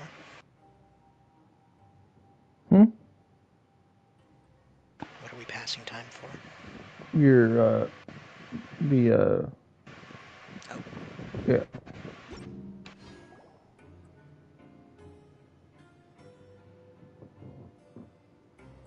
Sometimes the passages in the fortress, and your sentence is almost finished. This is the life. Wait a sec. Isn't something important supposed to happen today? Oh, today's our big day! We're supposed to leave the Fortress of Mirapede! Come on, we've got to go complete the release procedures now!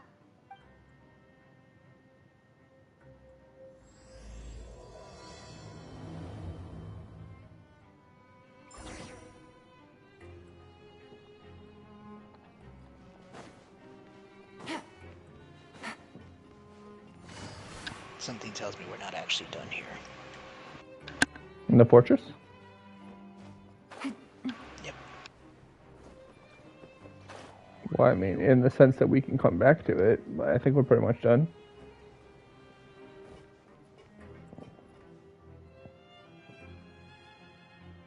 Oh, I meant considering we just started a new act, I thought there was going to be something to keep us. Nah, I'm sure that has to do with Fontaine. And where are you going? Oh, I thought it was the office. Being directed over here. Oh, okay. I thought we were going to Risley for our paperwork, but I guess not. Did you want to go check on him? No, that's fine. I'm good. Please sign here. This document will be effective immediately He's probably upon not there. signing, and you two may exit the Fortress of Mirapede via the regular channels. It's been so long since we've been to the surface. Let's hurry up and...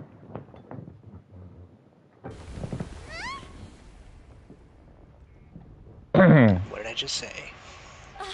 What's happening? Are you okay? I'm fine, thanks. But I wonder what that tremor was just now. Let's go ask the Duke.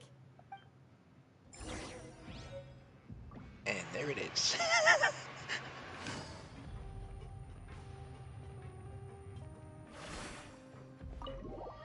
To Risley.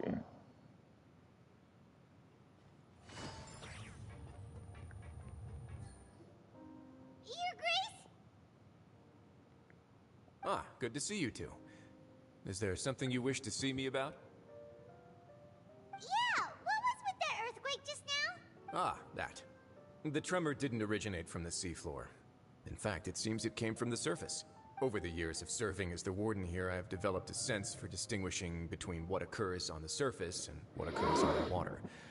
Besides, the seal that Monsieur Neuvillette set in place won't fail so easily.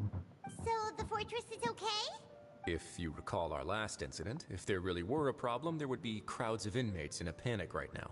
Huh, you've got a point. Okay, seems we need to get back up to the surface and ask about what happened. By the way, okay. Do you know what day it is today? I believe today is this month's pipe cleaning day. Wait, seriously? Actually, today's the day we say goodbye to the fortress. Ah, yes. Have you completed your release papers? Yep. It's you two. Are you leaving now? That's right. Today is our last day in prison. But now that Paimon says that, it doesn't feel like we were confined here. It's actually been pretty nice. A lot of people have helped us out. Oh yeah, Paimon feels fond of this place now. Then be sure to come back and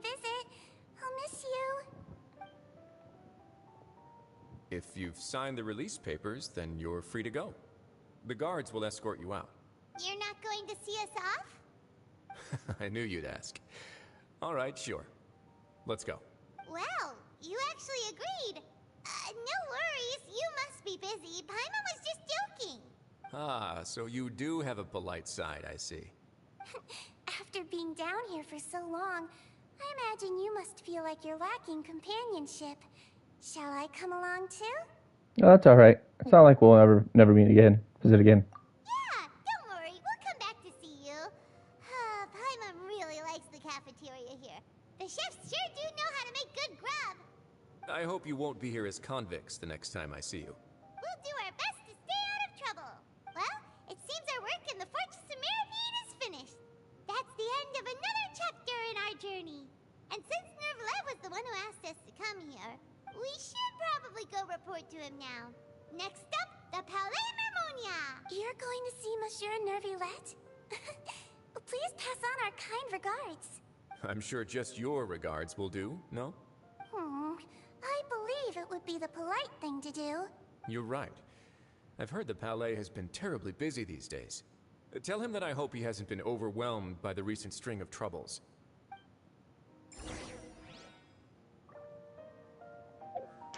Okay, I was gonna say, unless that was something beckoning us up to the surface. If you're concerned about things at the Palais, why don't you take some time to go up and check things out?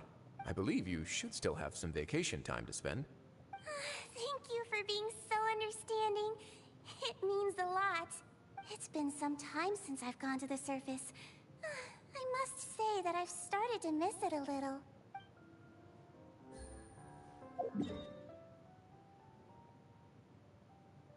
And then all the prisoners with tummy aches went to bed, unsatisfied.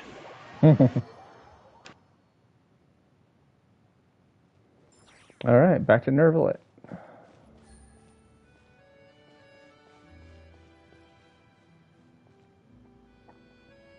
I want to go talk to a dragon. Huh? You just fast traveled up there, didn't you? Yeah, why not? Just curious.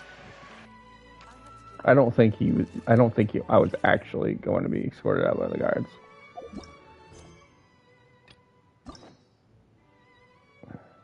Otherwise, they would have told us to go to the guards.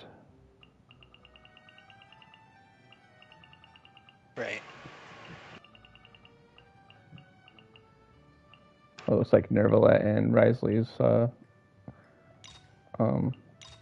story missions, character missions, story quests unlocked. I got a new letter from an informant. Cool. We will be definitely doing those as we get locked to do them and when we reach current story, our conquests. The Palais Mermonia sure is buzzing with activity today. Halt! Huh? Oh, it's you two. Apologies. Monsieur Nervalet did say you'd be welcome at any time. Excuse me. Would you mind helping me take a look at this report? I'll be right there. Sorry, I've got my hands full here. You can see yourselves in. Everyone's so busy. Seems a lot has been happening.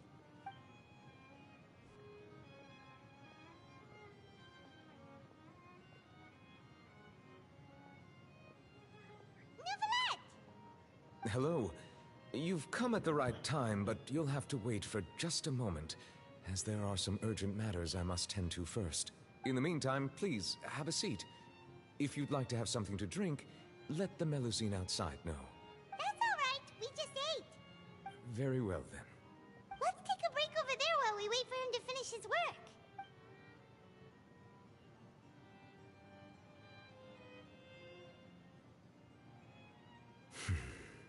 All right. That should wrap things up for now. Are you done with your work? Yes, sorry to keep you waiting. Today should be the day you were released from the Fortress of Meripede, and it appears that you've managed to complete all the release paperwork. That's right, and we came here to see you right away. You and Pat tell Neverland everything that's happened since the Primordial Sea incident, as well as massive whale. your dream regarding Childe. Do you have any idea what that might be? Judging from your description, that cannot have occurred in any ordinary waters, but rather something like the Primordial Sea.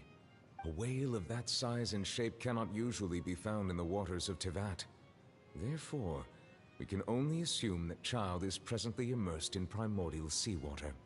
Immersed in primordial seawater? But how? And is he okay? He's not from Fontaine. He won't dissolve. Most people wouldn't be capable of entering in the first place. I'm not completely sure how he could have gotten there myself. There's something we'd like to ask you about. Yes? What is it? What was that tremor we felt earlier? Oh, right! Paimon felt it too! We asked the Duke and he said it wasn't from underwater, so we figured you might know something about it. It turns out that I have just received a report about this particular matter. In fact, that's exactly what I was busy with a moment ago. The source of the tremor was here on the surface near Poisson. After the shaking stopped, the water levels in the Poisson area rose at an alarming rate. The water levels rose? Oh no! What about all the people there? Fortunately, the water levels only rose for a short period of time, and have already returned to normal now. However, I still have a bad feeling about the whole phenomenon. If the change in water levels is connected with the leaking primordial seawater, then the situation in Poisson may be much worse than it appears. Navia should be in Poisson, right? We need to go check on her! Yeah, Spinity Rizzoli's headquarters is there. I would also like to go there as soon as possible, but I'm afraid I can't leave just yet. We must immediately formulate disaster prevention plans for the surrounding coastal areas to avoid potential catastrophes. I'll have to ask you two to go to Poisson first. I'll meet you there to check on the situation once I finish things here. Sounds like a plan. There's no time to lose! Let's get going! Please be careful. Interesting. I'm talking to Neverland. The two of you have my thanks. If you need any help, just let me know.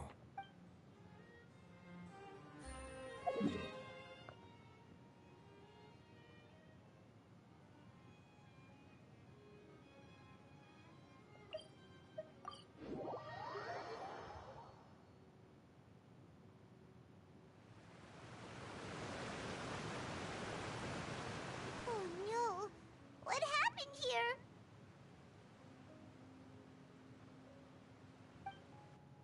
All the buildings seem to be in pretty rough shape now. There's nobody around. Were they all dissolved? That's not the worst yet. Navia should be around here, right? We need to make sure she's still... Paimon means we need to check on her.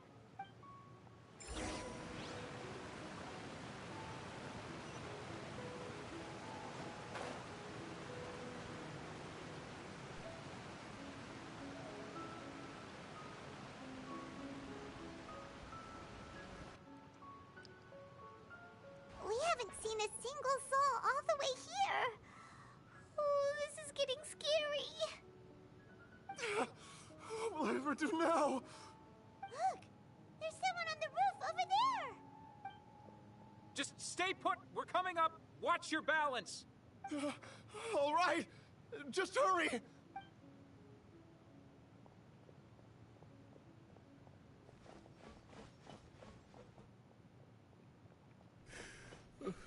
I'm not young anymore. How will I survive on my own? My Desiree!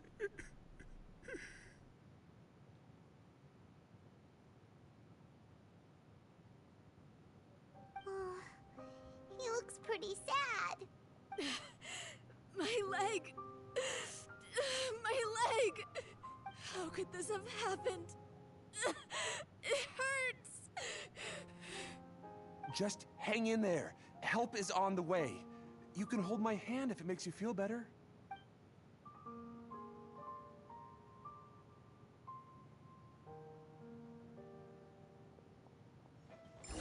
Holy shit. Mm-hmm.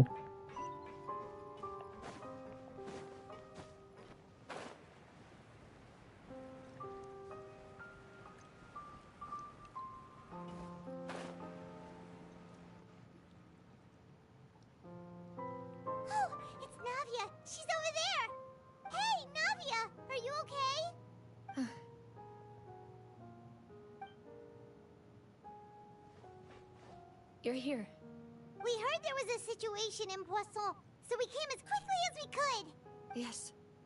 As you can see, the water level suddenly rose. It caused quite the disturbance, in fact.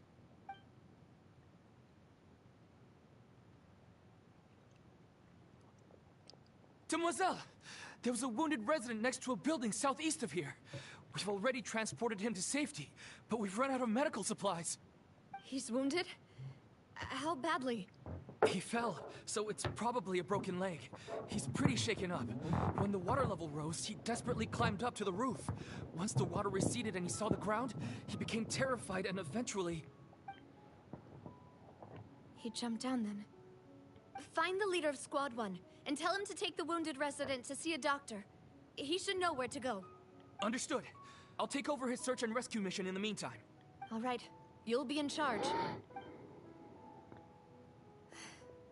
I'm sorry. Where were we? The situation in Poisson? Ah, right. Allow me to explain. A little earlier, we suddenly heard a loud noise. At first, everyone thought that something might have exploded on an aquabus. But before we knew it, water started pouring out from everywhere. The rushing water seemed a little odd, almost like the unique color of primordial seawater. Some people didn't realize the danger and thought it was just ordinary water, leaking from somewhere.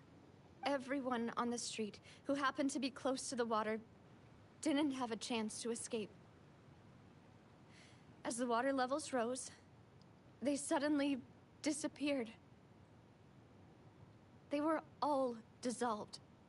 Those who realized what was happening started to flee in a panic, desperately trying to get to higher ground. Many were injured in the stampede, and some people fell from significant heights. The Spina di Rosula initiated rescue operations as quickly as possible, but there have been a lot of casualties. Fortunately, the water began to recede after some time, and the chaos came to an end. The water that flooded the area contained primordial seawater, so the lower levels of Poisson are still hazardous. To ensure everyone's safety, I've asked the people there to leave as soon as possible. No one knows if this could happen again. All we can do for now is try our best to help evacuate the residents. We still haven't completed the head count, but we'll have some numbers soon. How awful. And all of this just came out of nowhere. It was quite frightening indeed.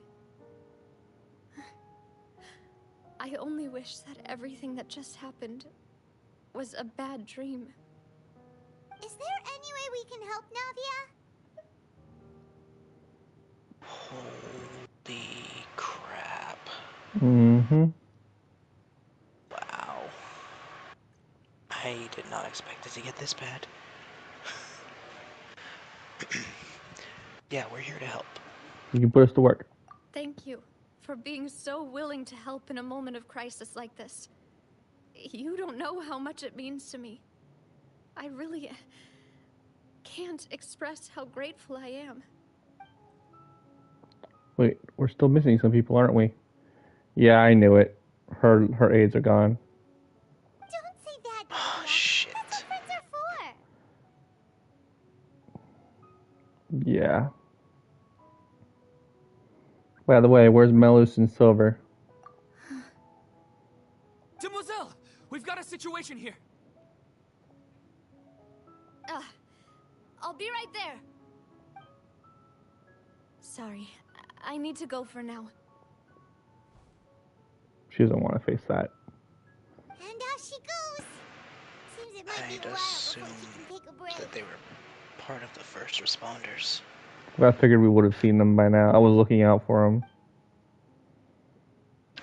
I mean, the responders on the lower levels. Okay, the wounded are being tended to, and we finished a preliminary head count. More support has just arrived, so I suppose I finally have a moment to focus on my own matters. Navia walks around talking with many people, organizing various matters. Her decisions are clear and reasonable. Her face is marred by a somber expression throughout. Of course, we we should remain ready for anything, and continue doing our best to rescue others. I'll be sure to have everyone at the Spina di Rosula ready to render assistance. Traveler, Paimon, would you two accompany me to my father's grave for a moment? Huh? Right now? I understand. Thank you.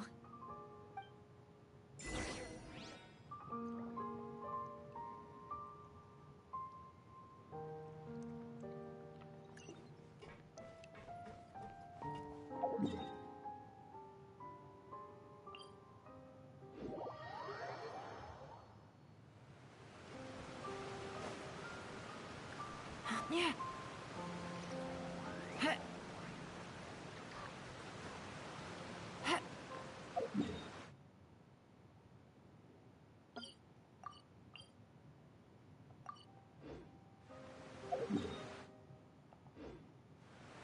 Want to get this waypoint right out here. Yeah, which one did you travel to? Just now? The one at the top of Poisson.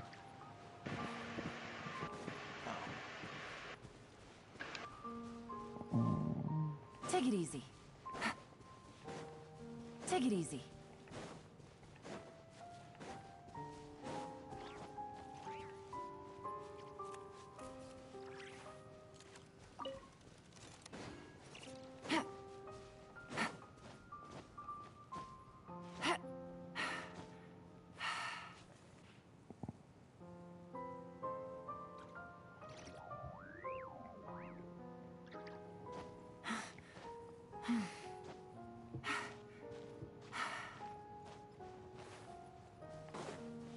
Take it easy.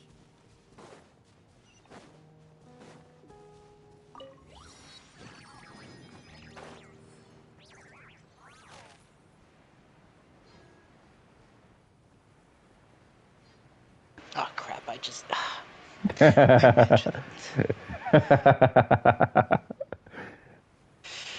I ran to the objective waypoint instead. Yep.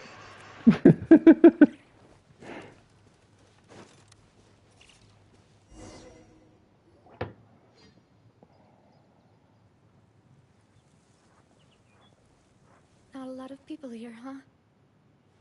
Well, given the time of day and the whole situation in Poisson, Paimon doesn't think there'd be a ton of people here visiting graves. Right. That's how things are now. The living are so exhausted that they've no strength to spare any words for the dead. Navia? There's no need to push yourself so hard.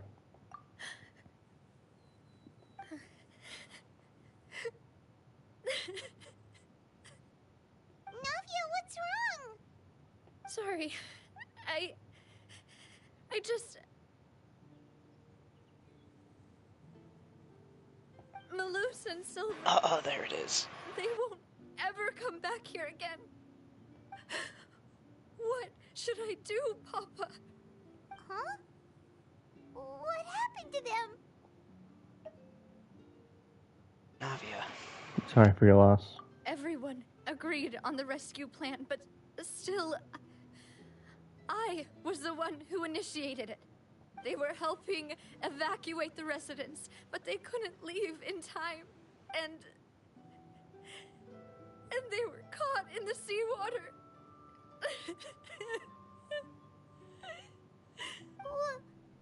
What should we do? I've known them for so long, and I know they weren't afraid. But I could at least hold a funeral for my father, and I know where he rests. But as for Malus and Silver, they're just gone. I just can't. Ouch. Everything looks so clean after it rains. Even the gravestones. I didn't expect that you'd enjoy a glass of red wine in front of Master Callus's grave. I can understand. Besides, the scenery here isn't half bad. See, it's not just me. I always want to bring something when I visit Papa. Perhaps we might even have a picnic. He wouldn't be angry, would he? How could Master ever be upset with you, demoiselle? Yet the cemetery is the home of those who have passed, is it not? Everyone ends up here sooner or later, no matter who you are. Buying yourself a plot in advance, are you? No need yet. But when I do, I hope you'll let me be buried beside Master Callus, demoiselle. Hey, stop joking around. I'm quite serious. That way, it'll save us both the trip to see each other whenever you visit your father's grave. That makes sense. In that case, could I be buried on his other side? After all, besides you, demoiselle, the two of us could certainly be considered Master's closest companions, no? Personally, I believe we fill those shoes just fine. Why are you bringing this up all of a sudden? Seriously. All right. I'll remember your requests. But I'd really prefer not to talk about this stuff. And what do you mean by saving me a trip? I'd make the journey even if I had to visit you two somewhere else. I'd promised to let them rest in peace here. But here I am breaking that promise. I'm sorry for letting you see me in a mess like this. I don't usually cry, really. Paimon doesn't know how to help you feel better. But, well, she understands how you feel. I had always thought I could make my wishes come true. But now that I think about it, that never solely relied on me. Many things can only be accomplished with someone else's help. Malus and Silver have helped me so much. But by contrast, I could do nothing for them. I'm so sorry. You can spend as much time as you need here, Navia. We'll stay with you. Yeah, we're here for you. Thank you. Right now, you don't know how much that means. By the way, you can have a look at this. It's a list of victims from the incident that took place here. Obena, Khan, Burnett, Giverny, Francine, Karina, Daisy Ray, Joinville, Julianne, Esson, as well as Malus and Silver. So, everyone else is safe. But still... It's okay. I know what you're thinking. And you're right. We lost Malus and Silver. But we were able to save more than we anticipated. The overall outcome indicates that the cost was worth it. No one's sacrifice is truly necessary. Right! Don't think that way, Navia. One person might be saved at the expense of another, sure, but that isn't something we should ever consider a trade. Malus and Silver were not the price for saving anyone. They're heroes. You're right. Thank you, Paimon. What you said just now was pretty amazing, actually. I'll remember your words. Oh, really? Seems you've become more eloquent in the time since we last met. Oh, shit. The knave? What are you doing here? Ah, is everything going well on your side? Yes, my people are carrying out the mission according to your request. All the residents of Poisson have been evacuated, and we're preparing to relocate them to higher I was gonna ground. say she's here on official Fontainian business. As for these supplies, we have everything taken care of. There is no need to worry. Thank you very much. Wait, do you two know each other? We just met recently. Right, Miss Navia? Usually, I would call this a coincidental encounter.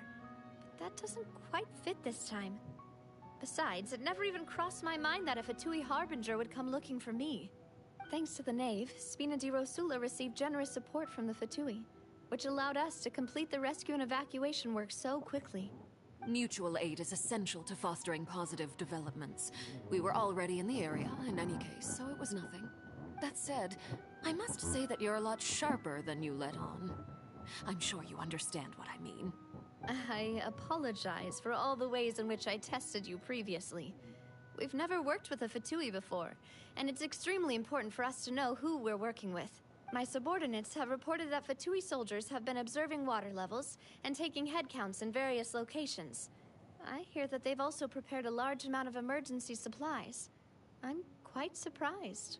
This is nothing to brag about, nor do I intend to. It is simply the way of powerful organizations to act forcefully, whether they are doing good or ill. You've witnessed that firsthand, in any case. As I've told this traveler before, I know of the prophecy, and I intend to prevent the impending disaster. Lending your organization a hand was a natural first step in accomplishing that.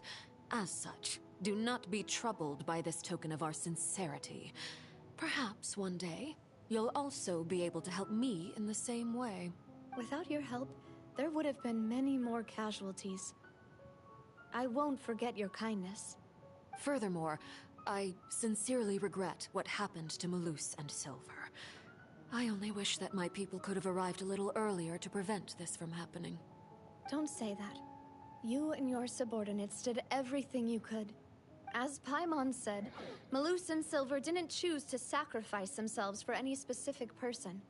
And they weren't the price paid for other salvation. They chose to become heroes themselves.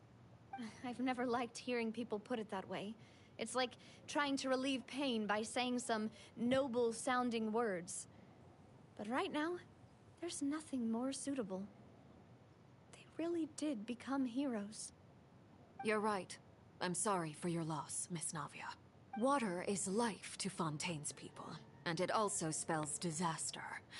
It's no wonder that people always say that prophecies represent fate. Fortunately, I've never been one for such opinions. So, you're one who will try to change fate then? Of course. That is why I'm going to Hotel Bouffe de Thé. I still have some things to take care of, and the children need my attention. By the way, Traveler, Paimon, one more thing. Alright, then we'll just... Huh? This isn't right. Paimon thought you would ask us to walk with you for a moment so you could tell us something in private. That is a clever and useful conversation technique, which I do like to use when necessary. But there's no need today. It would not hurt to have Miss Navia listening in. Traveler, I'm sure you remember that I said we could work together when we had the chance. You and I both know that there may be issues with the Primordial Sea. Previously, it was the Fortress of Meripede's sluice gate, and this time it was the water levels in Poisson. These are both signals. So the time for jolly cooperation has come. Indeed. Allow me to share the latest intel I've received from the House of the Hearth's intelligence network with you. During some recent investigations, a child claimed to have discovered some ruins near Poisson.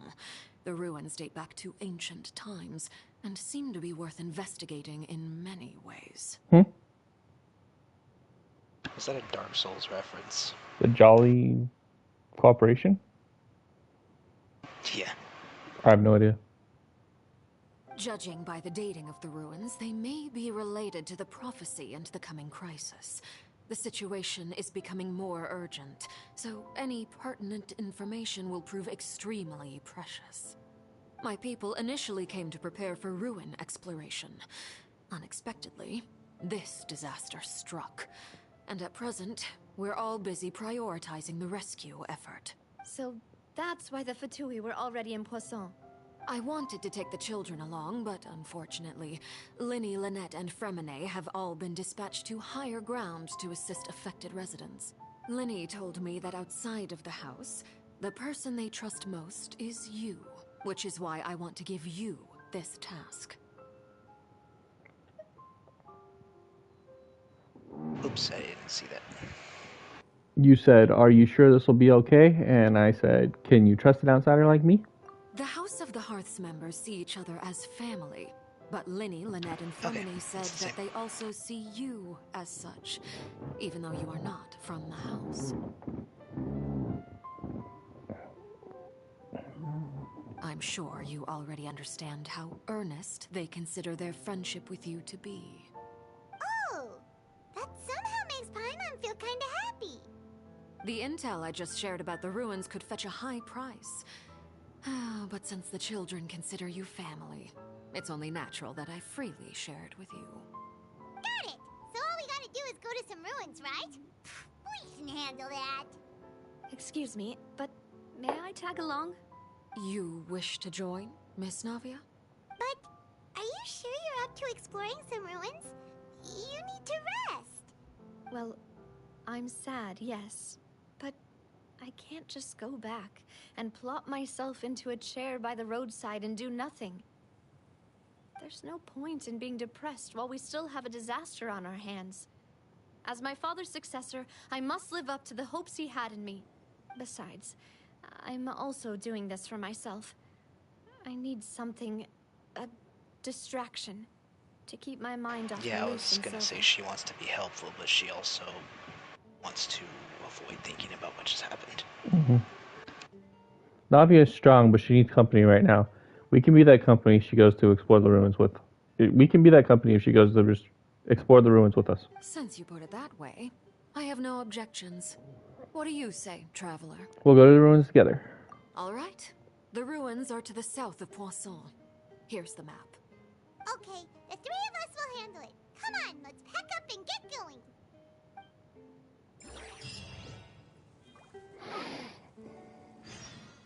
Alright, we can leave it here. I was just about to say, this seems like a good enough cliffhanger. Yep. Wow.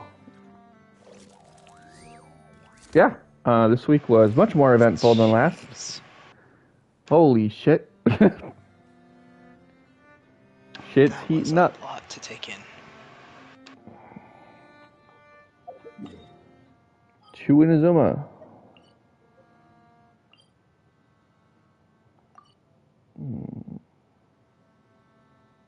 First statue 7 in Inazuma, because I need to heal. Yelan is hurting.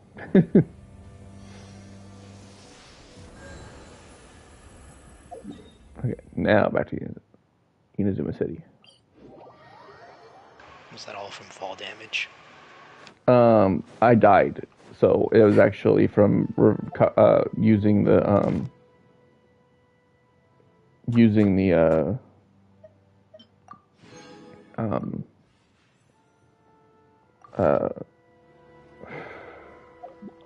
healing. I didn't heal her all the way. I just revived her. Right.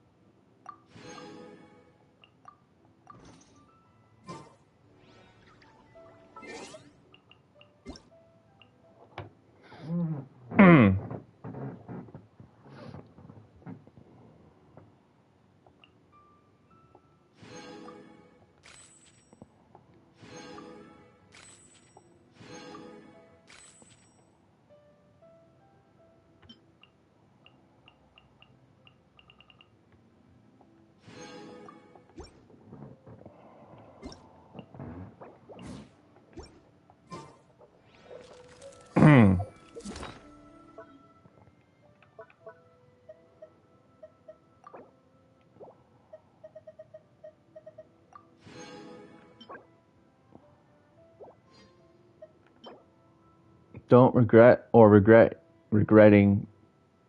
Definitely don't ever regretting. Jeez. What'd yours say? My what? Fortune slip on your food. Oh, I'll check.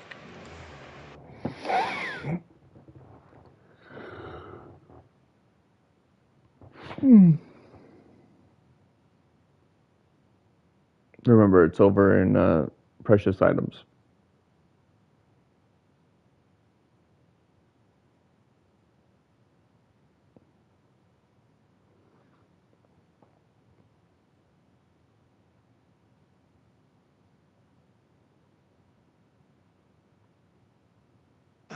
I got a mini salad. Mint salad, actually. And my fortune slip says, don't retreat if you encounter obstacles. First, have a welfare meal. The obstacle won't disappear, but at least you've got a full stomach now. Nice.